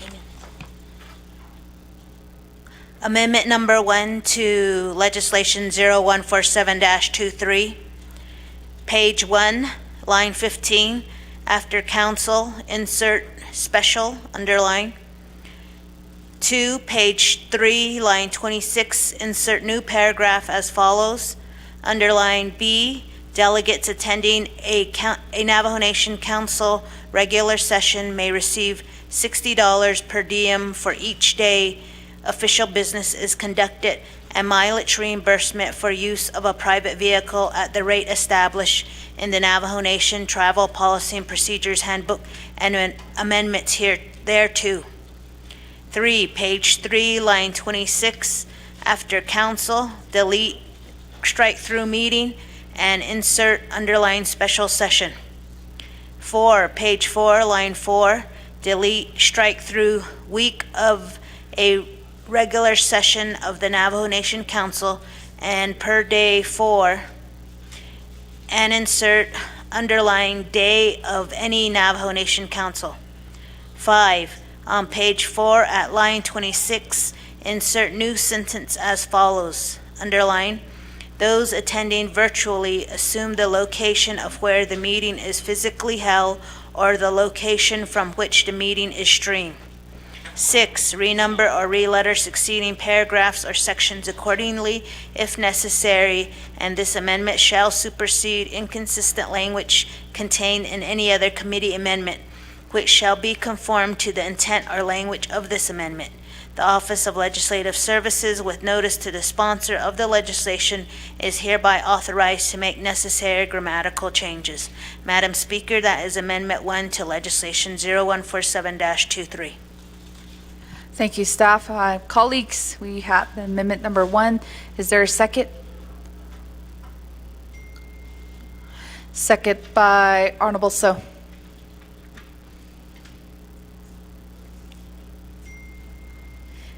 To the amendment, we have Honorable Daniels, 5 minutes. Yeah, Madam Speaker, Arundar Shama, sponsor this legislation, Arunda to the amending parties, yeah, best case or Zinigi, couldn't hit that not so Oban's case, so we have subcommittees, like Navajo Hopi Land Commission, that Donana Navajo Utah Commission, out on the Eastern Navajo Land Commission. Was it a commission? Board? Commission, okay. AD, that's it. Beat Zo, that's a big one. So, Baban's case, without the motioning parties, without the hinge kid or let's go. AD, without the Madam Speaker. Thank you very much. Reserve time. Reserve time on 4:14 on amendment number 1. Colleagues, there is a request for modification of amendment number 1 to include commissions and boards. I'm going to turn over the floor to Honorable Nota, the motioning party for amendment number 1. Do you accept or decline the modification? I'll accept.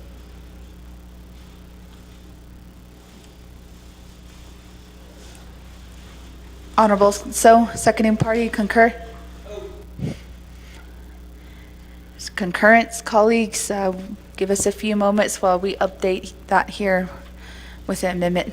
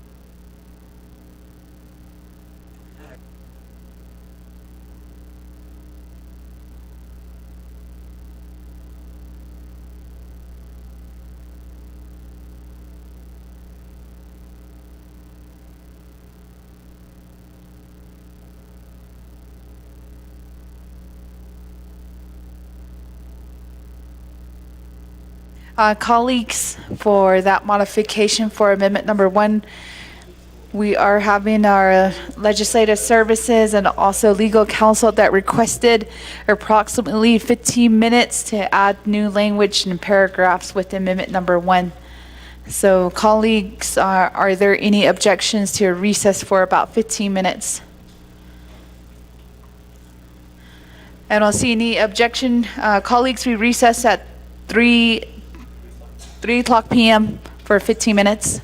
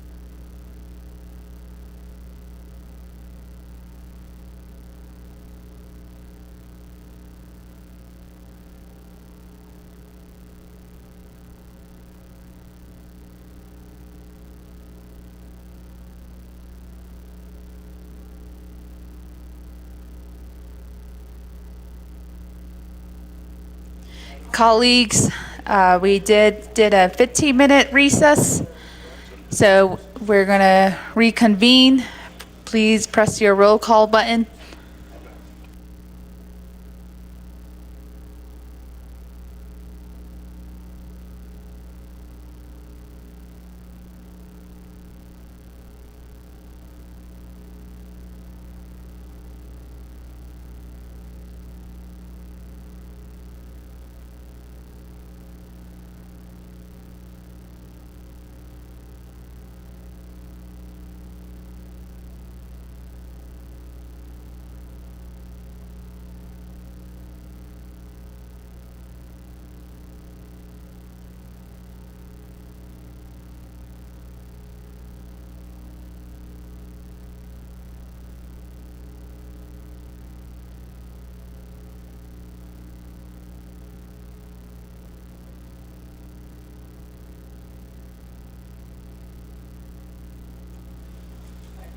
Colleagues, press your roll call button.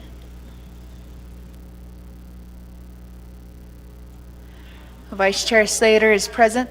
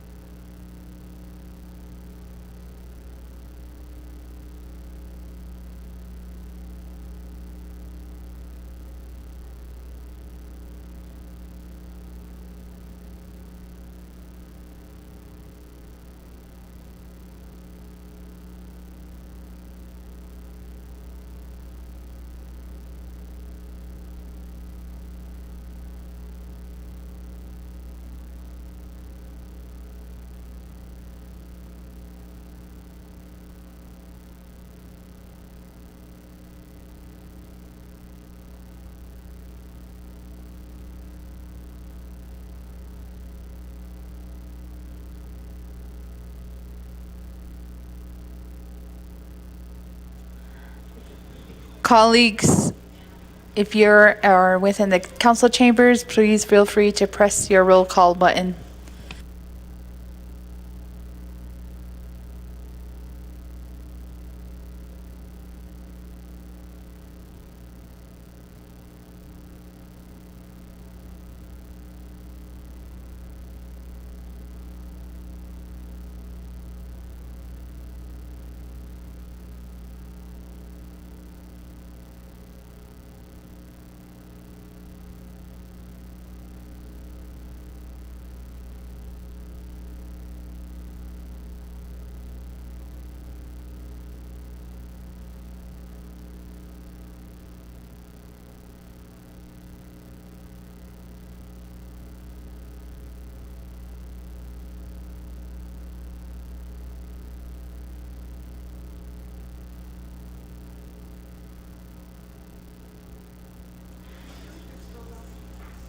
Colleagues, we do have 18 council delegates on the floor. We will reconvene exit out of recess at 3:19 a.m. or p.m. 3:19 p.m.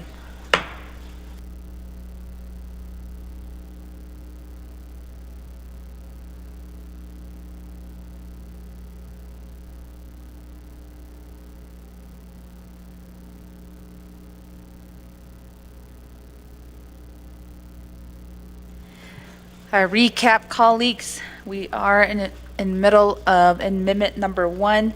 We do have a motion by Honorable Nota, second by Honorable So. Colleagues, I'm going to go back to the motioning party of amendment number 1. Honorable Nota.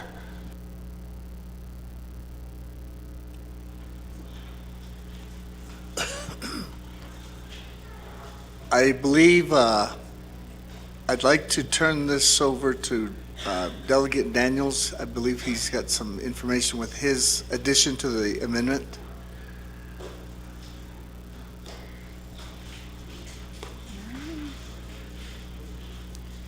Thank you. Yeah. Honorable Nota, refer some time over to Honorable Daniels. I believe he did request for a modification to amendment. We did recess for 15 minutes to discuss how that language would be put into amendment number 1. Honorable Daniels? Yes, thank you, Madam Speaker. Kihashima, Arunda Kwadodam. Kwado amendment or Shagi, Kwado case or Ziniki, after meeting with some delegates here during the recess. I'd just like to, right now, like to request for modify to withdraw that modification. Madam Speaker, thank you. Thank you, Honorable Daniels. You're requesting to modify amendment number 1 to exclude commissions and boards. Back to the motioning party to amendment number 1. Honorable Nota. I accept.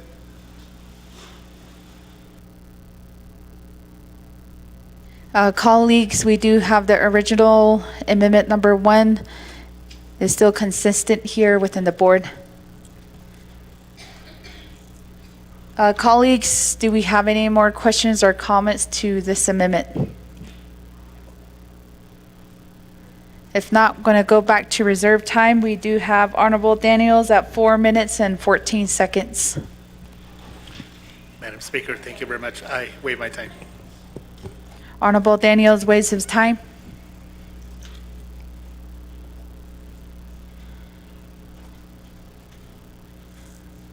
Thank you, colleagues. Are there any more questions or comments to amendment number 1? Second call. Third call. Going to a vote on the board. To vote on amendment number 1, you have 2 minutes.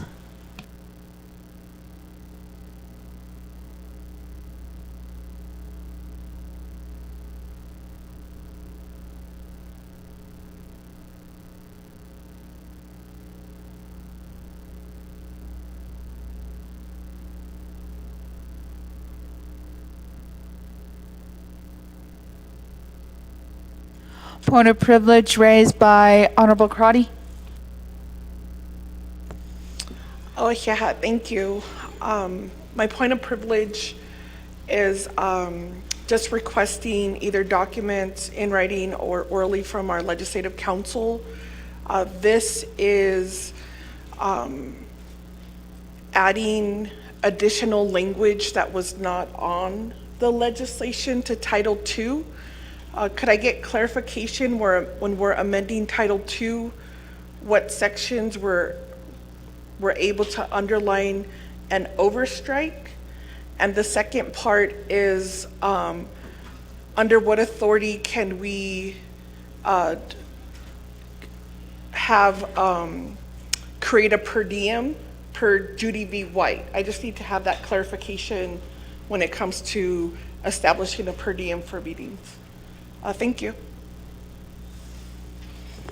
Thank you, Honorable Crotty. We still have a few seconds on the board here, but I'm going to turn it over to Ms. Barbroff to address that point of privilege. Thank you, Madam Chair.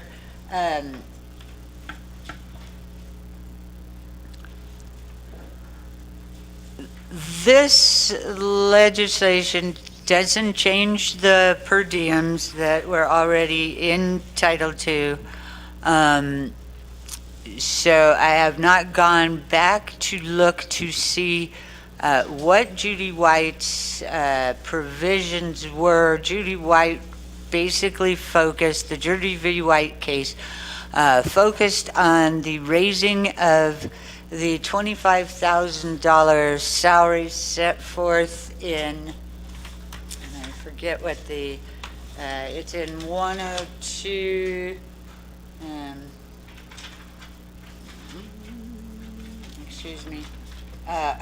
excuse me, the $25,000 annual salary is set forth in 2 NC 106. The Judy V. White case, I cannot tell you the year exactly on that case. Perhaps one of my attorneys is looking it up, but it was probably about 2008 maybe 5 or 6. And what had happened in that case was that the council had passed a resolution to raise that $25,000 salary, and litigation was filed against that. The litigation took a long time to get through, but in the end, the court stated that that $25,000 salary could not be raised without approval or ratification by two-thirds of all Navajo chapters, or through a referendum, which would have to be approved by a percentage of Navajo voters, but I'm going to have to pull the case to tell you what that percentage was. Anyway, my point here is it's going to take us some time to analyze whether Judy V. White applies to the changing of the stipends that are set out in Section 106. At first glance, and with my memory, I do not think it does. The case was about the $25,000, but we will need some time to actually research that, and I will provide that to the council. But at this point in time, what you have in front of you right now does not change the stipends that are set forth in the code. I hope that answers your question. If not, Delegate Crotty, tell me what I should try again at. Thank you. Thank you, Ms. Barbara, for that clarification to Title II that was addressed by the Honorable Crotty here. Thank you, colleagues. We were in middle of a vote. Honorable Crotty? Oh, yeah, thank you. And this amendment was not provided to me to give some insight on. So my other legal question or request for documents, I would need that analysis in the future on how it addresses Judy V. White decision. And going back now, since there's language to change or to, new language is you're adding new language if it's all understricken, or I mean, yeah, underscored. So the per diem, if I could get the question, if delegates are receiving $60 per diem, how does that correlate to the travel policies with P-card expenditures during that are used during that meeting time? Is it just delegates then get that per diem for that meeting? And how does that correlate with P-card expenditures, let's say for food or for gas? I just need clarification again, because this is new language of Title II, and I'm not clear on the impact.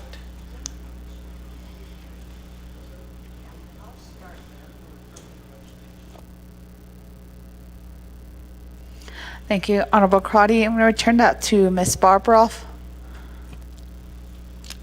Thank you, Delegate Crotty. Thank you, Speaker. So the question has to do with, so you get the delegates receive a $65 per diem if they attend 3 hours of a meeting or all the way through the agenda of a meeting or council session. Excuse me, $60. Plus, if they're attending in person, they also get mileage reimbursement. So they get a per diem and then mileage reimbursement. And Delegate Crotty's question, if I understand it right, is what does the per diem part of it cover? I mean, that $60. Do they, do delegates in addition get additional dollars for food, other expenses during that time? And I actually do not know that. the answer to that question. I presume that is a question either for the Controller's Office, who is in charge of the travel policies, or the Department of Justice, their Tax and Finance Unit. Thank you, Speaker, and thank you, Delegate Crotty.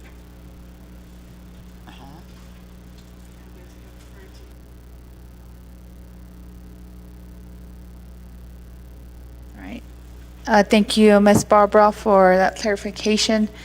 She did refer some time over to Department of Justice. I'm going to give the floor over to Catherine with the Department of Justice.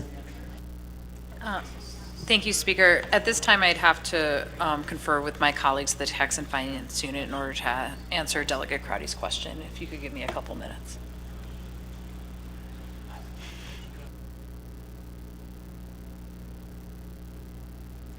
Thank you, colleagues. There's that recommendation to send that information as an email.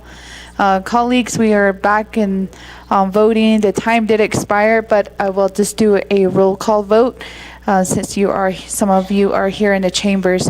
Delegate Arvizo, your vote on amendment number 1. Chair Eugenia Charles Newton. This is voting on amendment number 1. Okay. It timed out.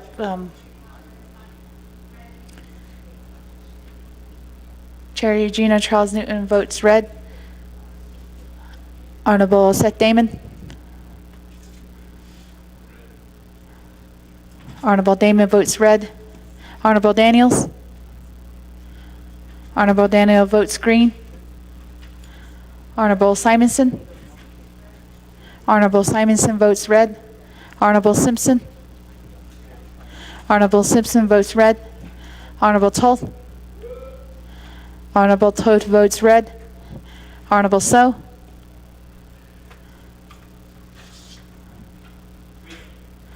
Honorable So votes green. Honorable Unito. Honorable Sherilyn Yazzie. Honorable Yazzie votes red. Colleagues, we don't have any excused absence. We do have a vote of 6 in favor, 16 opposed, with Speaker not voting on amendment number 1. Amendment 1 does not carry.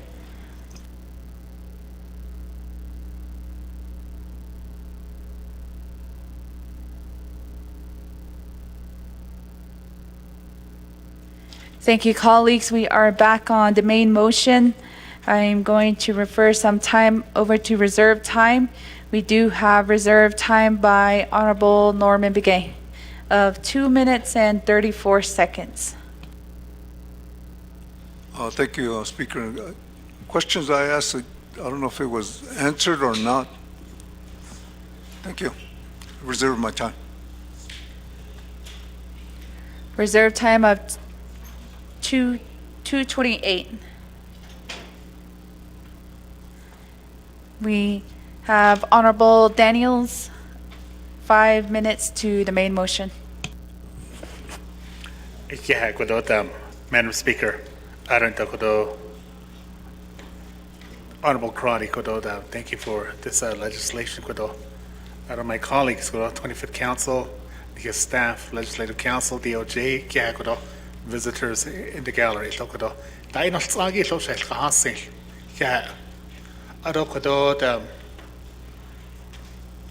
legislation, at the same time, my constituents are texting me,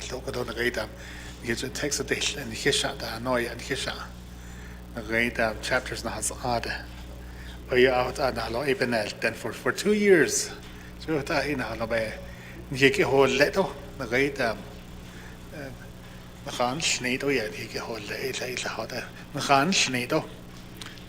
COVID-19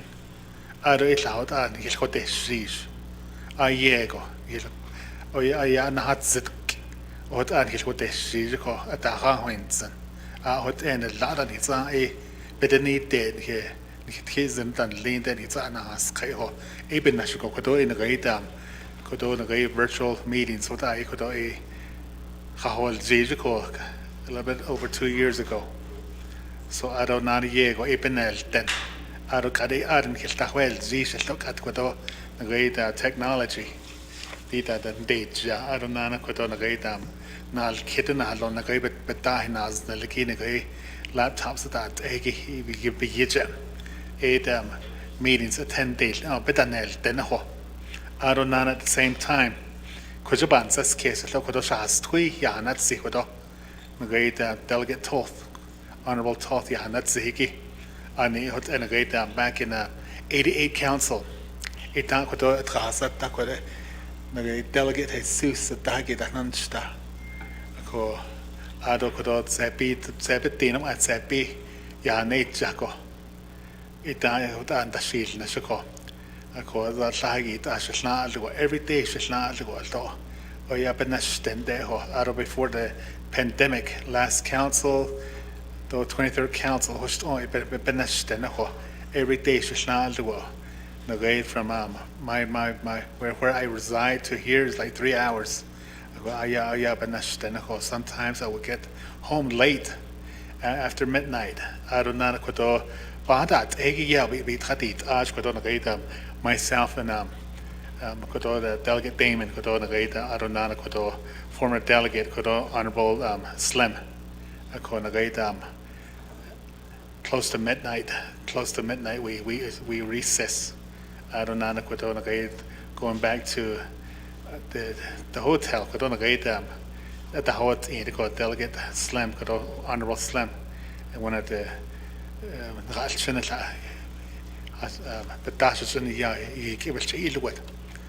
I was following Delegate Slim at that time. I was the first one to approach that individual.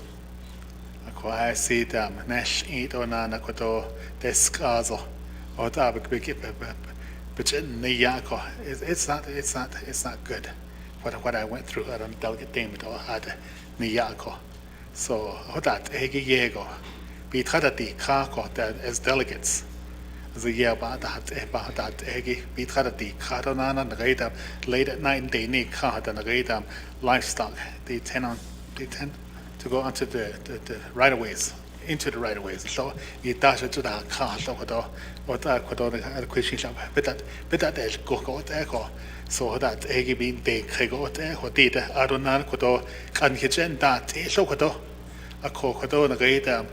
Ashita Kodona Gaidam in Hitchit Han Kodona Kodo, just because the way we talk, the way we vote, I seen here conduct Anna Lenako, Quagido, Edo Yaban Saske, so yes, Lokodam, Quagi sat Tahaki did in the Gaidam, because for my position on this legislation, I'm just on the fence at Nigit, and the Gaidam, and the cards is in Holland.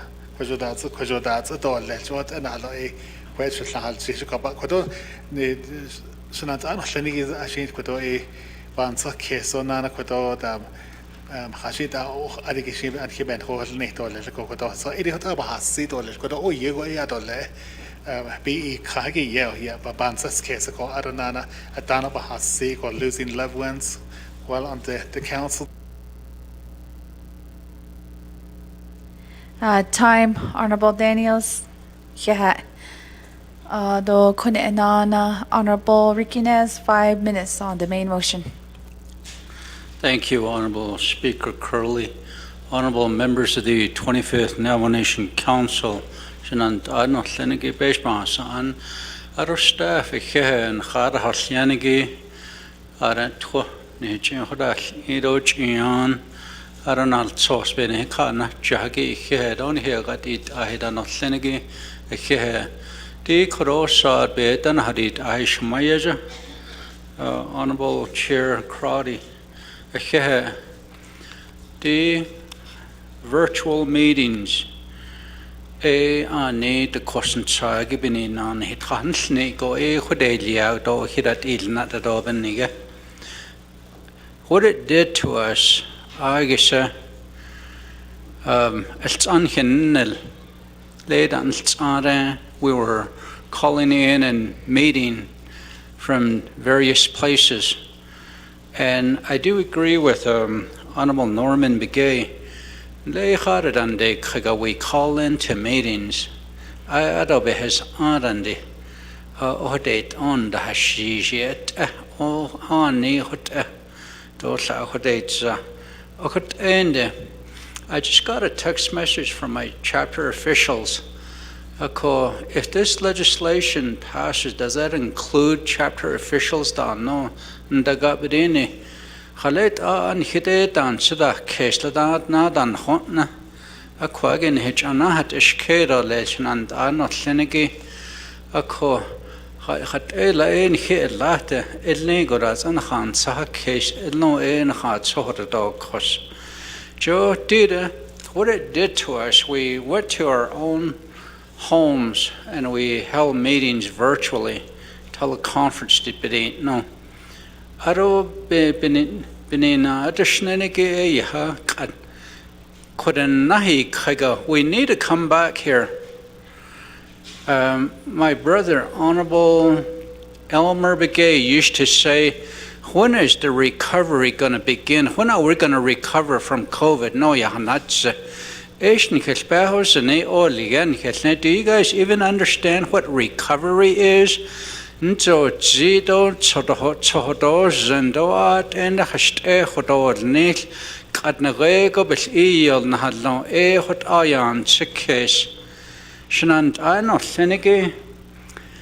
was just so thankful this morning.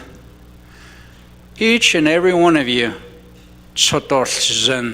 digin goha digin bitch. Nike or tlapi hate aushin soke siki. Ako hajoro le elnigo. The nebanant I need tlon beshbahas an. Nasta hundedi kan hidden apple chana itlingo. Di nego. Ani adon nilgo te aniche. Hajo. Nihisa bahui lian nahuit ago. And that the Korean delegin echo corona hat ahaki nihitsorzan be corona standedi ka elna. Ako quite by Henson, Benda Soda Dilson, Asani, Kennegon Hal, Sagoshin Chape, Nihiche beget O Koro, I Nihikesh Hota there's not oh. I don't think it's ever been done like that, and I was just so thankful that each of us prayed. We remembered God, our Heavenly Father. Just what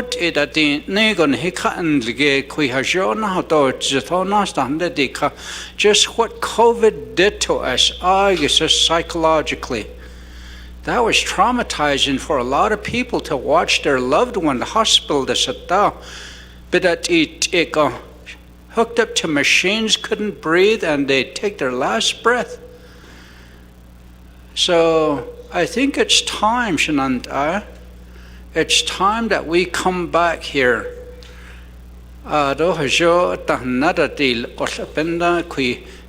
Digin which Yahude Zagit Aro Koronchen Sikis Hashtedast Ego Enasi Kato the Nebanan I need loan Dawit could have got Echas Sehowana Mazabigio Nedina Hat Hanina Hat Abigeto. Ereo Abahat is just oh Hesh and Aroanal Scoring Giltaholon or less. Thank you. Thank you. Thank you, Honorable Nez. Do Kunet Nana. We have Honorable Vince James, 5 minutes on the main motion. Yahadan Speaker, other members of the council, do presenter Dosha Kahasinto, Kodo AAD legislation, Lunigi, Nihidato Sozi, or open nacha in Soke Stole, Dida LOC, Aya Monday go, Yahanakahako. Ado Tuesday, gonna a budget and finance. Wednesday, a RDC do Health Education Human Service Committee. Akwat ao a yahaneka every week nahaloko. Ado abakat ahana a work session leadership meeting ban neka.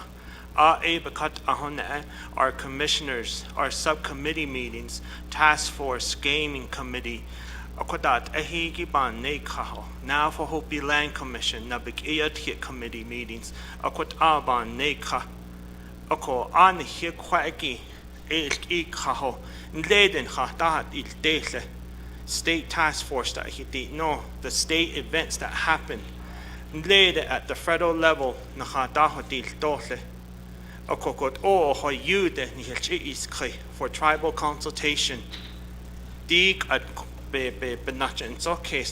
this rainbow bridge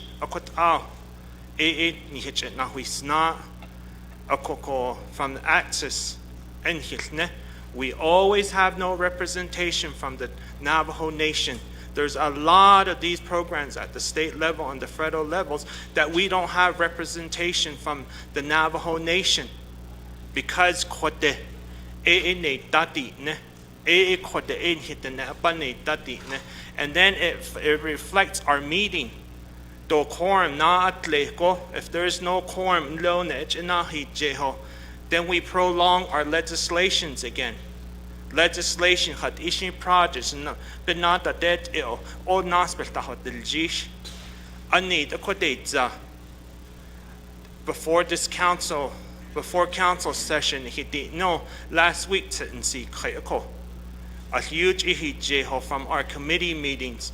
Naso taho isuk quorum the adat then no we're going to other committee meetings to get our legislations through, just so we can meet the summer session agenda. The ish toto benilnita. I think it's for me to the 25th Navajo Nation Council. I think it's really too early to say, of all of these different things that we have tasked as delegates, the different meetings that we have to address, and there's only one of us, and having this virtual really helps, especially at the standing committee, to keep the legislations going, to keep moving forward on those legislations. The representation agents, community members, if there's no quorum, then next time around they just say, I'm wasting more money to come around, and again there's still no quorum. We lost a quorum. At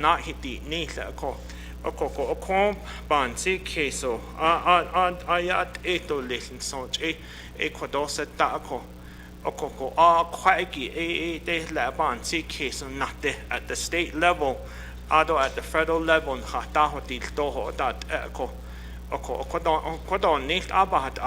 give you this fair warning that this is what we're going to run into.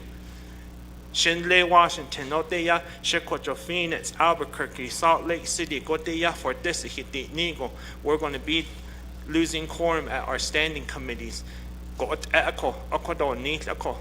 For sure. And then there's a lot of work session orientations that we have not gotten a lot, especially through our subcommittees. With that, would like to make a motion to cease debate on speaker. So with that, I reserve the rest of my time. Thank you.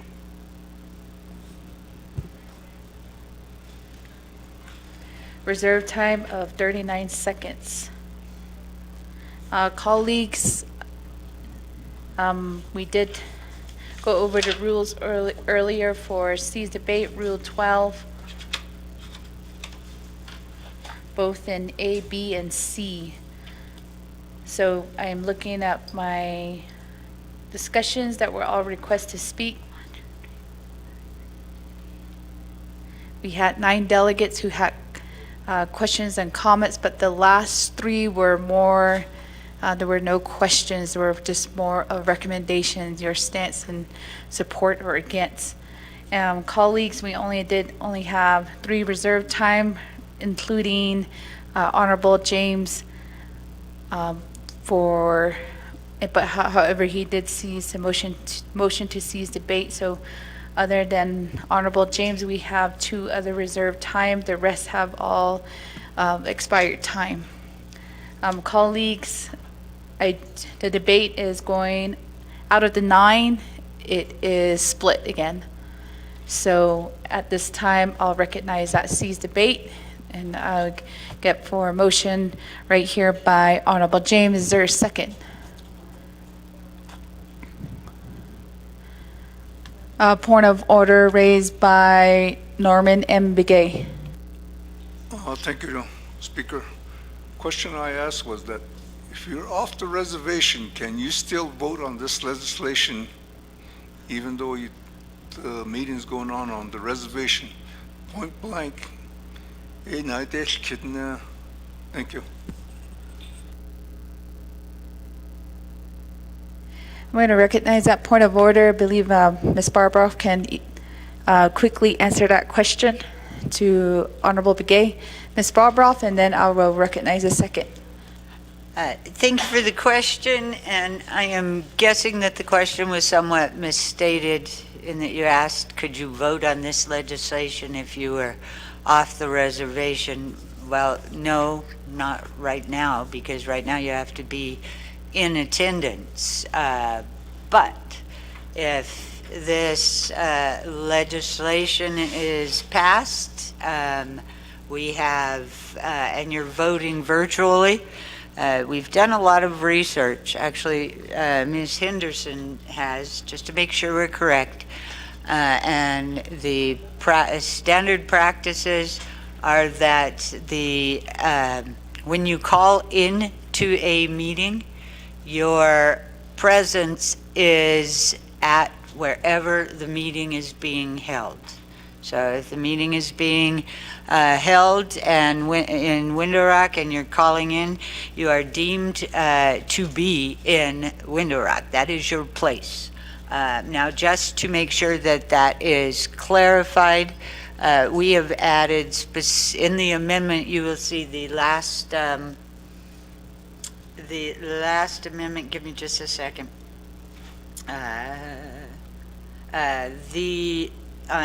When you're looking at your amendment, amendment or line number 5 adds under the definition, and the definition, it extends the definition of virtual attendance.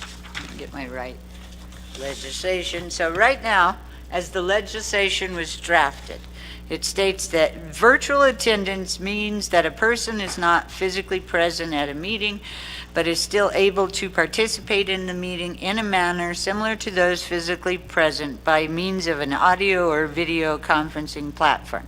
That's how it reads now. By this amendment, we have added some clarifying language, and that's set forth on the 5th Amendment, and that states that those attending virtually assume the location of where the meeting is physically held or the location from which the meeting is streamed. So if this is passed, then you can call in from off-res, and you will have deemed to be participating in the meeting and appropriately on the res. Now, one thing I want to just add to the conversation is that this legislation is allowing virtual attendance.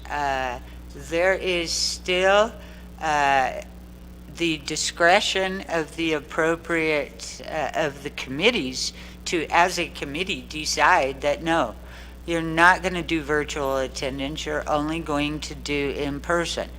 That will be a choice for the committee to make. This legislation will give you the option. I hope that answers your question, Delegate Begay. And back to you, Speaker. Thank you, Ms. Barbara, for that clarification. Again, colleagues, I did recognize to accept that motion to cease debate. Is there a second?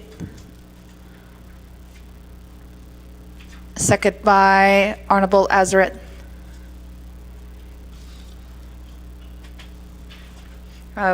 Colleagues, cease debate motion shall not be debatable, so we will go straight to the board for 2 minutes to vote on the motion to cease debate.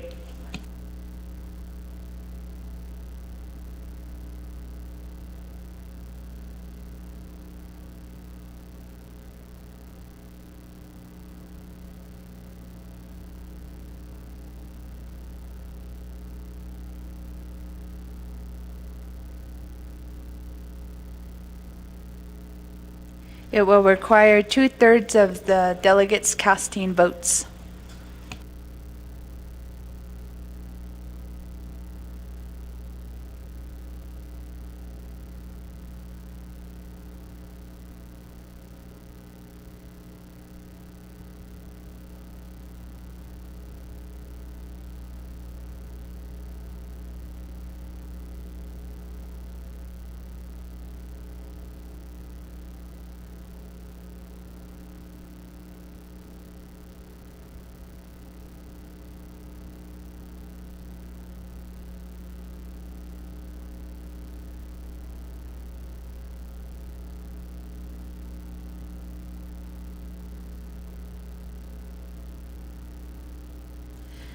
We have 45 seconds on the board.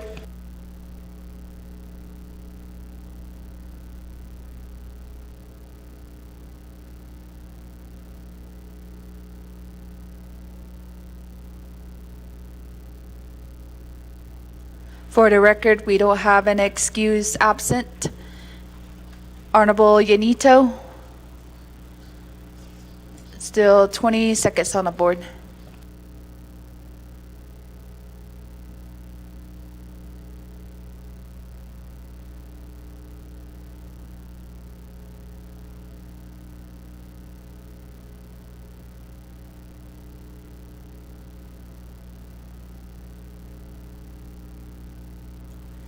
Locking down votes. Colleagues, we have a vote of 20 in favor with 2 opposed. The motion carries to cease debate.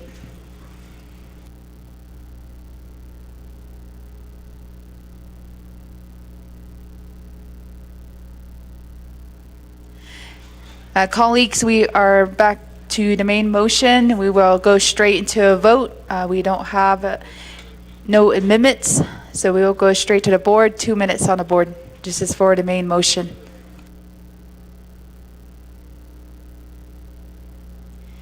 It will require 2/3 vote of the full council.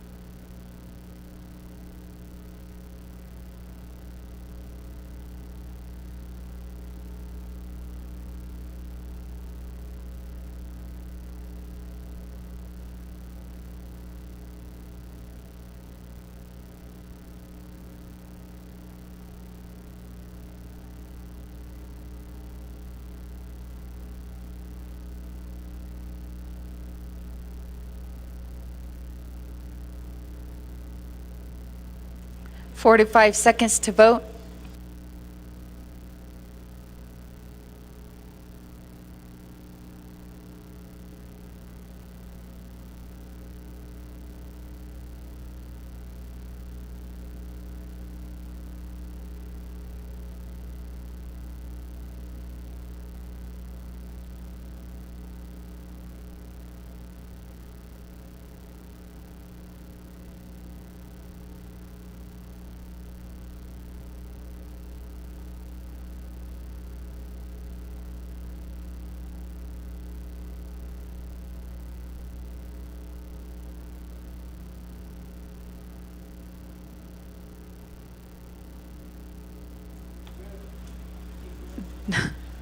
Honorable Begay votes red.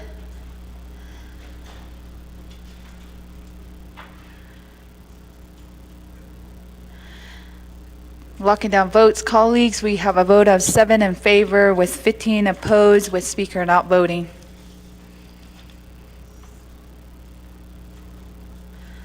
The main motion fails.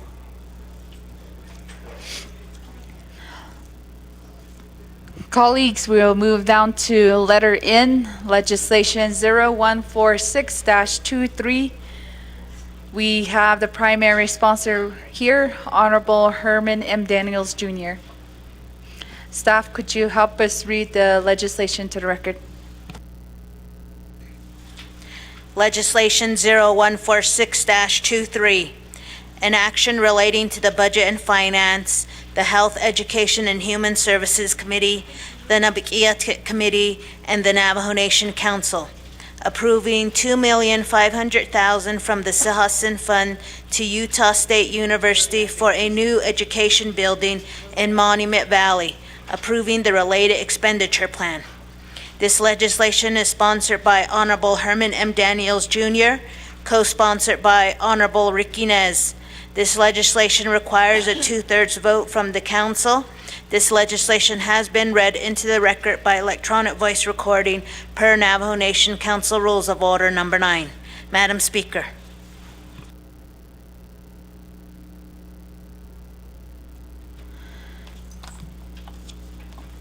Thank you, staff, for reading that legislation to the record. Colleagues, do we have a motion? Motion by Honorable Parrish. Is there a second?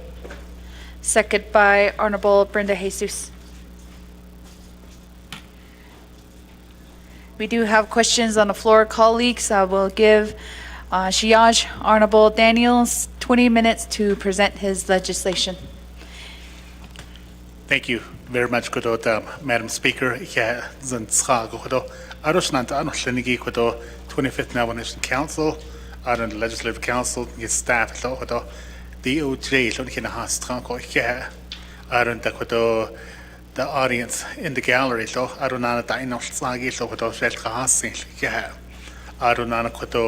before you, you have legislation 0146-23. Like I always say today, this is your legislation. With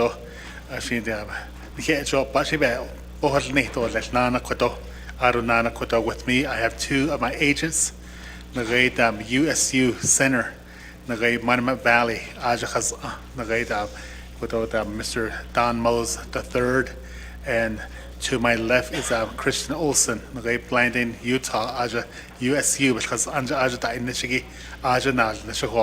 so legislation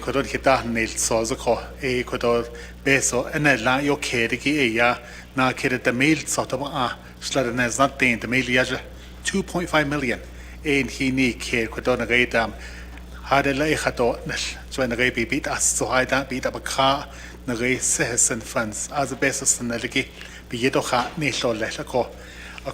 adequate she beso hit eat what did I don't know I see Kodo Nakashana Iban Bansa Kesagit Ecuador Nakashana Bahat Adida Arunan and Redam Sabin the Sky Aja Hodor Nil Hodor Binch Nare Ultra Belege Rick Bakagi Naredam San Juan School District Aja Hashil so AKIs Abakagi Kodo Dahado Bincho Kin Baka Dot Ash to what I Kodo Kodo Bansa Kes Kodo Arunana Kodo Nan She Dahodo Dahalo Doles Kodo Bedat is the Social Hot Ash and the Rate Pinko Alchinata Nanis Yenda in Nilo Aru Alscota has been Nan Stata had Lord or Letico Kodo the Rate of USU Alscoha Zao the Utah State University Nan the Shibit Nada had Lord or Letico.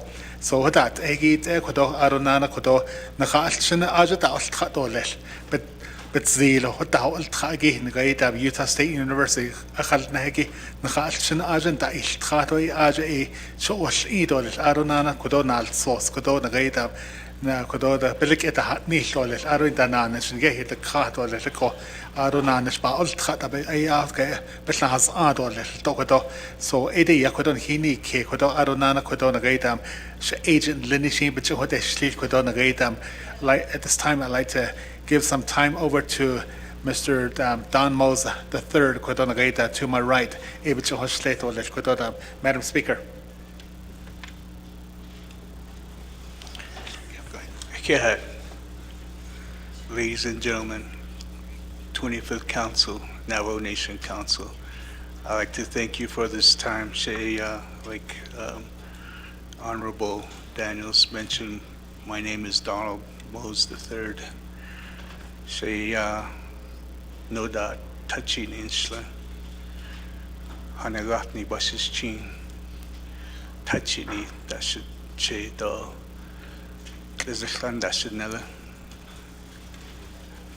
I have been working with Utah State University, Monument Valley for 15 years now. In this course of time, we have been in the old hospital building, which has become dilapidated, unsafe for our students, with the interests of our students' safety and education in our communities, not only Monument Valley, but Mexican Hat, Oljeto, Kayenta, Denhoto, Chilchibato. We are asking for these funds in addition to other fundings that we have received from not only the state of Utah, but from our own university to proceed with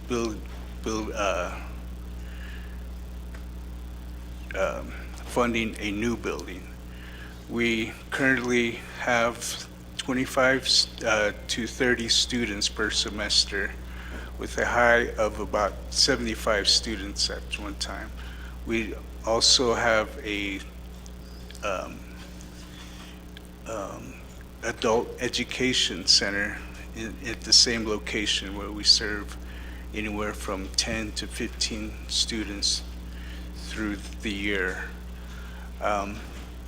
We have reached out to several other donors and have received recognition from the Eccles Foundation, which is a big donor from the state of Utah, in support of our new building. But they would like to know how the nation, Navajo Nation, feels about funding for this new building. And as we come before you, we would like to partner in this building that would, like Honorable Daniel said, not only help our community in Monument Valley, but surrounding communities, as adult education is a viable and tangible commodity to our Native American people. And with that, I like to turn the time over to Honorable Daniels. Thank you. Mr. Mose, Madam Speaker, this legislation, it went before Budget and Finance Committee. At that time, the vote was 5 in favor, 0 opposed. There was several questions. That same day, I went before Health, Education, and Human Services Committee with my agents. I thought there was no questions at that time. Vote was 4 in favor, 0 opposed. This legislation went before the Navajo Committee in a consent agenda. Today, citizen funds, request from the state of Utah, $5 million. USU based on the initial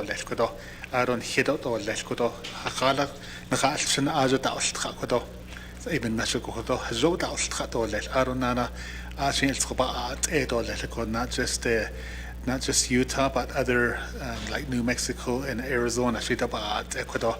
So ide aba hasidol aronana this legislation kodo says and funds kodo e bido e beso e ha nilo le ahot aba ka kwegi. The purpose of this fund are to provide financial support and or financing for the great as you look at the page 2 of 5, line 15, it says number 2, education opportunities for members of the Navajo Nation. So even national kwado e bitchen wheat za hotida aronana kwado na great when we went before Budget and Finance Committee, there was a question by Shamata Delegate Crotty, Kodona Gaidam, A Yan Gaida, page 4 of 5, A Nagaida, paragraph Nagaida, starting from line 6. That paragraph, that should jagi Nagaida, Beso Eshe, Hebich Hodneto, He Gishan, Stoletico, Quaki Bakaki Nagaidam, Office of Navajo Nation Scholarship and Financial Assistant. Asian Kodoib, Beso Ibich Honeto, Letico, Ajisnal, Nestor Letico, but Quagi Kodona Gaidam. This is a kind of like a community development as Tokodo, so even National Kodona Gaidam, Division of Community Development, that's a Kodo Ajisn Dol, Nashot Ada Papan Saha case as Tokodo. And just like I indicated earlier, this legislation is your legislation today. Kodo amendment of Kodo amendment ban Dohash Kodo. So I don't know. I'm going to give it some time to Mr. Christian Olson. Thank you, Honorable Delegate Daniels. My name is Christian Olson. I'm the Senior Associate Vice President for USU Operations in San Juan County and Grand County. Honorable delegates, Madam Chair, staff members, and other members in the chambers today, I want to express my deep gratitude for the opportunity to be here today in the chambers. And I feel especially thrilled that it's on the 100th anniversary of when the establishment of the Navajo Nation Council. So thank you for being here today. This is an important project for Utah State University. It's something that I've personally been working on for 4 years now to help support the students within Monument Valley and the surrounding regions to be able to build a building that will honor the students in that area and the citizens in that area, and be able to provide a place of learning for those who come in. We've worked really hard with the state of Utah. Governor Cox and Lieutenant Governor Henderson have supported this project, and as Honorable Delegate Daniels has mentioned, they have allocated $5 million towards the project. Utah State University, which typically doesn't put money towards building projects, has also kicked in $5 million towards the project as well, as we feel that that's important. A couple of things that we're really excited about the building is in addition to providing an opportunity for students to study and have a very comfortable space, a modern space to be able to live in and learn in, a space that will reflect the culture of the people in Monument Valley. It'll also be a community space and a space for the community to be able to utilize and come in and use. We'll expand our small business development services in Monument Valley to be able to support small businesses and entrepreneurs. Our USU extension, we've received a nice large grant already. We recently received that, Reagan White-Salusi, and I wrote for that grant and received that to help. She's very good at teaching traditional Navajo agricultural practices. She's Navajo herself and does a fantastic job, and so we're going to be able to expand operations in Monument Valley down from the northern end of San Juan County, Utah, down to Monument Valley. We'll provide additional office space for individuals to be able to utilize. We'll expand our nursing lab. We currently don't have a nursing lab, so our nursing students often have to travel up to Blanding for their nursing. This will allow students to be able to complete their nursing in Monument Valley with limited travel other than for their clinicals. We'll also create a welding lab That will be a brand-new program and provide opportunities for high school students and those who've graduated or left high school to be able to get their welding certificates in Monument Valley and be able to expand their education. As Council Delegate Daniels mentioned, San Juan School District is supporting this as well. They've given us a very long, no-cost lease to build on their property in Monument Valley. And we're excited about that because that's going to provide additional enrollments or additional opportunities for our concurrent enrollment students, our high school students, to take college classes in a college building to really demystify college.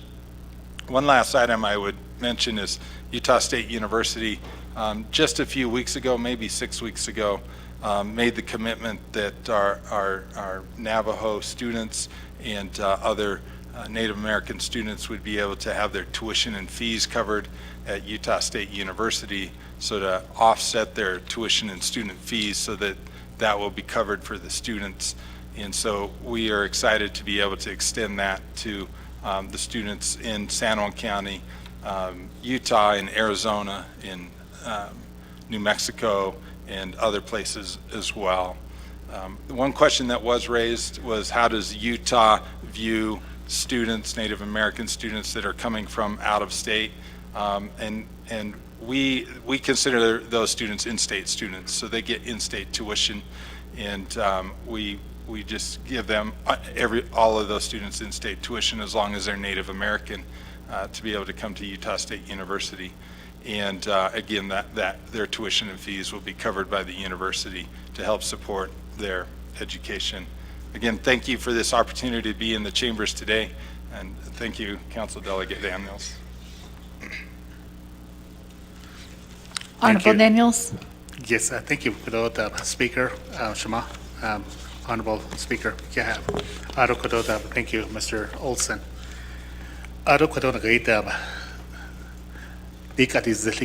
July 11th, and Navajo Utah Commission, they passed a resolution supporting this legislation. Honorable Parish and Honorable Yanito, the Utah chapters, they supported the legislation.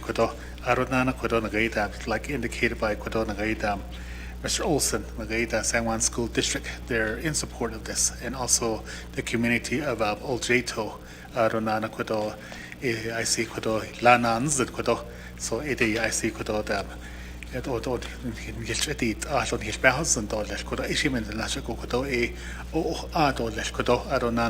see we really need your support today.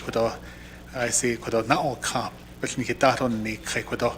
So I think it's about how does she got in the guide should say nightish Khanizon, that she bought delegate Honorable Norman Begay.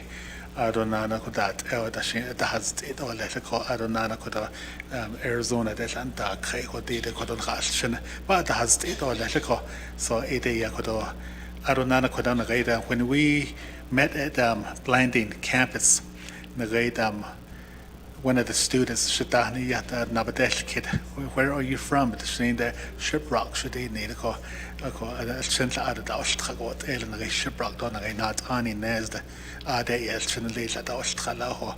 So it is yet out of Hens and on a Hunso, in Hilton Dowsil, net or let go on a Hunso, equal presentation daily on this particular legislation 014623. Madam Speaker. Thank you very much. Back to you.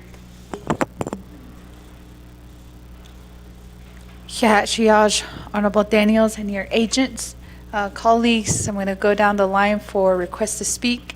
We have Honorable Slater, 5 minutes to the main motion.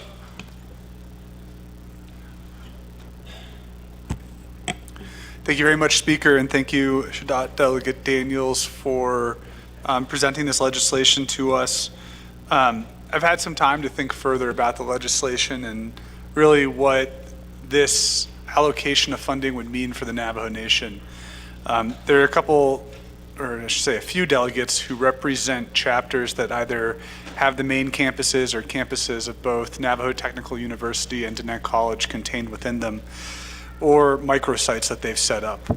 And I think as a matter of principle, the nation should be investing in institutions that are set up by the Navajo Nation to serve Navajo students, and that external institutions have the benefit of external support. Delegate, or one of our colleagues yesterday raised, I think, a really interesting point about how Goulding's was sold for $320. I can't remember which year it was. And it makes me think about how Utah State University has been in existence since 1888, and what the investment has been into the Navajo Nation, into the communities, and into Navajo students. I know that they now have a tuition waiver for Native American students, I think, who have relations to the state, and that includes our Navajo students. But has that tuition waiver reached $2.5 million that we're asking from the CSN Fund, which is a finite funding source? It doesn't have inflows. It does have some interest income, but that's very modest. And there's only, I think, about $140 million left in the CSN Fund. So we have Diné College that has set up microsites in Aneth and in Newcomb, and they did it with no funding from the Navajo Nation. In addition to that, I think for 2 years now, they haven't received their $4.7 million set aside that they are, by Navajo Nation law, supposed to receive. And that's a failure of the Navajo Nation government. So, as a matter of principle, we think about this. We're now setting precedent that NAU, UNM, ASU, U of A, they are all going to feel entitled to at least $2.5 million from the Navajo Nation government. University of Utah, San Juan College, Coconino Community College, they have all made attempts to seek funding in one way or another from our limited funding sources. And I think that as land grant institutions, we need to look at where that land came from. That's native land. It's important to recognize that they're taking steps to, I think, I don't know if you can say rectify, but address historical wrongs. But as a matter of principle, I believe that the Navajo Nation should invest its resources into its institutions, ones that we control and have designed and are under Navajo control for the benefit of our Navajo people. So we have 10 students who attend this, and that's $250,000 per student. There isn't in-person instruction. I know there's plans to expand the resources and the offerings there, and that's all well and good. But right now, I have to think about what would $2.5 million do in Crown Point, in Chinle, in Saley for the 1,600 odd so Diné College students who are enrolled. And I don't know exactly how many are enrolled at NTU. If you take that 4.7 million and divide it by the 1,600 students, it's about $2,800 per student instead of $250,000 per student. Those are the things that I'm thinking about. And I respect that the institution and that the state of Utah are ponying up dollars to support this, much greater than the $2.5 million that's being sought from the Navajo Nation. But I still think that there is a legacy where these external institutions need to provide the community development and the education that they are saying that they're going to offer. So with that said, I would like to motion to table this legislation until the fall session so that we can have a work session on the equitable distribution of CSN funds for the education purposes outlined within the CSN fund. And I guess I'll run out my clock.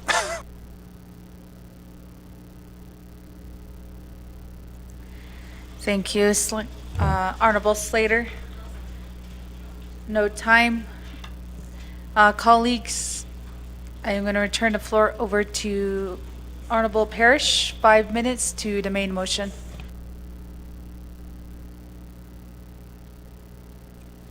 Yeah, thank you, Speaker Curley, and good afternoon to my colleagues on the 25th Navajo Nation Council.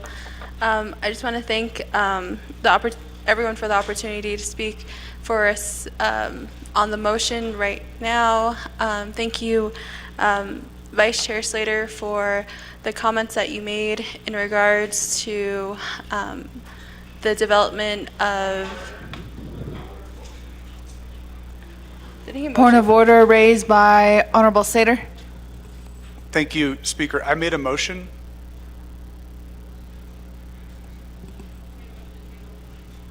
I didn't catch it. For which one? Oh.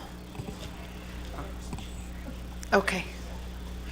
Sorry, Honorable Slater. I did overlook that for motioning. Colleagues, I'm going to go back to honor that motion that was on the floor. Jalissa, could you help us put that on the board?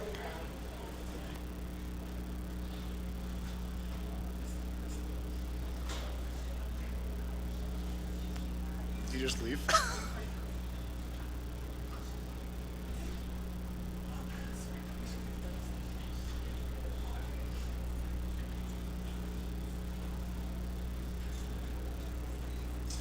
Are you going to leave again? Otto? Are you leaving again? When you walked out on the, what was it, when there was the snowstorm in Jeanette College and they needed your vote?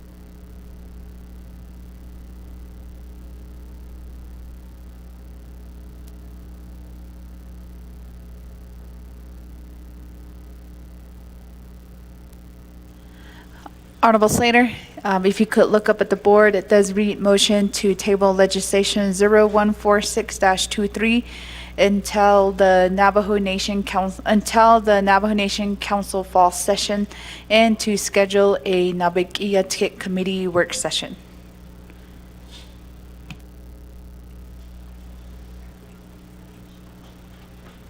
Thank you. Do I need to clarify the purpose of the work session? Because I did say on the equitable allocation of CSN funds for education purposes as outlined in the CSN statute.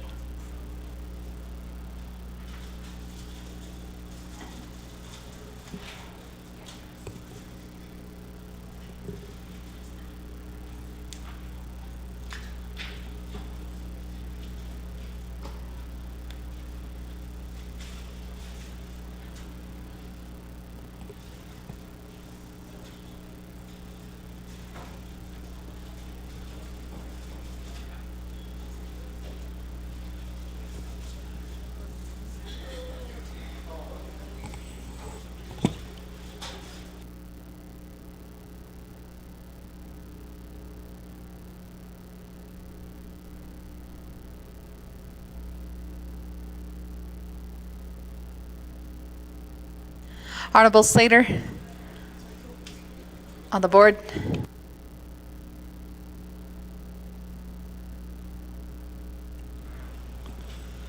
I didn't say to obtain more information, but is there a commitment that what I said will be honored as a part of the work If you session? could say it slower for Jalissa here so she can type it.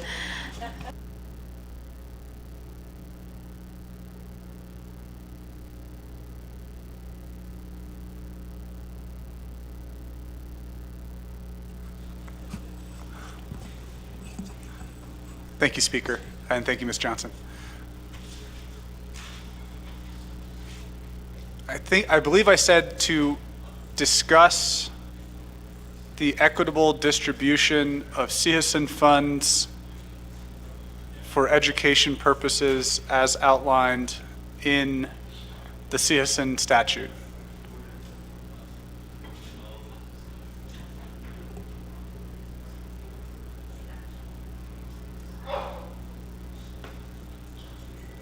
For education purposes as outlined in the CHSN statute.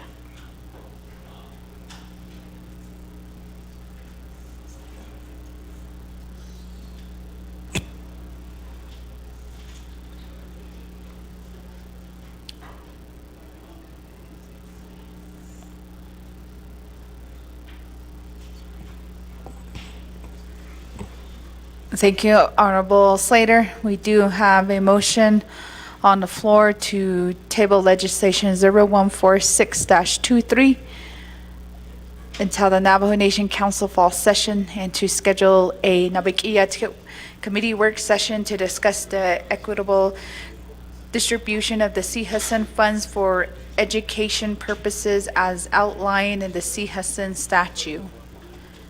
Colleagues, is there a second? Second by Honorable Norman Begay.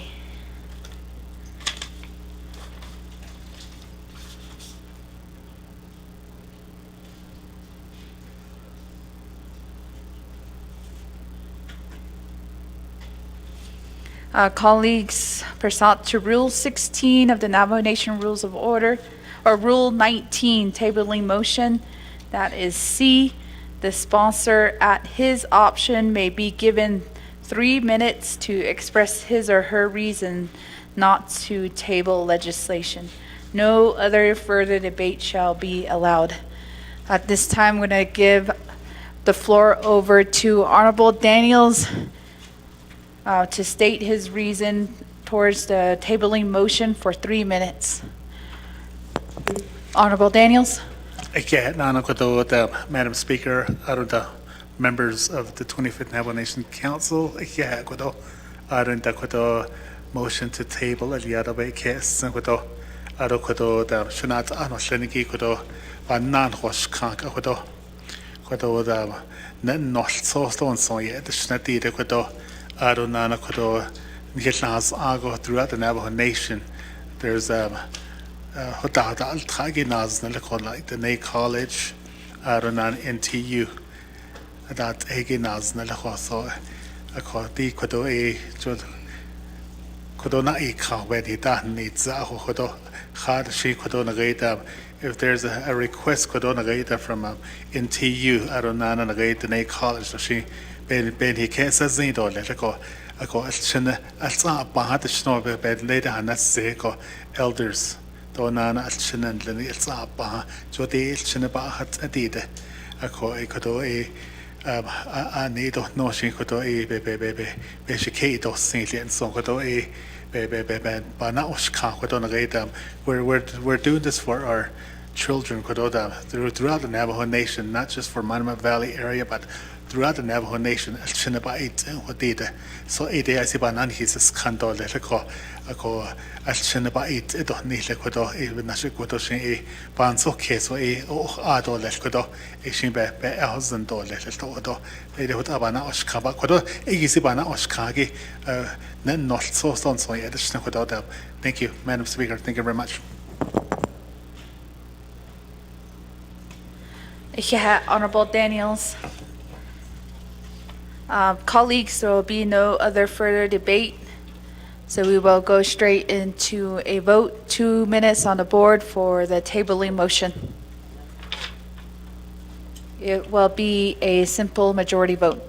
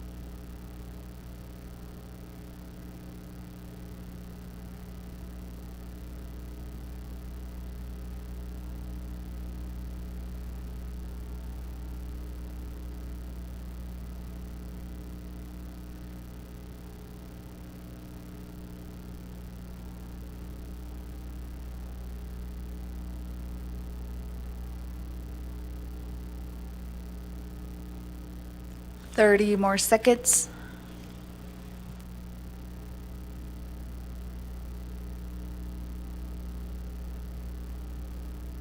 Colleagues, for the record, we do have one excused absent for the rest of the evening, Honorable Ottoso.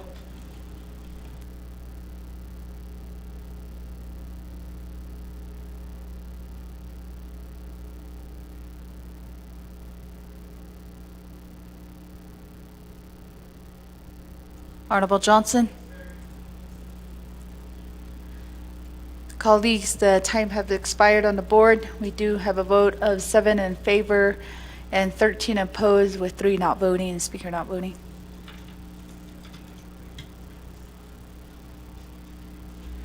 Tabling motion fails. Colleagues, we are back on the main motion. For the record, Honorable Parrish does still have her 5 minutes.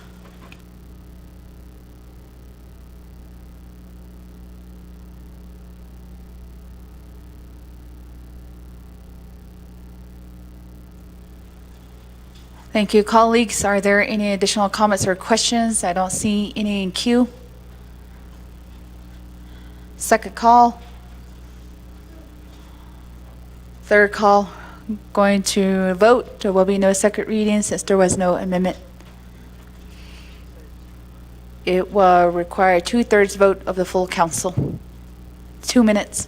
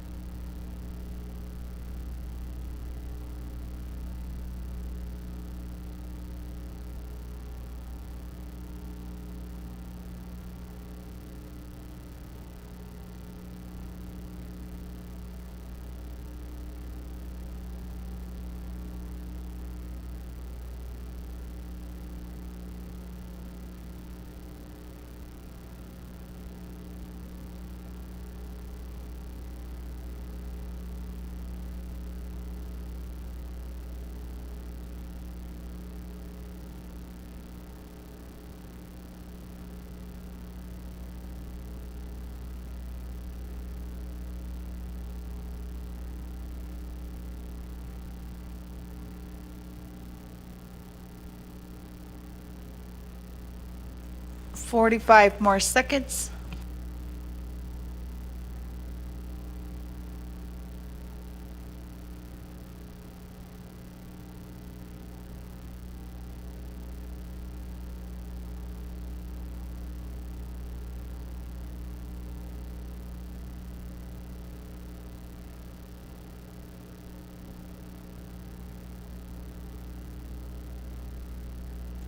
$20 more seconds on the board.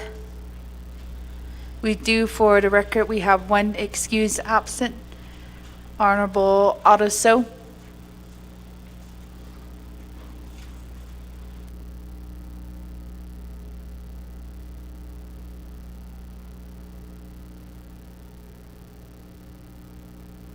Colleagues, time did expire on the board. We have a vote of 15 in favor with 6 opposed and 2 not voting. The main motion fails.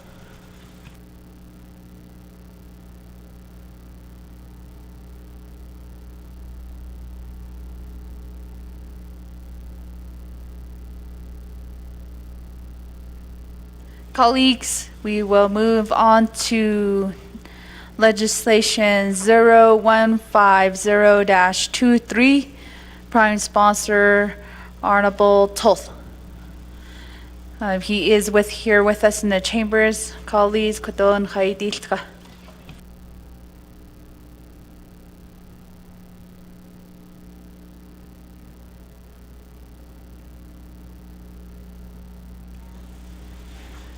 Legislation 0150-23, an action relating to the Nabagiatit Committee and Navajo Nation Council, approving the Navajo Nation Fiscal Recovery Fund Delegate Region Project Plan for Honorable George H. Toth's Delegate Region. Chapters include Little Water, Pueblo Pintado, Torreon, Whitehorse Lake, Baca Pruitt, Casimira Lake, Ojo Encino, and Counselor. This legislation is sponsored by Honorable George H. Toth, co-sponsored by Honorable Seth Damon. This legislation requires a 2/3 vote from the council. This legislation has been read into the record by electronic voice recording per Navajo Nation Council Rules of Order Number 9. Madam Speaker.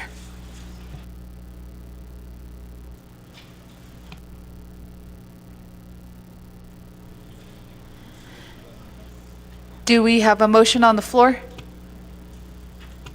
Motion by Honorable Vince James. Second. Honorable Norman Begay.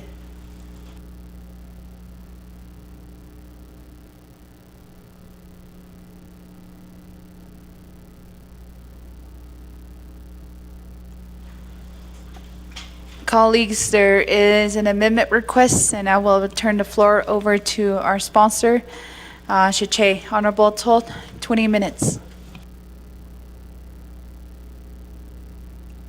Thank you, Madam Chair. Adonat Ani Nathini 25th Council Delegate, Ani Glenegate visitors. Didi the Nashohanas 150 my legislation due to the project came in at the last minute, so I'm just requesting to have this included. I gave a copy to my amendment. Aaron Banan Hoshkan. Isha approved of Lil. Ede Holson Hijahasito Lil. Thank you. Shiche, Honorable Toth. Ado Kodo amendment. Colleagues, there is a request on the floor for a sponsor for an amendment. Honorable Simpson.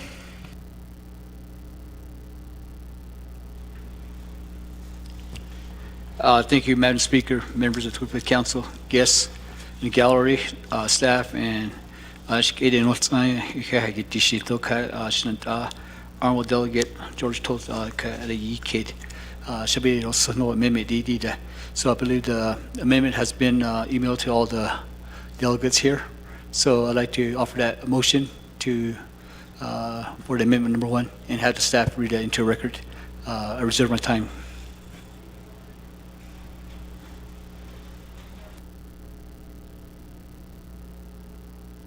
Reserve time of 4:34.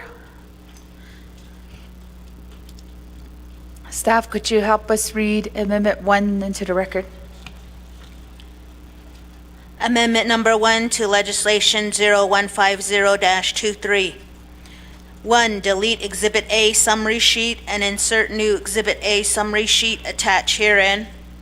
2, add DOJ eligibility review and Appendix A for the following projects: Pueblo Pintado chapter purchase of Gooseneck Trailer Project, and 2, Baca Pruitt chapter home renovations plywood siding project, each attached herein to the end of Exhibit A.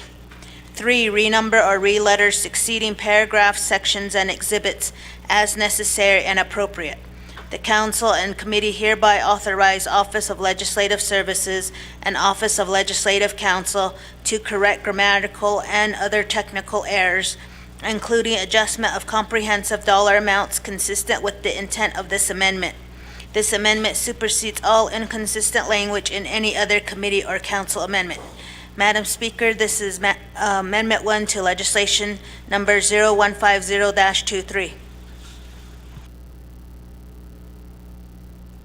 Thank you, staff, for reading amendment number 1 into the record. We have a second by Honorable Ricky Ness.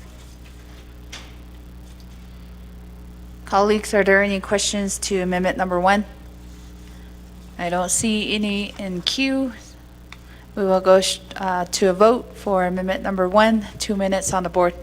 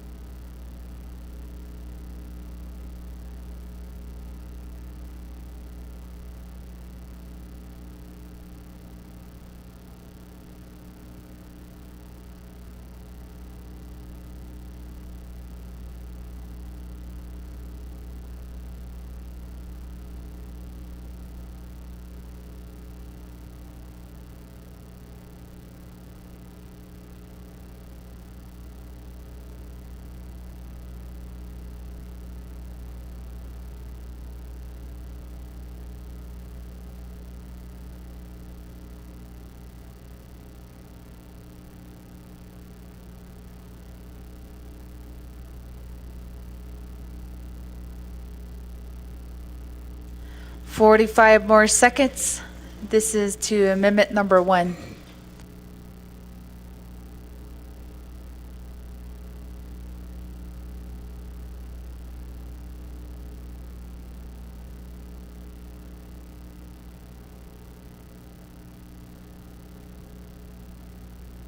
Honorable Vince James votes green. Honorable Johnson?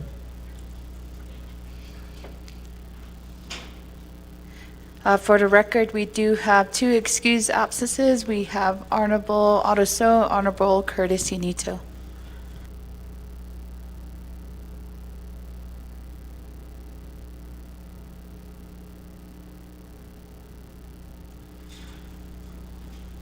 Timer has closed. Colleagues, we do have a vote of 20 in favor, 0 opposed, with speaker not voting.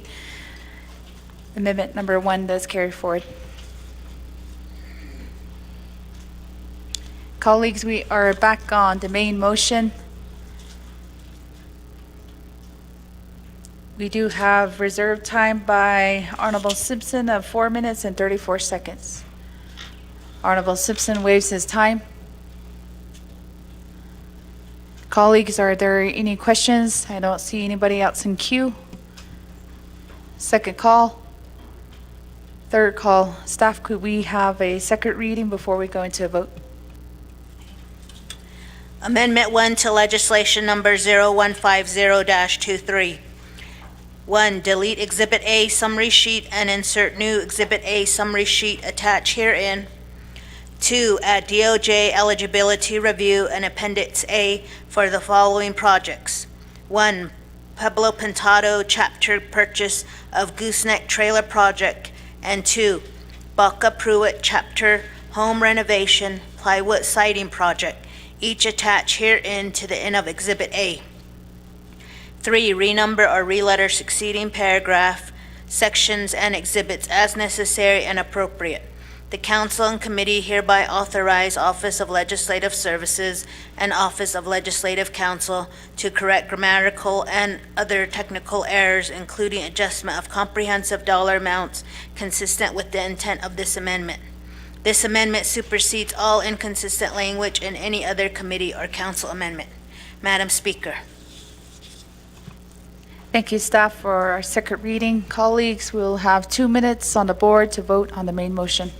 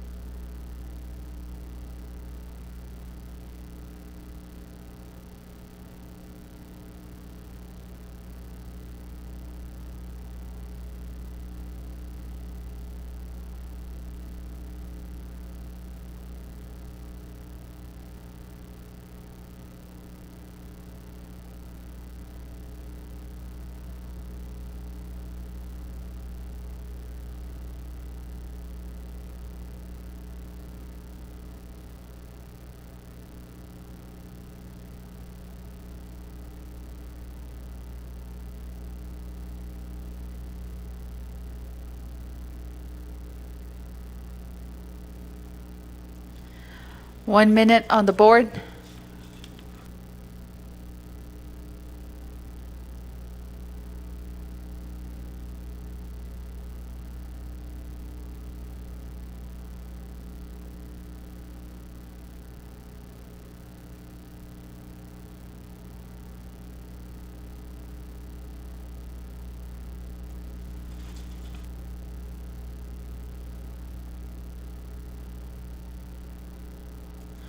Thirty more seconds. For the record, we do have 2 excused, Honorable Otaso and Honorable Curtis Unito. 15 more seconds. Honorable Johnson.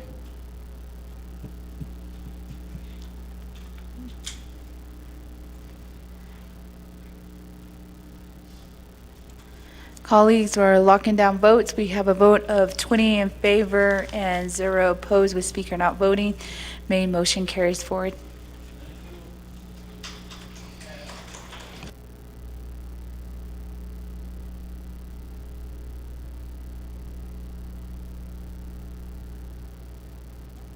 Colleagues, we are down to legislation 0044-23. Primary sponsor, Honorable Eugenia Charles Newton. Chair Eugenia Charles Newton is here with us within the chamber. Staff, could you help us read the legislation to the record? Legislation 0044-23, an action relating to resource and development, Navajo committees, and the Navajo Nation Council. Adopting the latest international building codes, ICC's 2021 International Building Code as applicable to commercial and government buildings constructed by the Navajo Nation government and its entities and political subdivisions. This legislation is sponsored by Honorable Eugenia Charles Newton. This legislation has been read into the record by electronic voice recording per Navajo Nation Council Rules of Order Number 9. Madam Speaker. Thank you, staff, for reading our legislation to the record. Honorable colleagues, we have a motion by Honorable Toth, second by Honorable Shandine Parrish.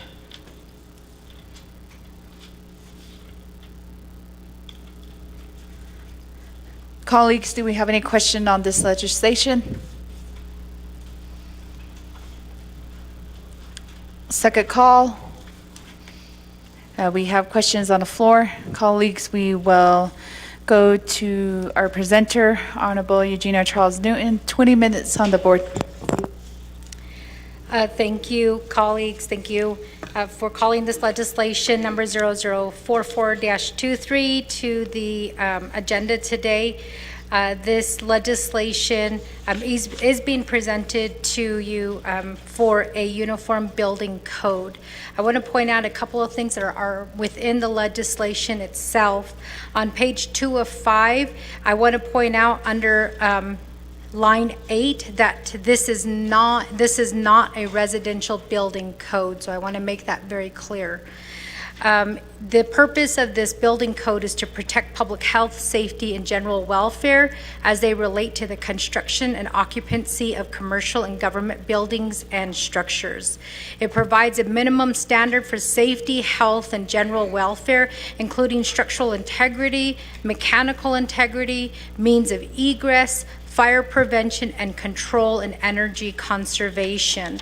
I do want to point out that there have recently been 2 buildings that have collapsed off the Navajo Nation, but they have collapsed, and a lot of it goes back to the flawed, faulty designs as well as the construction. The most recent was in Iowa on May 28th, 2023. It was a partial building collapse. A lawsuit has been filed because they're blaming the constructor or the contractors for neglecting residents' safety. In addition to that, on June 24, 2021, there was another building collapse that happened in Florida. And again, that building, they did say it was a faulty design and construction. So the purpose of this uniform commercial code is to provide a minimum standard for our buildings here on the Navajo Nation. We currently do not have a Navajo Nation building code.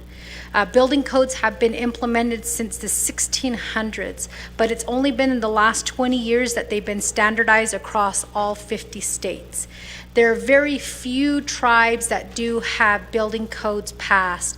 If you look at the Indian Affairs website, Building Legal Infrastructure, they do talk about how because there are very few building codes that are accepted by tribes or passed through resolutions as laws, that the Indian Affairs does have to help assist with making sure that buildings are up to par. NTUA did adopt an electrical code, so it's not like this is a brand new concept. There's also been other resolutions that have been passed from council accepting various types of codes, whether it's for housing codes, dwelling housing, construction codes, or various types of codes, and those are all found within the legislation.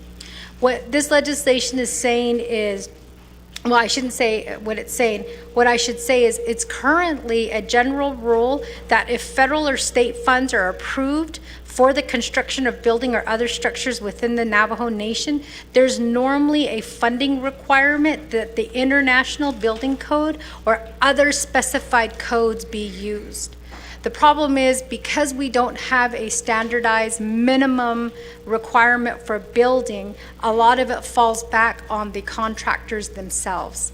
Some of them abide by the state of New Mexico code, some of them abide by the Arizona code, but because we have various types of buildings here on the Navajo Nation within 3 different states, there's a good possibility that we are looking at 3 different types of codes. Plus, if the federal government does have funding attached to that building, they do use the international building codes as a minimum standard for building buildings. The code doesn't interfere with construction of housing. I know that question has come up. Again, that's why that was one of the very first things that I noted, is that this does not apply to housing code. It only applies to commercial buildings and not residential buildings. The other thing I want to make clear is that this legislation, if the body of council agrees to adopt the code, it comes into effect 180 days after the Navajo Nation Council and the signature of the president is put on this legislation. So I want to make that clear. Again, it's not a residential building code, and it also comes into effect 180 days after it's passed by council and signed by the president. I do have my agent here with me, Mr. Tooley. I'm going to go ahead and turn the floor over to him at this time. Mr. Tooley?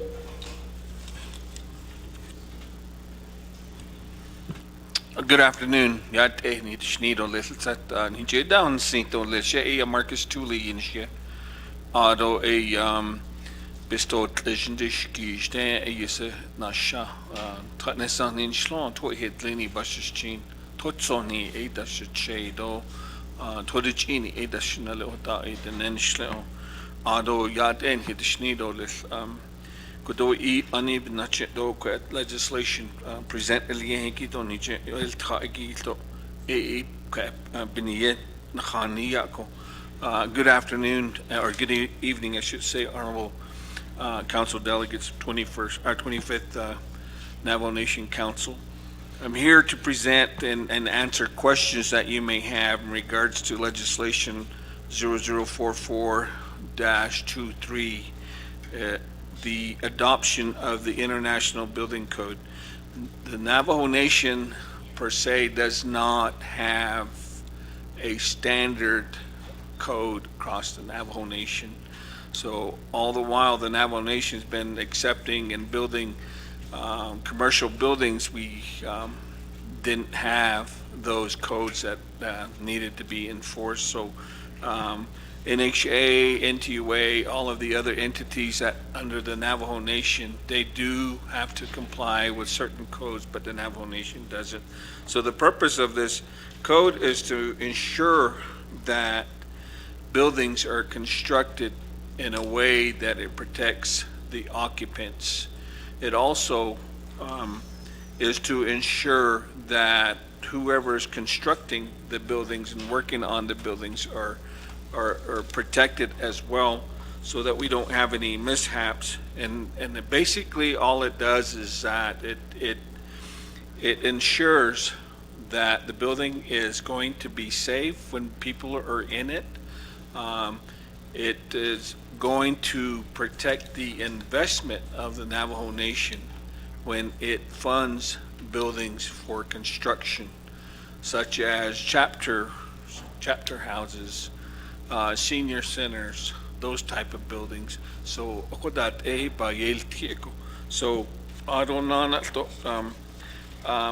the forethought to this is that since we don't have a standard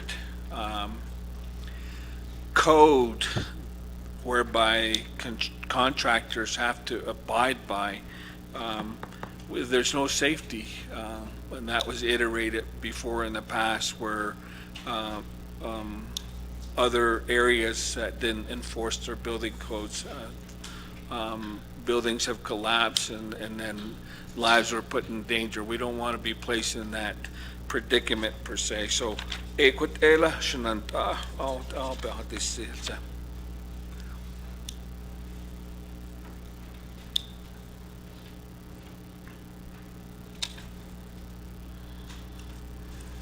Thank you, Mr. Tooley. Part of this legislation also, so Delegate Eugene So and I, during the 24th Navajo Nation Council, we worked together to help address some of the ADA concerns that are currently not in place on the Navajo Nation. So we developed a plan to say, okay, we need to look at, how many of our buildings are not complying with ADA, because we have many disabled Navajos living on the Navajo Nation. During that time, we decided to kind of split up the efforts. Delegate Eugene sponsored a legislation to get, I believe it was 13 million to help address the ADA issues on the Navajo Nation, and I co-sponsored that legislation. So the second step now is to adopt a minimum standard that would allow businesses, or not businesses, that would allow the building of commercial buildings, to be in compliance, and in some cases with the ADA laws. We go to chapter meetings and we still see the round doorknobs. We also see that it's not wide enough for wheelchairs. In some cases, some of our chapter houses don't have restroom facilities that help to assist people who have disabilities. So this is part of that, and we're hoping to really help assist the disabled community by adopting this minimum standard for the Uniform Commercial Code. Now, I keep keep emphasizing the minimum standard part of it, because when people are building buildings, or when they're building these commercial buildings, they can choose to have a higher standard.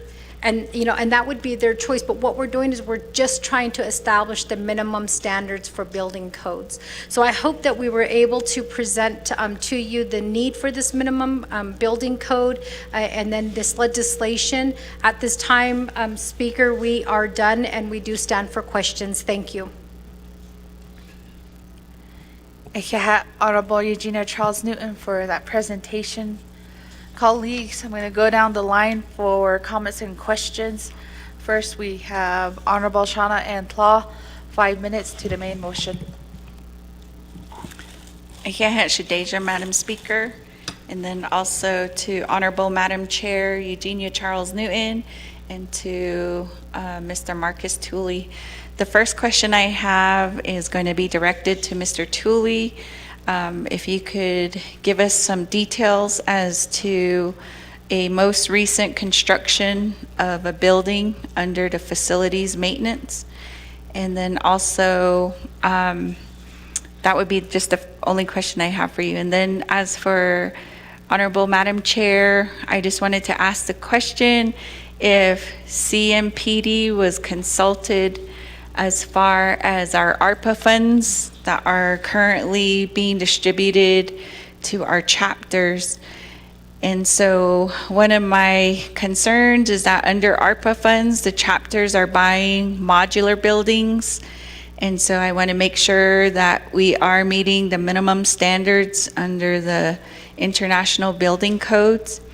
Other things that I have heard from my own constituents in Chin-Lee is that for the chapters, they are using the summer youth employment students as well as the temporary employment to construct bathroom additions. And so I've had a family ask me to come out and to take photos because those additions are not constructed to code, to where there's actually a gap in between the addition and the home, and that rodents are getting through. And so those are some of the concerns. And since I did read the legislation here, I'm wondering if we could get legal counsel to see if within this legislation it does state in here that the codes will apply with the government funding. So is ARPA going to be included? Because when we're talking about the health, safety, and welfare of the Navajo people, I think that everyone should feel like they are getting quality and certified services for their home, because families don't have money to make corrections. And I think that if we're going to hold people accountable for construction, that should include residential homes during this ARPA, when it's being used for ARPA funding. So those are my questions. So again, Mr. Tooley, Madam Chair Charles Newton, and then I guess the final question would be, Madam Chair, if the legislation does pass, are you open to working with the RDC as well as getting a work session to see if we can get more information from CPMD to see if we can maybe clarify some of the questions regarding our ARPA funding? So with that, I'll reserve the rest of my time.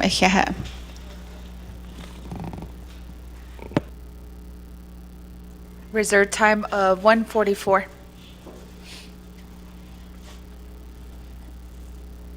We will go next with Honorable Carl Slater, 5 minutes to the main motion. I have the same question on the ARPA allocation, so I'll reserve my time.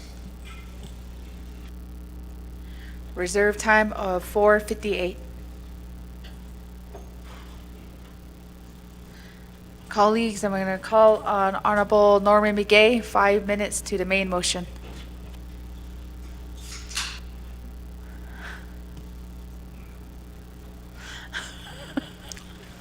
Because there's coagulation. Thank you, Speaker. Some of the questions I got, about three of them, probably, this would, if we pass this legislation, would it, like this new building that went up over the hill, yeah, that new building, what is it called? Region building or whatever it is by the hotel. That would be inspected by, are we going to have inspectors that are going to inspect these contractors? Auto, like new chapter houses that are going to be built on the reservation. If we go with a standard, the ground testing law out in there, soil tests, is that going to be included in this plan? And then another thing too is that the schooling, BIA school, who's going to inspect those, oversee them, if we're going to have that, maybe amend this legislation to include that with the school, the hospitals that are, you know, I know that in Elmo there's going to be a clinic going up too, so so I'll go ahead and reserve my time. Thank you.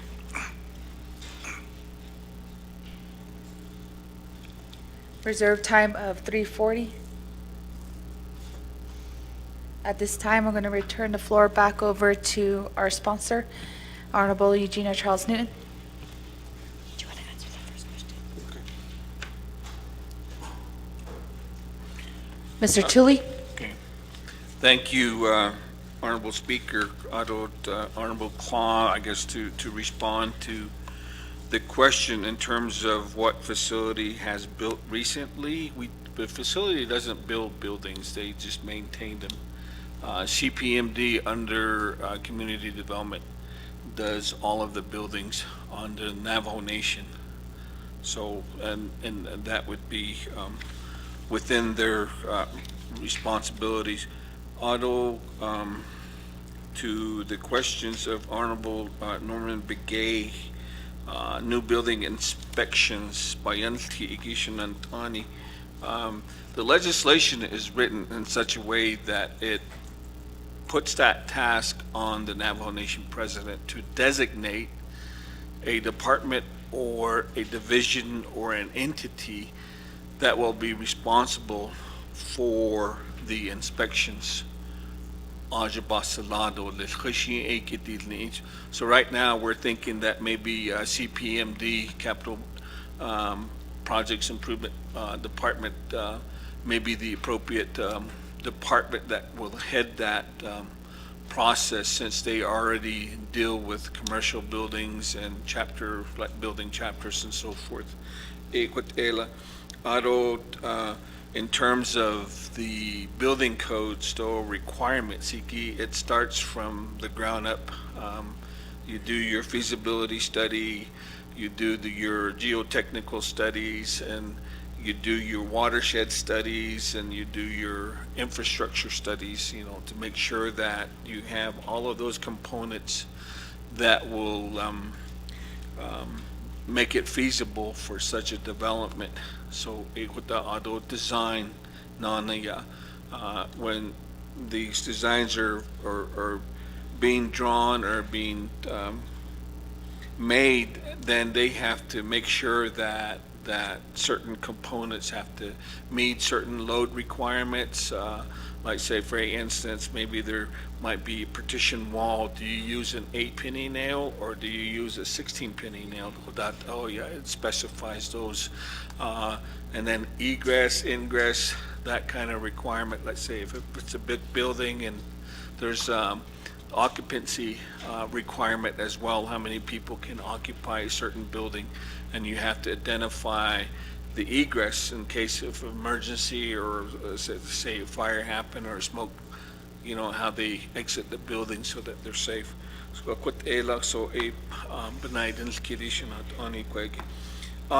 BIA under the federal government as well as the IHS, they are mandated by their funding agencies to ensure that they have an inspector, and then those inspectors have to present and provide documentation of certain inspections that are being conducted. They're divided into different phases, yeah. From the ground up, they do concrete testing to make sure that that concrete that's poured meet a certain PSI, the strength of the concrete. So in so many days, and it starts from there, the rebars, all of that have to meet certain requirement as well. So this on the so they have to provide that information, and they hire their own, and it's part of the contract as well, and the funding that they issue. So NHA do under HUD. I used to work for NHA, and I built, I don't know, manage a lot of constructions. I used to be the construction manager for NHA. What happened was that under your allocation, 20% of that set aside, and what we used, that 20% was toward building inspectors. So they would go out and then do the inspection, as well as the architectural firms that were designing. They would come out and also provide their inspection reports as well. So at the end, we would then use those inspection reports to issue occupancy certificates to the homes with them. So. Thank you for that, Mr. Tooley. And just so you know, within the legislation on page 4 of 5, if you look at line 18, it does state that as a current general rule, if federal or state funds are approved for the construction of building or other structures within the Navajo Nation, there is normally a funding requirement that international building codes or other specified codes will be used. So if there are state funding or federal fundings that even if they're matching funds, the contractors are still required to either use the International Building Code or they use the code that is adopted by their state. So there is technically a code that is used, but when we're talking about Navajo Nation buildings that are built by Navajo Nation, there is no code. So that's what we're trying to do, is we're trying to adopt this minimum standard to say, you know, from this point forward, if the state of New Mexico or the state of Arizona or the state of Utah gives us money to construct a commercial building, that, you know, the Arizona code is not going to be used, the New Mexico code is not going to be used, the Utah code is not going to be used, that Navajo, as a sovereign nation, we have accepted a minimum building code. And that's what we're trying to say, that at a minimum, this is what we're accepting. So I just want to make that clarification in terms of, you know, when we're talking about federal and state funding, IHS, BIA, using the HASDA funds, they have already got their requirements in there. In terms of the question regarding whether ARPA, can we, well, I guess it was just a question of like the ARPA money, the dollars, because it's federal funds, they're going to still require a minimum code. However, in terms of Delegate Shauna Claw's question, the restroom, the bathroom additions, because those are considered to be residential, this wouldn't apply to it, this minimum code. Now, that doesn't mean that the federal government is going to require a different set of codes for residential, you know, purposes, but usually my understanding is they leave that up to the tribes to do that. And so I think that's why we see a lot of kind of like backdoor, you know, building, I don't know, how would you say it, like kind of, they're cutting corners. And I think I've been hearing the same thing as well. There's a lot of cutting of corners that's happening. But just to be clear, colleagues, this legislation would only apply to commercial buildings. But I'm going to go ahead. I know there was 2 questions in there, Delegate Claw. You did ask, you know, if you can get legal counsel to determine if this law applies to ARPA dollars. I'll leave that to to Dana to provide us information. So I'll turn the floor over, Speaker, if you don't mind, I'll turn the floor over to Dana to answer that question, because I believe that was Delegate Slater's question as well. Thank you, Honorable Eugenia Charles Newton. At this time, I'm going to give the floor over to Ms. Barbara, our legal counsel. Thank you for the question. I'm also going to answer, while I have the mic, another question from Delegate Begay. But the first question is, will this code apply to the ARPA or the FRF funding?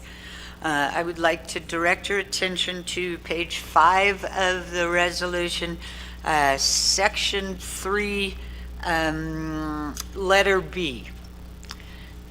The adopted code will not apply to those construction projects that are state or federal funded, and there is a requirement that other international building codes or other specified codes will be used. So we did exclude out or accept out state and federal funding, and as we know, ARPA and FRF funding, our federal funding. So if the funding specifies a certain code be followed, that code will be followed. If it doesn't specify, then this code will be followed. And as far as ARPA goes, I have to defer to DOJ on that. At the top of my mind, I do not recall if ARPA or FRF requires a specific building code. But even if it does, right now it's excluded. We will follow whatever the funding source requires. And as far as the question about whether this code applies to buildings that have already been constructed, the answer is no. If you look on page 5 under section 5, it's stated as effective date, and it reads that the adoption of the International Building Code and the directive to the President of the Navajo Nation shall become effective in accordance with 2 NC 21B 180 days after adoption by the Navajo Nation Council and signature of the President of the Navajo Nation or Navajo Nation Council override of a presidential veto. So, in short, this legislation will not go into effect for 180 days after it is signed by the President. That will allow all pending contracts, all pending RFPs, getting the President's, giving President time to designate the division. All of that will go into effect in 180 days. I think that answers everyone's questions. If I forgot one, please let me go. No, and also please let me go. But truly, back to you, Speaker. Thank you. Oh, yes. I don't know if DOJ knows, but.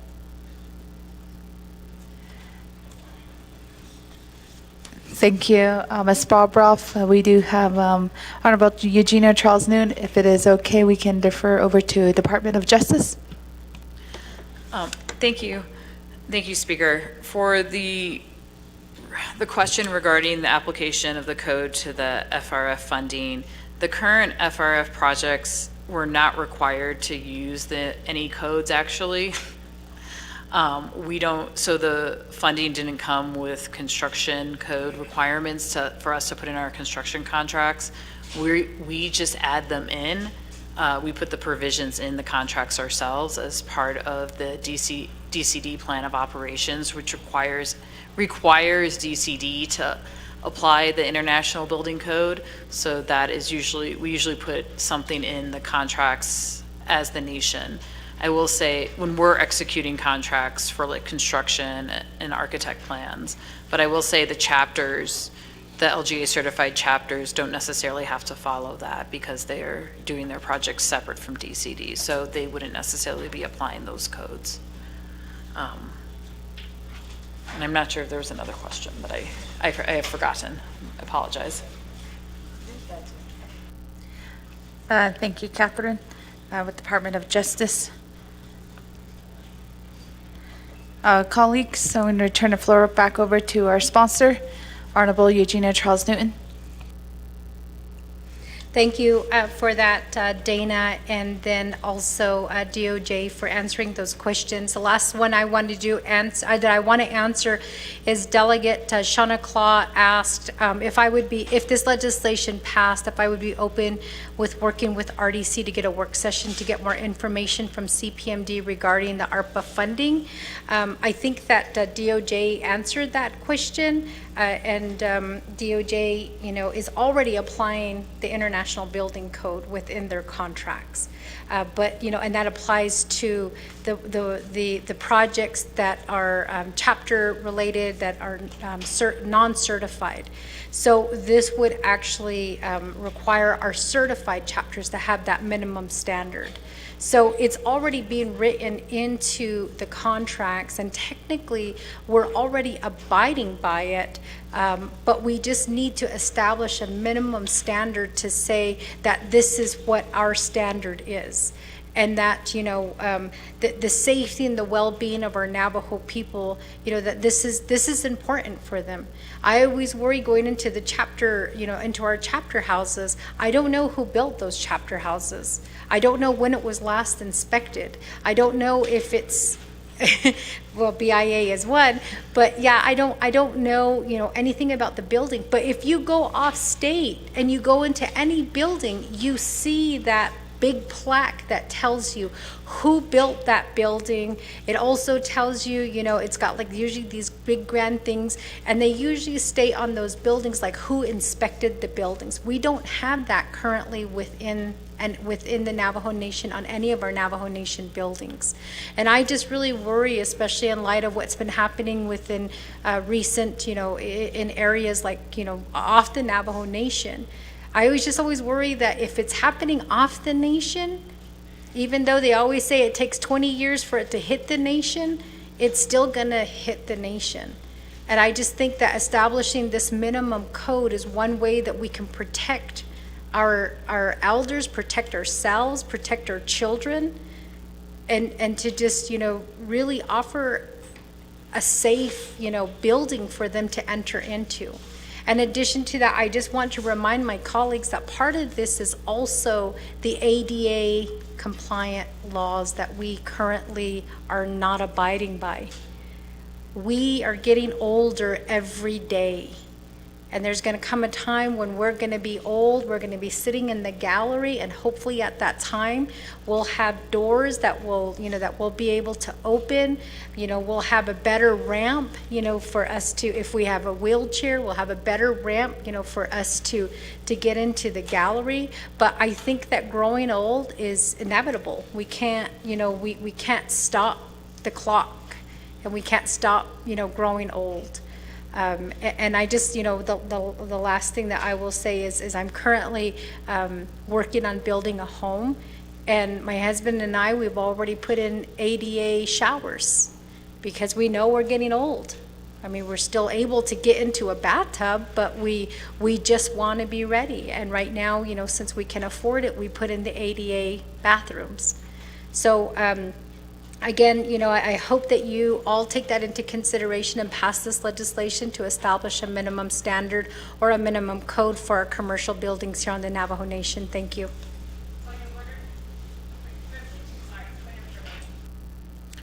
Point of privilege raised by Honorable Shauna Ann Claw.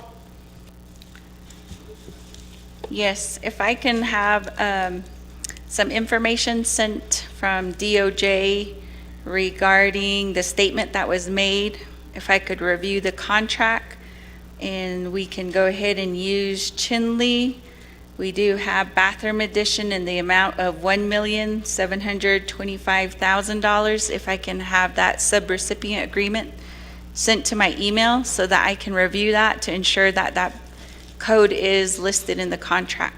Thank you.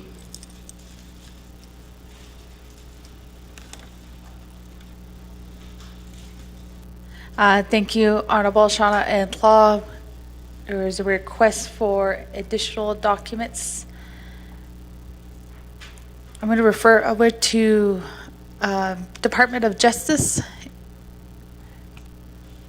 Oh, Delegate Claw, sorry, can I just ask a question? Are you asking for the subrecipient agreement that Chinle received for the emergency funds? Is that correct? No, this is regarding the ARPA funds.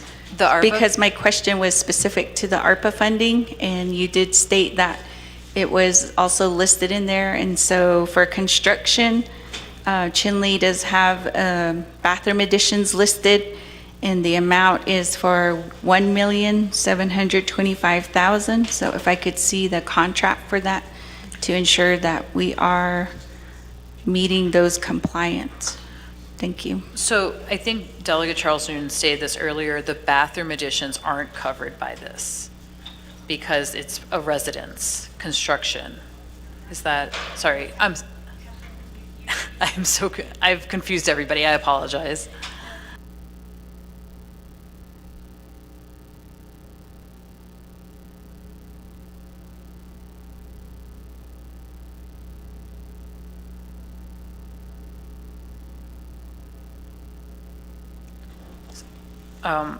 Okay, so I guess two things. For the Chinle chapter, they're getting a subrecipient agreement, and they're going to be responsible for including the language in the contracts they do with their vendors, because they're getting all the money to contract out directly with the vendors. So the Navajo Nation has not entered into any contracts for the bathroom additions for Chinle's FRF money. We have entered into a contract with NECA for the bathroom additions that were included in 2922. But that contract also does not have language regarding the International Building Code because the bathroom additions are considered private resident construction, and they don't fall under the IBC code, if that makes sense. So neither the subrecipient agreement for Chinle nor the NECA contract will have that language in it, but I'm happy to send you both.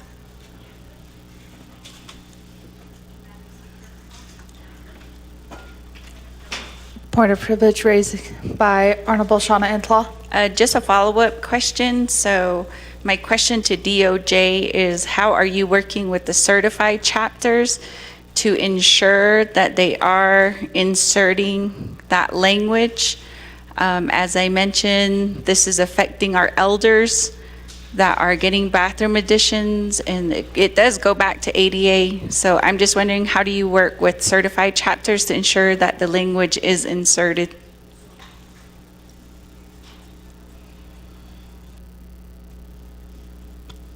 Thank you, Honorable Shauna Entlaw. Department of Justice, if you can just make that clarification, and then we can turn back to our sponsor. Thank you, Delegate Claw.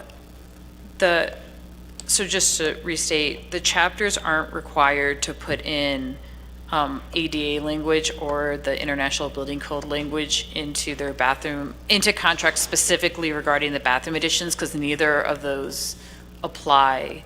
The ADA doesn't apply on Navajo Nation in general. And then specifically for bathroom additions, because it's on private residence, the rules that DCD is required to follow wouldn't apply, because DCD rules only apply to government structures. So the bathroom additions fall into this kind of gray area where they're not specifically governed by the laws that DCD would typically follow. And because it's a chapter project, the chapter isn't necessarily required to put in this language either, because it's not required by the funder, by the feds who are providing the funding for these projects. And there isn't a general law like the one Delegate Charles Noonan is proposing that covers chapters for these projects either.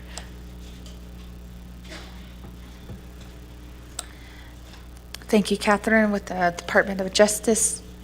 Colleagues, I'm going to return back the floor back to our sponsor, Honorable Eugenia Charles Newton. Thank you, Speaker, and thank you, Ms. Belzowski, for answering the questions. I know it's like really complicated in some sense because it doesn't apply to residential. It only applies to commercial. And then when we're talking about government, funding, whether it's through the state or the federal, the International Building Code is usually used, but then because on the Navajo Nation, we have certified versus non-certified, then we have the types of different buildings that are coming about. It does become really complicated, but this is to just establish a minimum code or a minimum threshold for our building of commercial buildings. And then to answer your question, Delegate Claw, yes, I would be, I don't think that I would be a part of that working group with RDC. I think that, if RDC, if this legislation passes, it would then, RDC, you guys would be able to call a meeting and say, okay, it passed. Now, what is the next step? Right now, this is just to just get that minimum standard passed. And there's, I know that there's going to be questions. I see our Chair Parrish, who's always very on top of the funding and the spending. So this doesn't really talk about that at this point, because one of the other things that we're doing is we're taking an inventory of all Navajo Nation buildings to see how many Navajo Nation buildings we own. BIA was here earlier this week. BIA reported to us, about some of the buildings, the dilapidated buildings that they own that's still on their inventory, that's still here on the Navajo Nation. So I just want to make that clear that, we're doing, in addition to this legislation, we're doing an inventory of all the buildings. Then we have to address that part of it. And then as part of as the ADA laws, that's one of the things that Delegate Eugene So and I were trying to address during the 24th, and I've picked up the torch for the 25th. But it's that question, how do we address the ADA laws? And that was one of the reasons why when President Nygren was giving his State of the Nation address, I asked that question. When can we sit down to talk about the ADA laws, and then the 14 million that was given to, or 13 million that was given to try to address, the disability concerns. So just that is coming about, so just an FYI. Thank you, Speaker. Thank you, Honorable Eugenia Charles Newton, for your responses. Colleagues, I'm going to go back to the floor. We do have Honorable Shondine Parrish to the main motion, 5 minutes. Yeah, thank you, Speaker Curley, and good evening to my colleagues on the 25th Navajo Nation Council. Thank you, Chair Eugenia Charles Newton, for offering this legislation before the council. I just have two technical questions. I was reading through the legislation, and I just wanted to know, because this is a building code, and I understand that it's for the minimum, we just want to have a basic building code for all of our governmental buildings, which helps with when we're talking about our assets across the Navajo Nation. I understand the need for this, but I was wondering in the legislation if there is a requirement for an update. Is this legislation, is there somewhere in the legislation that might require an annual update, or how often do you think that the building codes should be, the minimum building code should be updated? That's my first question. My second question is there a responsible party who would be a part of that conversation, or that you feel it would be important to designate that responsibility to? Those are my only two questions at this time, Speaker. I reserve my time.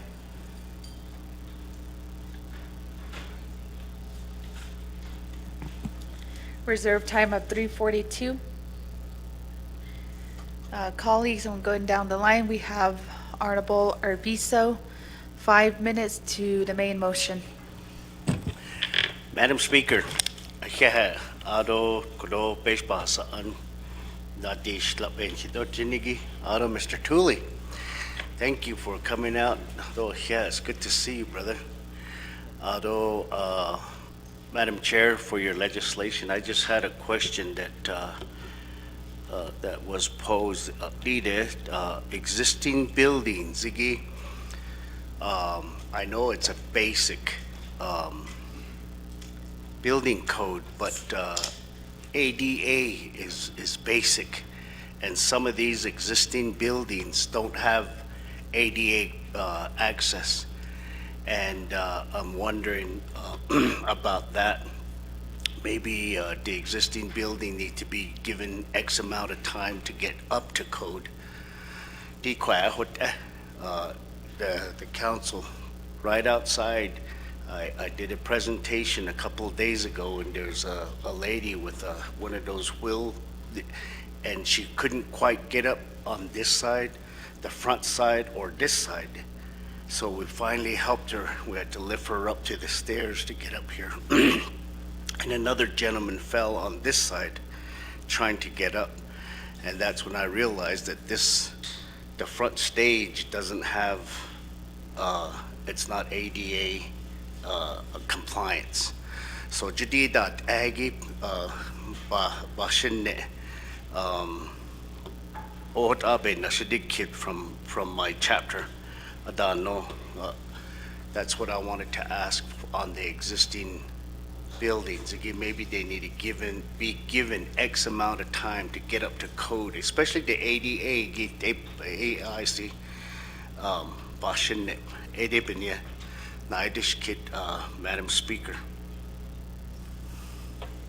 I reserve my time. Okay, somebody. Reserve time of 3 minutes. Colleagues, I'm going to give our sponsor back some time. Honorable Eugenia Charles Newton, since there's no one else in queue.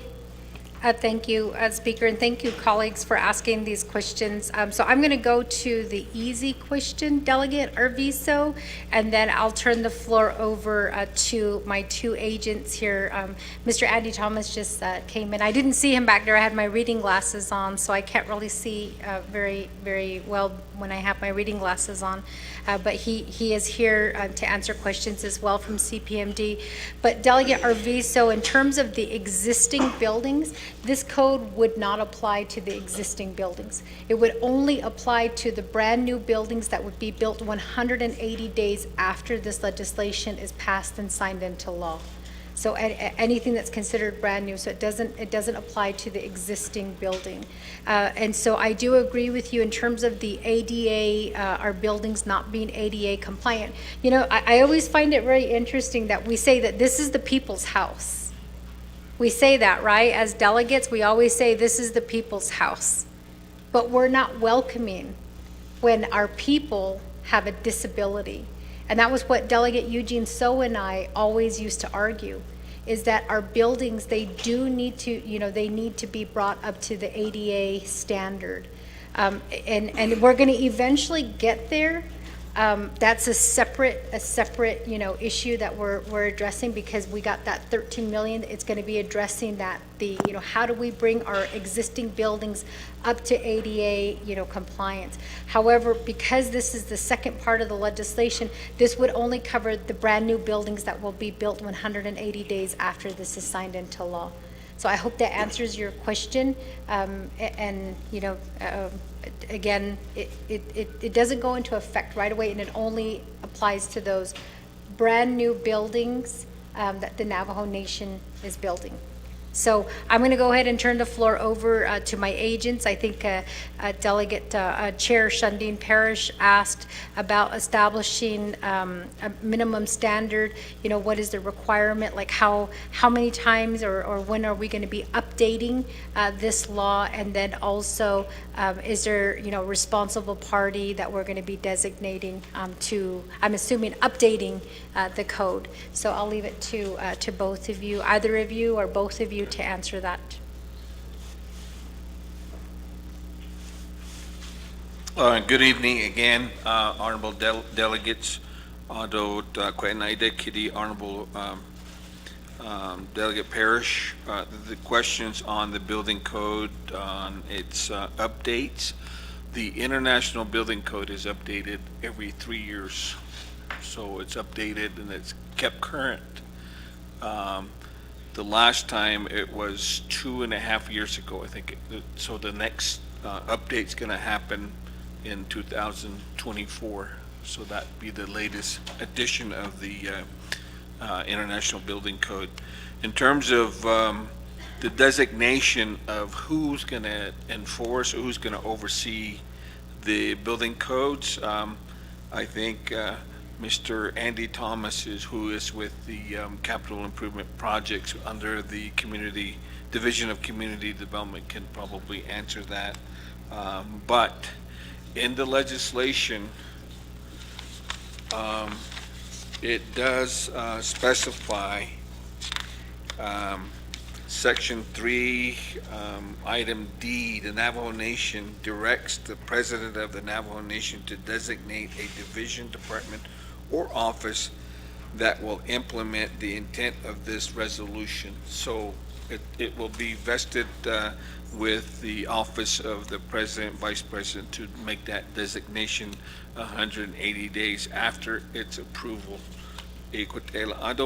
Just to add to Honorable Charles Newton's response on the ADA to Delegate Steve Arvizo, we during the last council, they asked for funding and approved funding for ADA, and that's to bring the buildings up to ADA standards. And that's what we're doing right now. We have 2 contracts that are in the process to start and begin addressing those.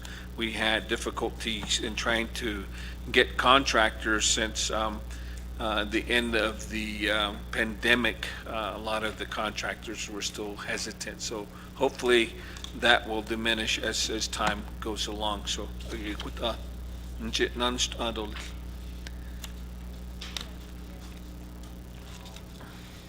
Sure, shall we? Yate Chiqueros Nado Nantada Noslini Shay Andy Thomas Dashine Na Kudnen Snolson Nachini Bashin Ki Ani Dash Che Hanagani Dashinale Ard and Chile Hoyedo Jashitkin Shay CPMD Banash Nishaha. As far as CPMD, I mean, our department, you know, from here on out, from the past few years since I started, I'm totally 100% for this building code, and this is a stepping stone for the Navajo Nation. So it's, I say stepping stone to it is to make sure all our Navajo Nation commercial buildings are up to code. So like Mr. Tooley mentioned earlier, it's adopted every 3 years, 2015. I think recently we had previous projects, Tisto, I think there was Talani chapter. Those were all built on the 2015 building codes. So it's going to be, we have to follow all these codes. So, and it's kind of a checks and balances for CPMD and DCD. I think the Navajo Nation, you as leaders, we want to make sure all buildings are designed to these current code standards. And we hold these licensed architects and engineers through their state records. They have to abide by their state licensors, the Board of License, like in this case, Arizona or New Mexico.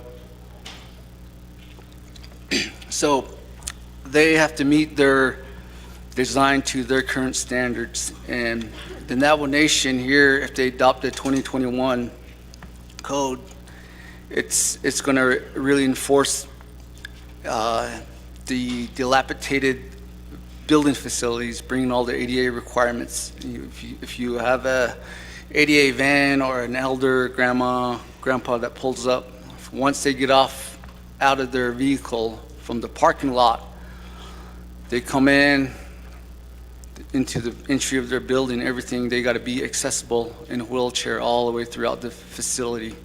So a lot of them in these current, there's probably over 110 buildings in the chapters, and also maybe even the Head Start. This applies to Head Start, senior centers, veterans buildings. So a lot, this will help the architects design to those standards. And this leads into inspections. So you have a set of what they call construction documents. So once these construction documents are completed, they're supposed to be submitted to a planning department. So if you look at Flagstaff, Albuquerque, Gallup, these planning departments have to review these plans, and they're inspected by structural engineers, civil engineers, electrical engineers, mechanical engineers. So there's a total of 49 divisions. So anything from concrete work, there's Division 33, all the concrete work meeting the specification, testing requirements, quality assurance, quality control, all that has to be, it is drawn onto the construction documents. Well, I guess back in the day they used to call it blueprints and the project manual. So all this, so once it goes to that planning department, the Navajo Nation Planning Department, I'm saying Navajo Nation Planning Department, the future planning department, will make these red marks, and they'll say, hey, your slope from your parking lot to your building does not meet ADA requirements. So every inch, there's like a standard, it's like a quarter inch or an eighth of an inch to a foot. So that slope, you cannot exceed certain slope. So, and they'll make all these edits. So once all the red lines are completed, it goes back to the architect firm. Architect firms will make these corrections, and they'll come back and say, okay, you're ready for a building to construct. Permits, they'll issue permits. Then once the contractor goes into building, then then DCD or the Navajo Nation Planning Department will have to send their inspectors every month, or every time they're pouring concrete or tying rebar or putting up walls. So every little detail in these drawings is simple. It's simple, I say, and one line becomes several $1 million. So this is an investment I think you as leaders probably need to look at.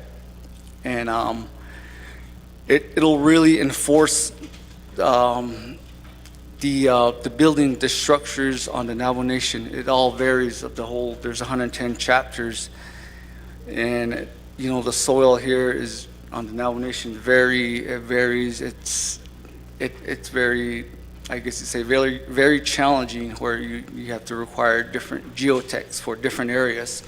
There's some are clay, sand, it all, and this is where in the past, a lot of these chapters, they just bill, and there's no inspection.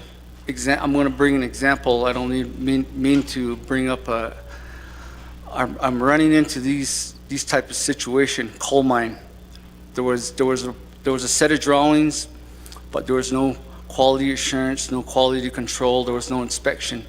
As today, that building has settled, and I don't know if you guys passed by there. That's a prime example. That building has settled since I started. When I started years back, it settled about 2-3 inches, and it was fairly new. And now, up to this day, from 2 inches, it's settled probably more than 10 to 12 feet. So, and that right now, I think a year and a half ago, it has been condemned. So these are the prime examples. And I think I ran into this with Tonalea 2 years back. The building started settling. And this is why it's important to make sure these building codes are enforced, and the planning department inspectors go out and enforce these buildings. So, it all comes back down to liability. So, for our department, Mr. Tooley's department, it all comes back down to, I think, Delegate Newton saying, it's all for the elders, our people. because and the safety, welfare of our community. Thank you. Thank you for that, for assisting me at this time, Mr. Thomas. So with that, committee members, I believe that we were able to answer all of the questions that have been posed to us. We continue to stand for questions. Thank you, Honorable Eugenia Charles Newton, and to your agents. Colleagues, I'm going to go down the line for additional questions and comments. We have first Honorable Dr. Andy Ness, 5 minutes. Shada Speaker, Honorable Charles Newton, and your agents for being here. So just for clarity, and perhaps maybe I missed it, but seeing that this is coming up on its third year, 2024, and you're given 6 months following the passing of this legislation, granted that President Nygren signs it, or we override the veto if that's the case, which takes us pretty much into 2024. So is the adoption of this international building code automatically just reoccurring as it's updated every 3 years? Or does that language have to also be inserted into the legislation so that we're not having to revisit it every 3 years? Or in the event that we revisit every 3 years, then that'll answer my question too. Speaker, I reserve my time. Thank you. Reserve time of 4:04. Colleagues, I'm going to go back to reserve time. We have Honorable Shauna Ann Claw with 1 minute and 44 seconds. Reserve time of 1:43. Honorable Norman Begay waives his time. Honorable Sean Dean Parrish with 3 minutes and 42 seconds. Oh, Honorable Slater did waive his time as well.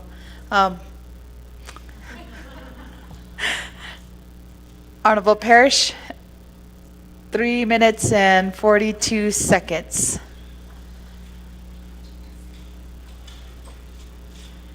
Thank you, Speaker Curley. Actually, my follow-up question would be similar to what Honorable Dr. Inez posed. So I will just reserve my time at this time. Reserve time of 3:36. I'm going to go to Honorable Arvizo with 3 minutes.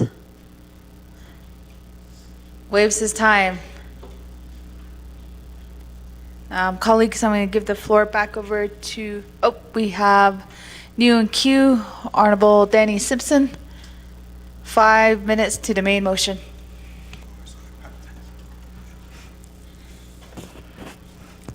Thank you, Madam Speaker, members of the 25th Council, Madam Chair, Eugene Charles Newton, Daniel Sozido, Marcus.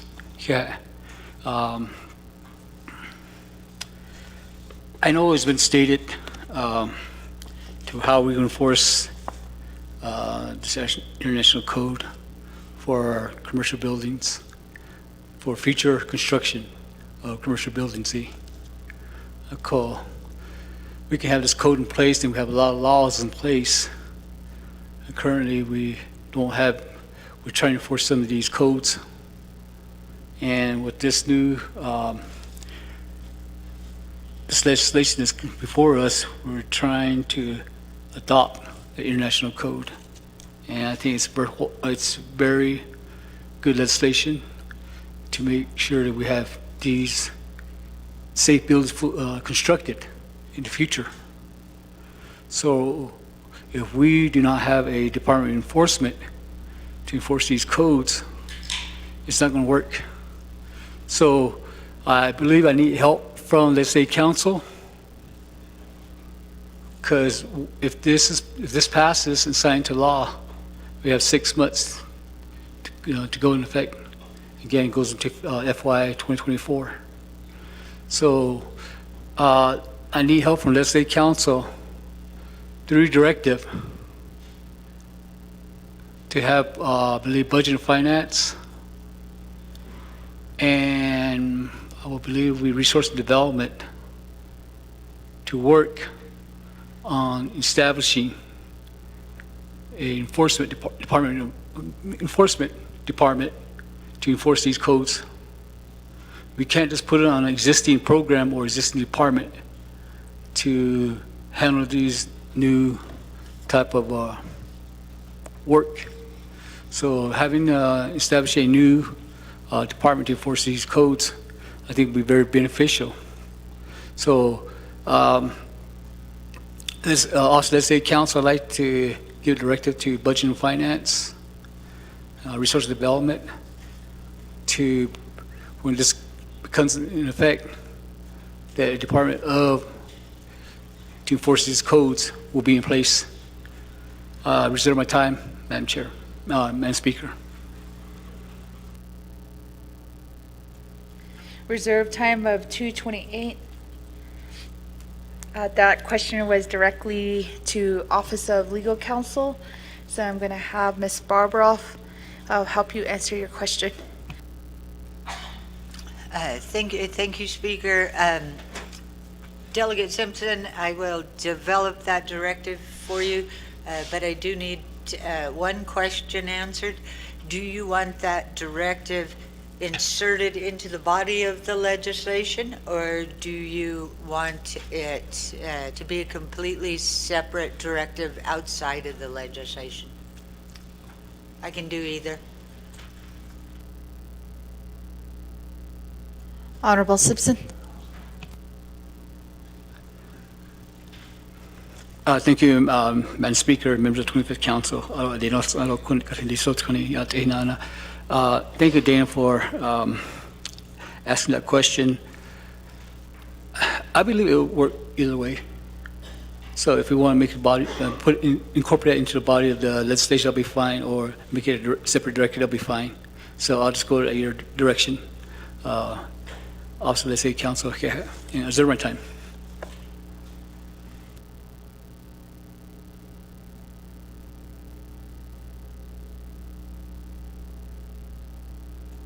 Thank you, Honorable Simpson. You do have reserved time of still of 2 minutes and 28 seconds. Colleagues, I am going to go back to our sponsor, Honorable Eugenia Charles Newton, to respond to some of the comments and questions. Thank you, Speaker. So I do want to question, sorry. Question of privilege raised by Honorable Damon. My question and privilege is back to you, Madam Speaker, is are you moving forward with Honorable Simpson's directive now, or are we waiting till later? I mean, I just heard it falls back on to, I think you want to hear a request or response. I don't know if you got your response. Because if that's it, then I think we go back to Honorable Simpson and seeing if that's going to be a motion.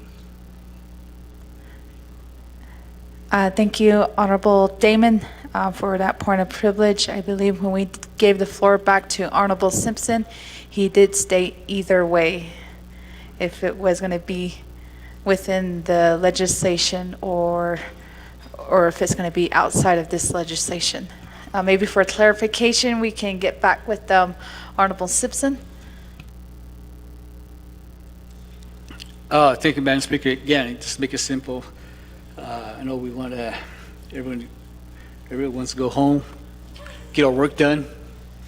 So personally, I'd say thank you so much, colleagues. We've been working so hard all this week, so I appreciate that. So, but to make it simple here, just go ahead and incorporate that, my request, into the body of the legislation. So that'll work a lot easier. Thank you, Madam Speaker. Yeah.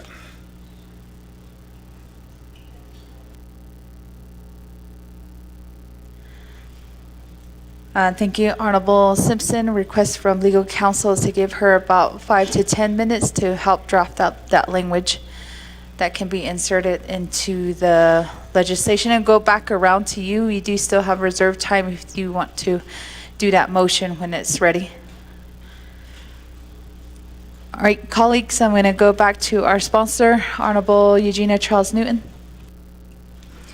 Thank you, Speaker. I'm seeing everybody eating pizza and my stomach's growling up here. Delegate Naz, Andy Naz, Dr. Delegate Andy Naz.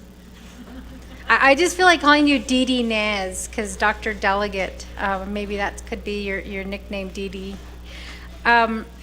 So I just want to point out that President Nygren does support this legislation, and he did state that in his State of the Nation address. He also stated at a separate occasion as well that this is certainly needed on the nation. And when we talked about it, he talked about being there at NECA and also asking that question as well, coming from, I guess, off the Navajo Nation onto the Navajo Nation, working directly with NECA. He had asked those same questions as well about the minimum building codes. When he learned that there was none, he said he was, shocked. So he does support this legislation. So I know you mentioned, if the president signs it, I think he's going to sign it. And I think that he sees this as something positive, since he did state that at the State of the Nation address. In terms of the adoption of the International Building Code, whether it's automatically updated, I know, so prior to going back to school, I used to be a welder, and we also had, so I was a jet welder, and I built 6-foot suction tanks for oil fields. And so I know that we were also, because we were working in the oil field capacity, we were required to also go by certain codes as well. So I know that every time the book updated, we had to follow those updates, because it's kind of a requirement within, it was a requirement within that time. It's just a responsibility. And then I also want to say the same thing applies in our professional capacity, and I'm sure that you know that, when the laws change or when regulations change, you always have to follow that. You don't really necessarily need a law to say, make sure you're always following, the most current law. I think it's just standard across the board, whether it's for blue collar workers or, professionals, that's really how things kind of transpire. And I think that that's the same thing that Delegate Shauna Claw, Chair Parrish also asked. And then just to maybe alleviate some concern regarding that, if you look at page 5 of 5 on the legislation, under number 6 or sentence 6, it does say that the Navajo Nation hereby adopts the latest international building code. So I think that will suffice in terms of, just making sure that we're always keeping up with the most updated codes. And again, I think like plumbers do the same thing, electricians do the same thing, and I'll refer back to my agents if I'm wrong on this, but I think it's just automatic that you refer to the most recent changes that have been made. Perhaps, Mr. Thomas? No, there you go. Again, I just want to add on to what Delegate Nguyen mentioned. The International Code Council does adopt these, they refine their codes every 3 years. So my recommendation is to probably in the spring session, January, or maybe even, or winter session of 2024, or 2024, or spring session of 2024, go ahead and start adopting the 2024 IBC codes. So I know NTA does a good job. They have to make sure they're up to the latest codes, water line, sewer line, electrical line, so they have to adopt by that. And we've been working hand in hand. They do an awesome job. I know they are short-staffed, and DCD is short-staffed. So we have to work with that regulatory department, since they supply all the power and even the infrastructure. It leads into infrastructure. So it becomes a snowball effect, fire alarm systems, fire departments, rural addressing. So it is important. So thank you.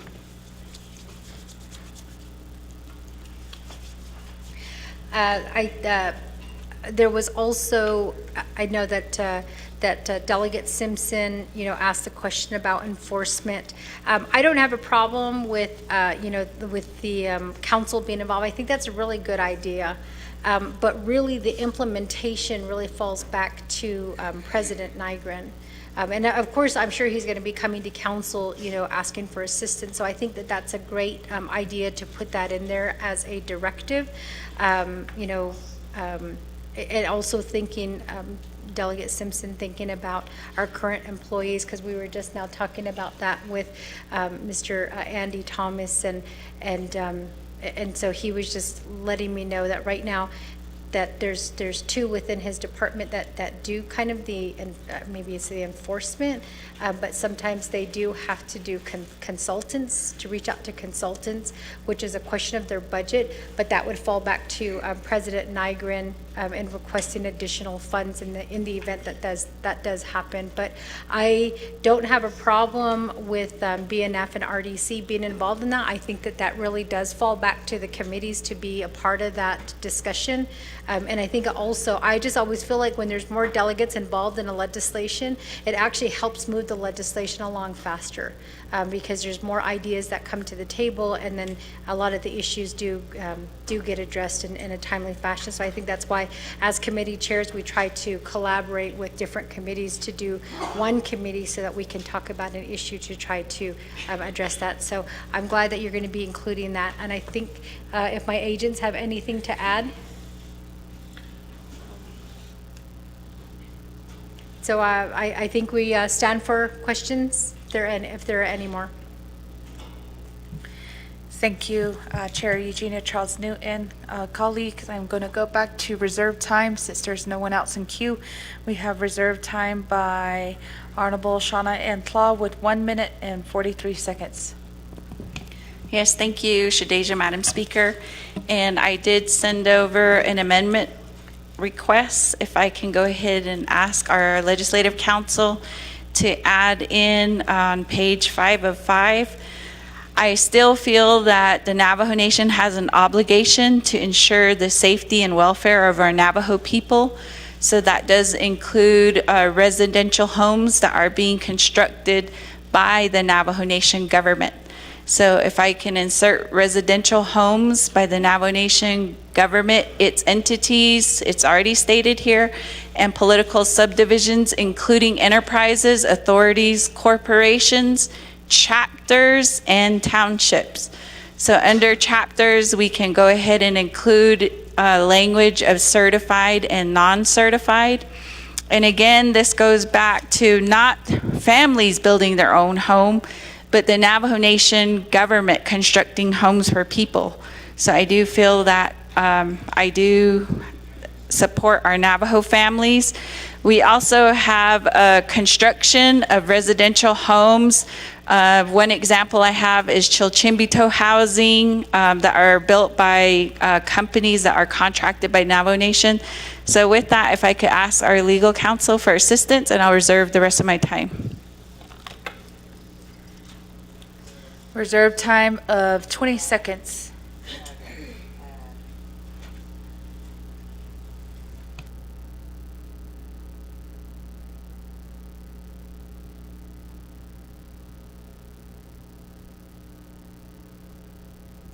I'm going to refer that over to Ms. Barbroff, since she did ask for her assistant to draft the amendment. Ms. Barbroff? Thank you very much. And the amendment that has been requested is to apply for residential, to apply to residential buildings, so that's homes, etc. This legislation was specifically written to exclude homes and residential buildings. So I'm not enough of an expert to go back and pick out which of the building codes apply to residential buildings. They're very long.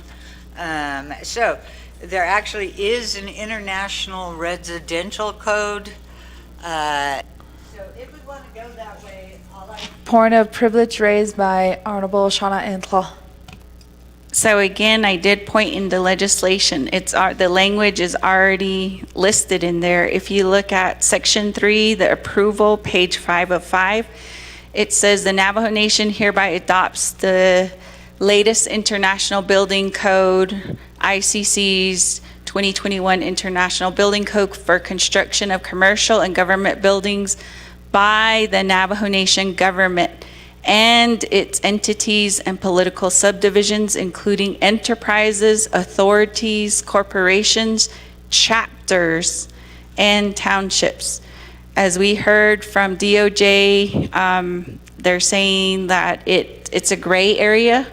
So for myself, I really don't feel comfortable with gray areas, especially when it comes to the health and safety and welfare of the people. I'm pretty sure that with all of us, if we had a home construction going on and you were getting a bathroom addition, you don't want a gap with rodents coming into your home because there are, dangers involved with that.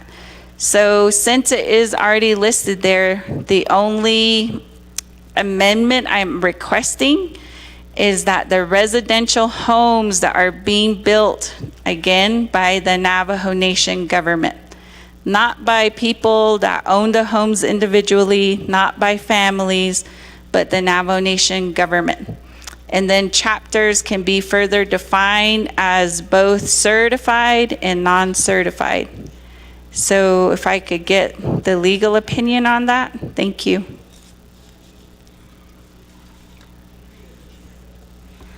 Thank you, Honorable Plow, for that point of privilege. I'm going to refer back to Ms. Barbroff to finish her statement, and also thank you for that clarification, Honorable Plow.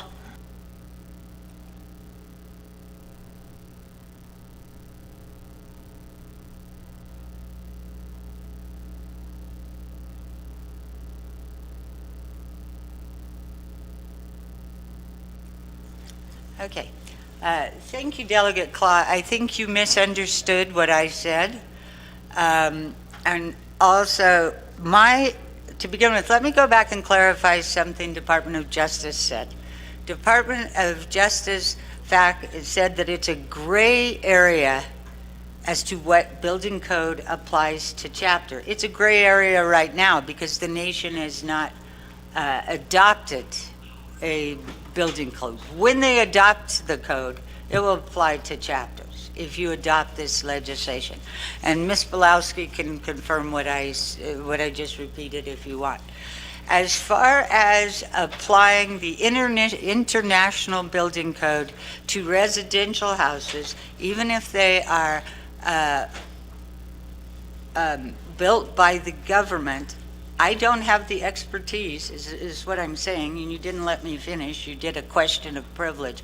What I was saying is, I don't have the expertise to say whether the International Building Code, which applies to commercial buildings, whether you can also apply it to residential buildings. I would need experts to answer that question. If you want that amendment done, I need time to consult with experts, and I think they're right in front of us here as agents. So that's kind of where we're at. If we need if you want that amendment now, as opposed to doing separate legislation, I have to request a recess, some time to work that through. Back to you, and thank you for the question, and back to you, Speaker. Honorable Shauna Ann Plow, since you did state that you do motion within that time, would you like to still go forward after that explanation from our legal counsel? Thank you, Deja. I do believe that Dana did state we do have two experts sitting as agents here, and I would like to hear their recommendation before moving forward with the motion. I'm going to refer over to our sponsor, Honorable Eugenia Charles Newton, and Mr. Tooley, and also Mr. Thompson to help with that question on that proposed. Mr. Thomas. Colleagues on that amendment or motion for that proposed amendment.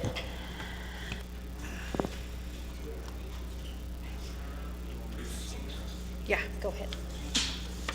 Mr. Thomas will answer the question. He's the expert in this area. Can I look at that? So, Delegate Claw, to answer your question, based under pay or page 2D, it says currently the ICC has adopted the following codes. So International Building Codes will apply, International Residential Code. So this will include bathroom additions. So any contractor, subcontractor, foundation, walls, electricians, plumbers will have to abide by the 2021 International Residential Codes. So it is included, so it covers, it should cover both the bathroom additions and even additions or renovations to homes and commercial buildings. So hopefully that answers your questions.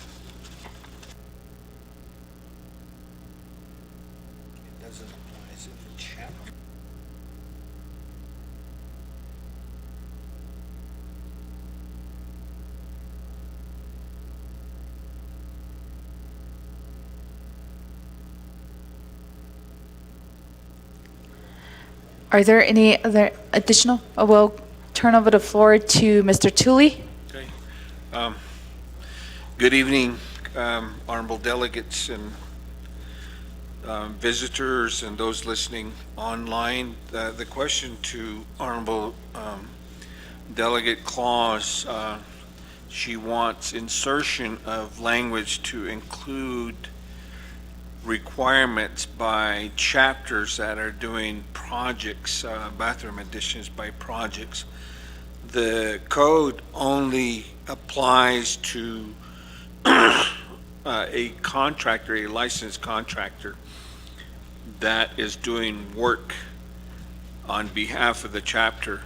Now, at the chapter level, we have PEP workers or temporary workers that we hire to do certain projects. If what you're saying is that chapters should all be required to follow these building codes, and I guess that would be a separate legislation or an amendment to this legislation. But for the sake of clarity, the International Residential Code is applicable to contractors doing work on behalf of a licensed contractor doing work on behalf of the nation. The nation under CHID and what was the other program? CDBG, they're doing bathroom addition or housing additions or building homes on behalf of the nation. They have to comply with the building codes as well. So that, I don't know if I've stirred the water where it's murky now or provided some clarification to it. But that's the response I would like to give. Thank you. Honorable Eugenia Charles Newton. Thank you. And Delegate Claw, so that's one of the issues that we're facing as a council, right? Is how do you get your chapters to, I guess if they're certified, how do you get them to, what's the word? Comply with what is happening here, with the laws that are being passed? Because a certified chapter, you know, as you know, they've got a little bit more leeway in the way that they spend, and then their powers are a little bit more different than a non-certified chapter. So that would really kind of fall back to your RDC and how, you know, like, how do you get your certified chapters to make sure that they are hiring the general contractors who would then have to abide by these codes? Does that make sense? So that's what Mr. Tully is saying is that might be a separate legislation because that's more like a chapter issue. This is only going to apply to contractors. So if your chapter hires a contractor, then they have to follow the code. If they're hiring PEP workers, that is within their right to do that. You can't expect them to follow the code because they're not contractors. Thank you, Speaker. Thank you, Honorable Eugenia Charles Newton. I'm going to turn back over the floor to Ms. Barbroff after that clarification that was from the two agents. Ms. Barbroff?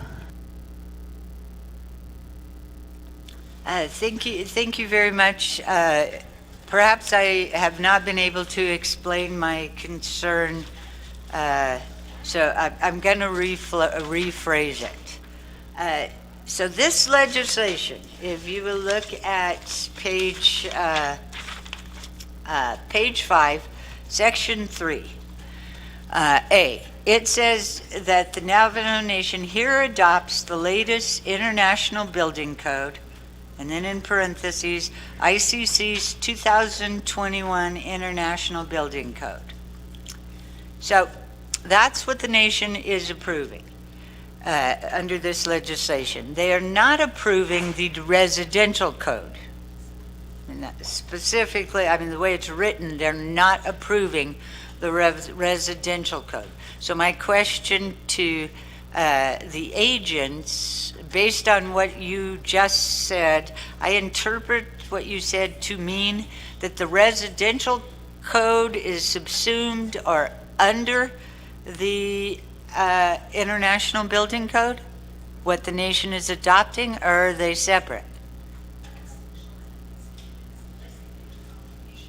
That's in the findings. That's the findings section.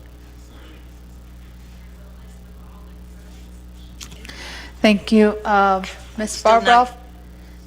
That was a question to our agents and our sponsor here. Honorable Eugenia Charles Newton. So reading the legislation, yes, so Dana, to answer your question, that would be a separate legislation because it's a completely separate code that has different, requirements to it than the building code. So I hope that answers your question. And then Shauna, on page 3 of 5, if you look at the legislation, that is under findings. So it's saying that the international code, or what is it, the International Code Council, when they come together, they have approved 15 different types of codes. So that's all it's saying. Thank you, Speaker. I think that we were able to answer the question. And then in terms of the amendment, I think that's got to be a separate legislation. Thank you, Honorable Eugenia Charles Newton, also to Ms. Barbroff, and from direction from all of our agents and Ms. Barbroff, that would recommend it to be as a separate legislation. I'm going to turn back to Honorable Shauna Ann Claw. You do still have 20 seconds. Speaker, I waive the rest of my time. Honorable Claw waives the rest of her time. Next, for reserve time, for the record, Honorable Parrish did waive her time.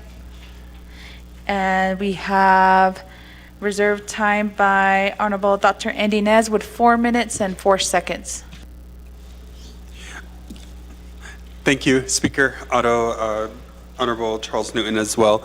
I was just double checking just because it's cited as the latest, although it has the term latest, it's just cited as 2021. And as the agents are responding, they specifically cite 2021 as well. So just the assumption, if it's there that it's the latest one, then you're good with it as a sponsor, then I was just double checking here. So thank you so much, and I waive the rest of my time. Thank you. Honorable Dr. Andy Nez waives his time. We're going down to Honorable Simpson with 2 minutes and 28 seconds.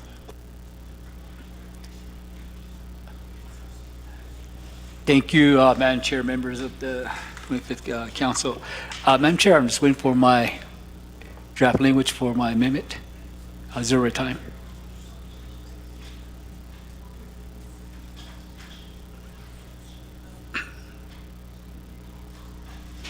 Reserve time of 2:23.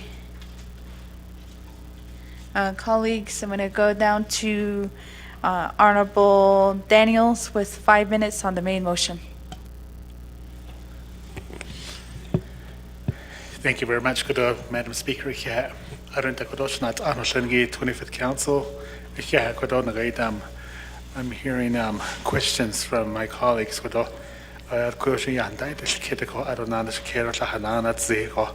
So you get that was Adonana or Kitako. Hada dealing that's on Soban's case. A pen up and yet Yahanati Kashama legislation. Oh, yeah. I go hard at dealing, hard at washing here. So, even Nashiko, Ben, the shall get a recess, motion to recess at the Schlich.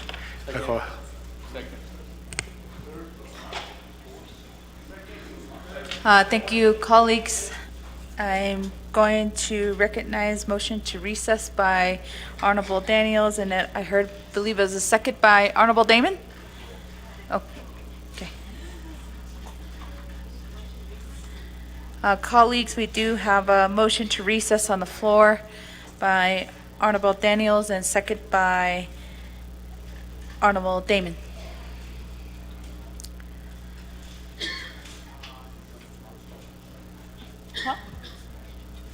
Comments, questions on motion to recess, colleagues? Second call. Third call, going for a vote. 2 minutes on the board for motion to recess.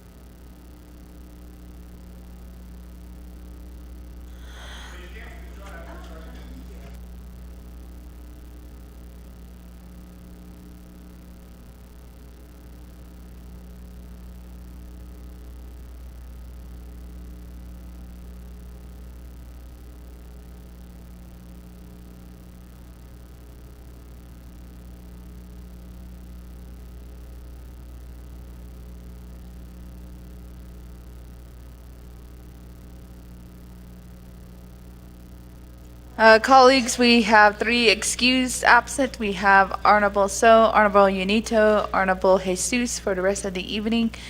We do have a vote of 7 in favor and 13 opposed. Motioning to recess fails.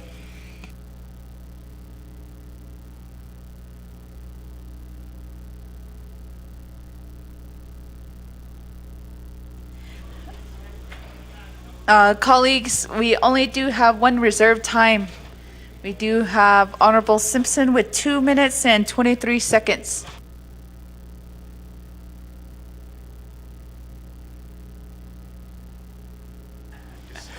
Thank you, Madam Speaker, members of the 25th Council. Again, I do support this legislation, and I just want to make sure that we have some type of department established when this becomes effective. And we have personnel in this department to enforce these codes.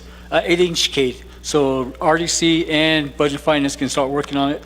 to establish this department. That's what I'm asking for as a directive to RDC and Budget and Finance. If that legislation's not drafted, if the amendment's not drafted,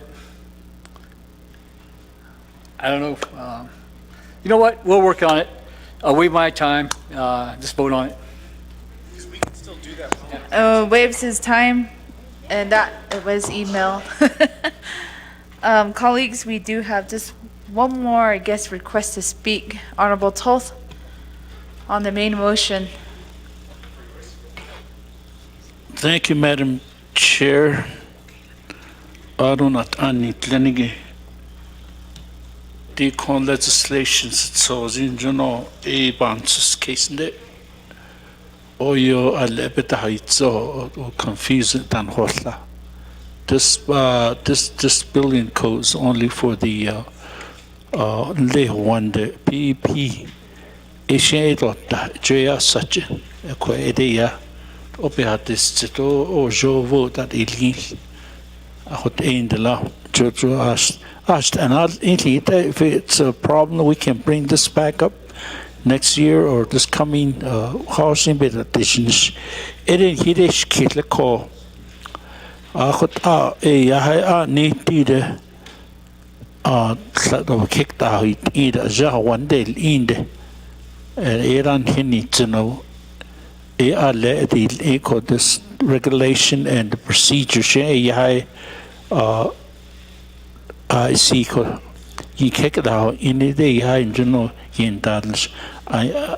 I do support. Yes, we need to have this one in place. Anybody decision out. Oh, Nito, thank you. Wait my time. Thank you. Honorable Toth waives his time. I didn't hear any specific questions for the sponsor. Colleagues, are there any more questions? I don't see anybody in queue. Second call. We have, we don't have no more reserve time as well. Second call. Third call. Colleagues, I'm going to call for a vote. 2 minutes on the board.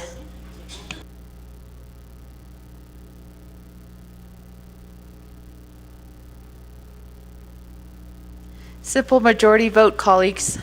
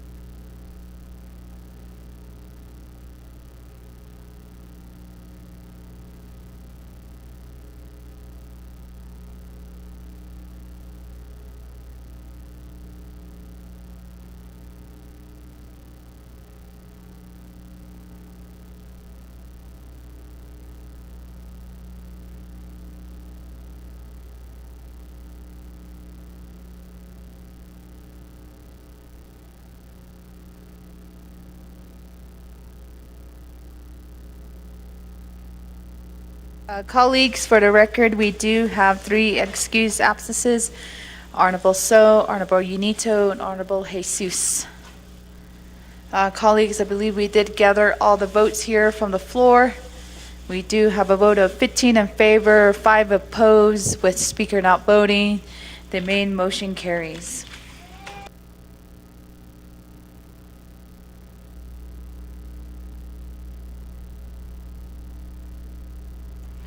Thank you, colleagues. We'll keep continuing to move forward. There's a motion to recess by Honorable Vince James. Is there a second? Second by Honorable Ricky Inez. Colleagues, are there any questions, objections? I don't see anybody in queue. Second call, third call, going for a vote to motion to recess.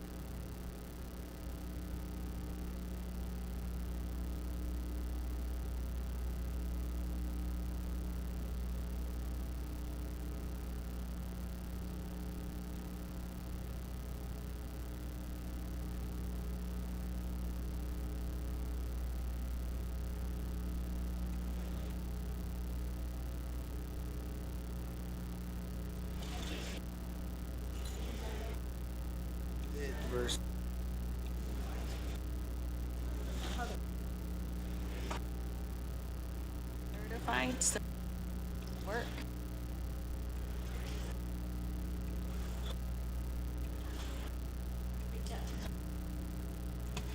20 more seconds.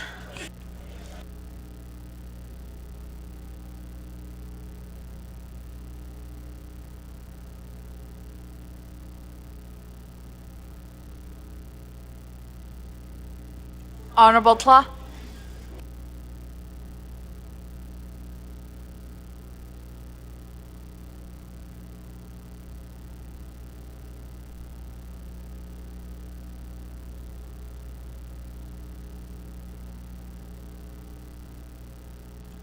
Honorable Tla votes red. Colleagues, we have a vote of 12 in favor, 8 opposed. Motion to recess carries. And we recess this evening at 6:41 p.m. Reminder, colleagues, tomorrow's color is red.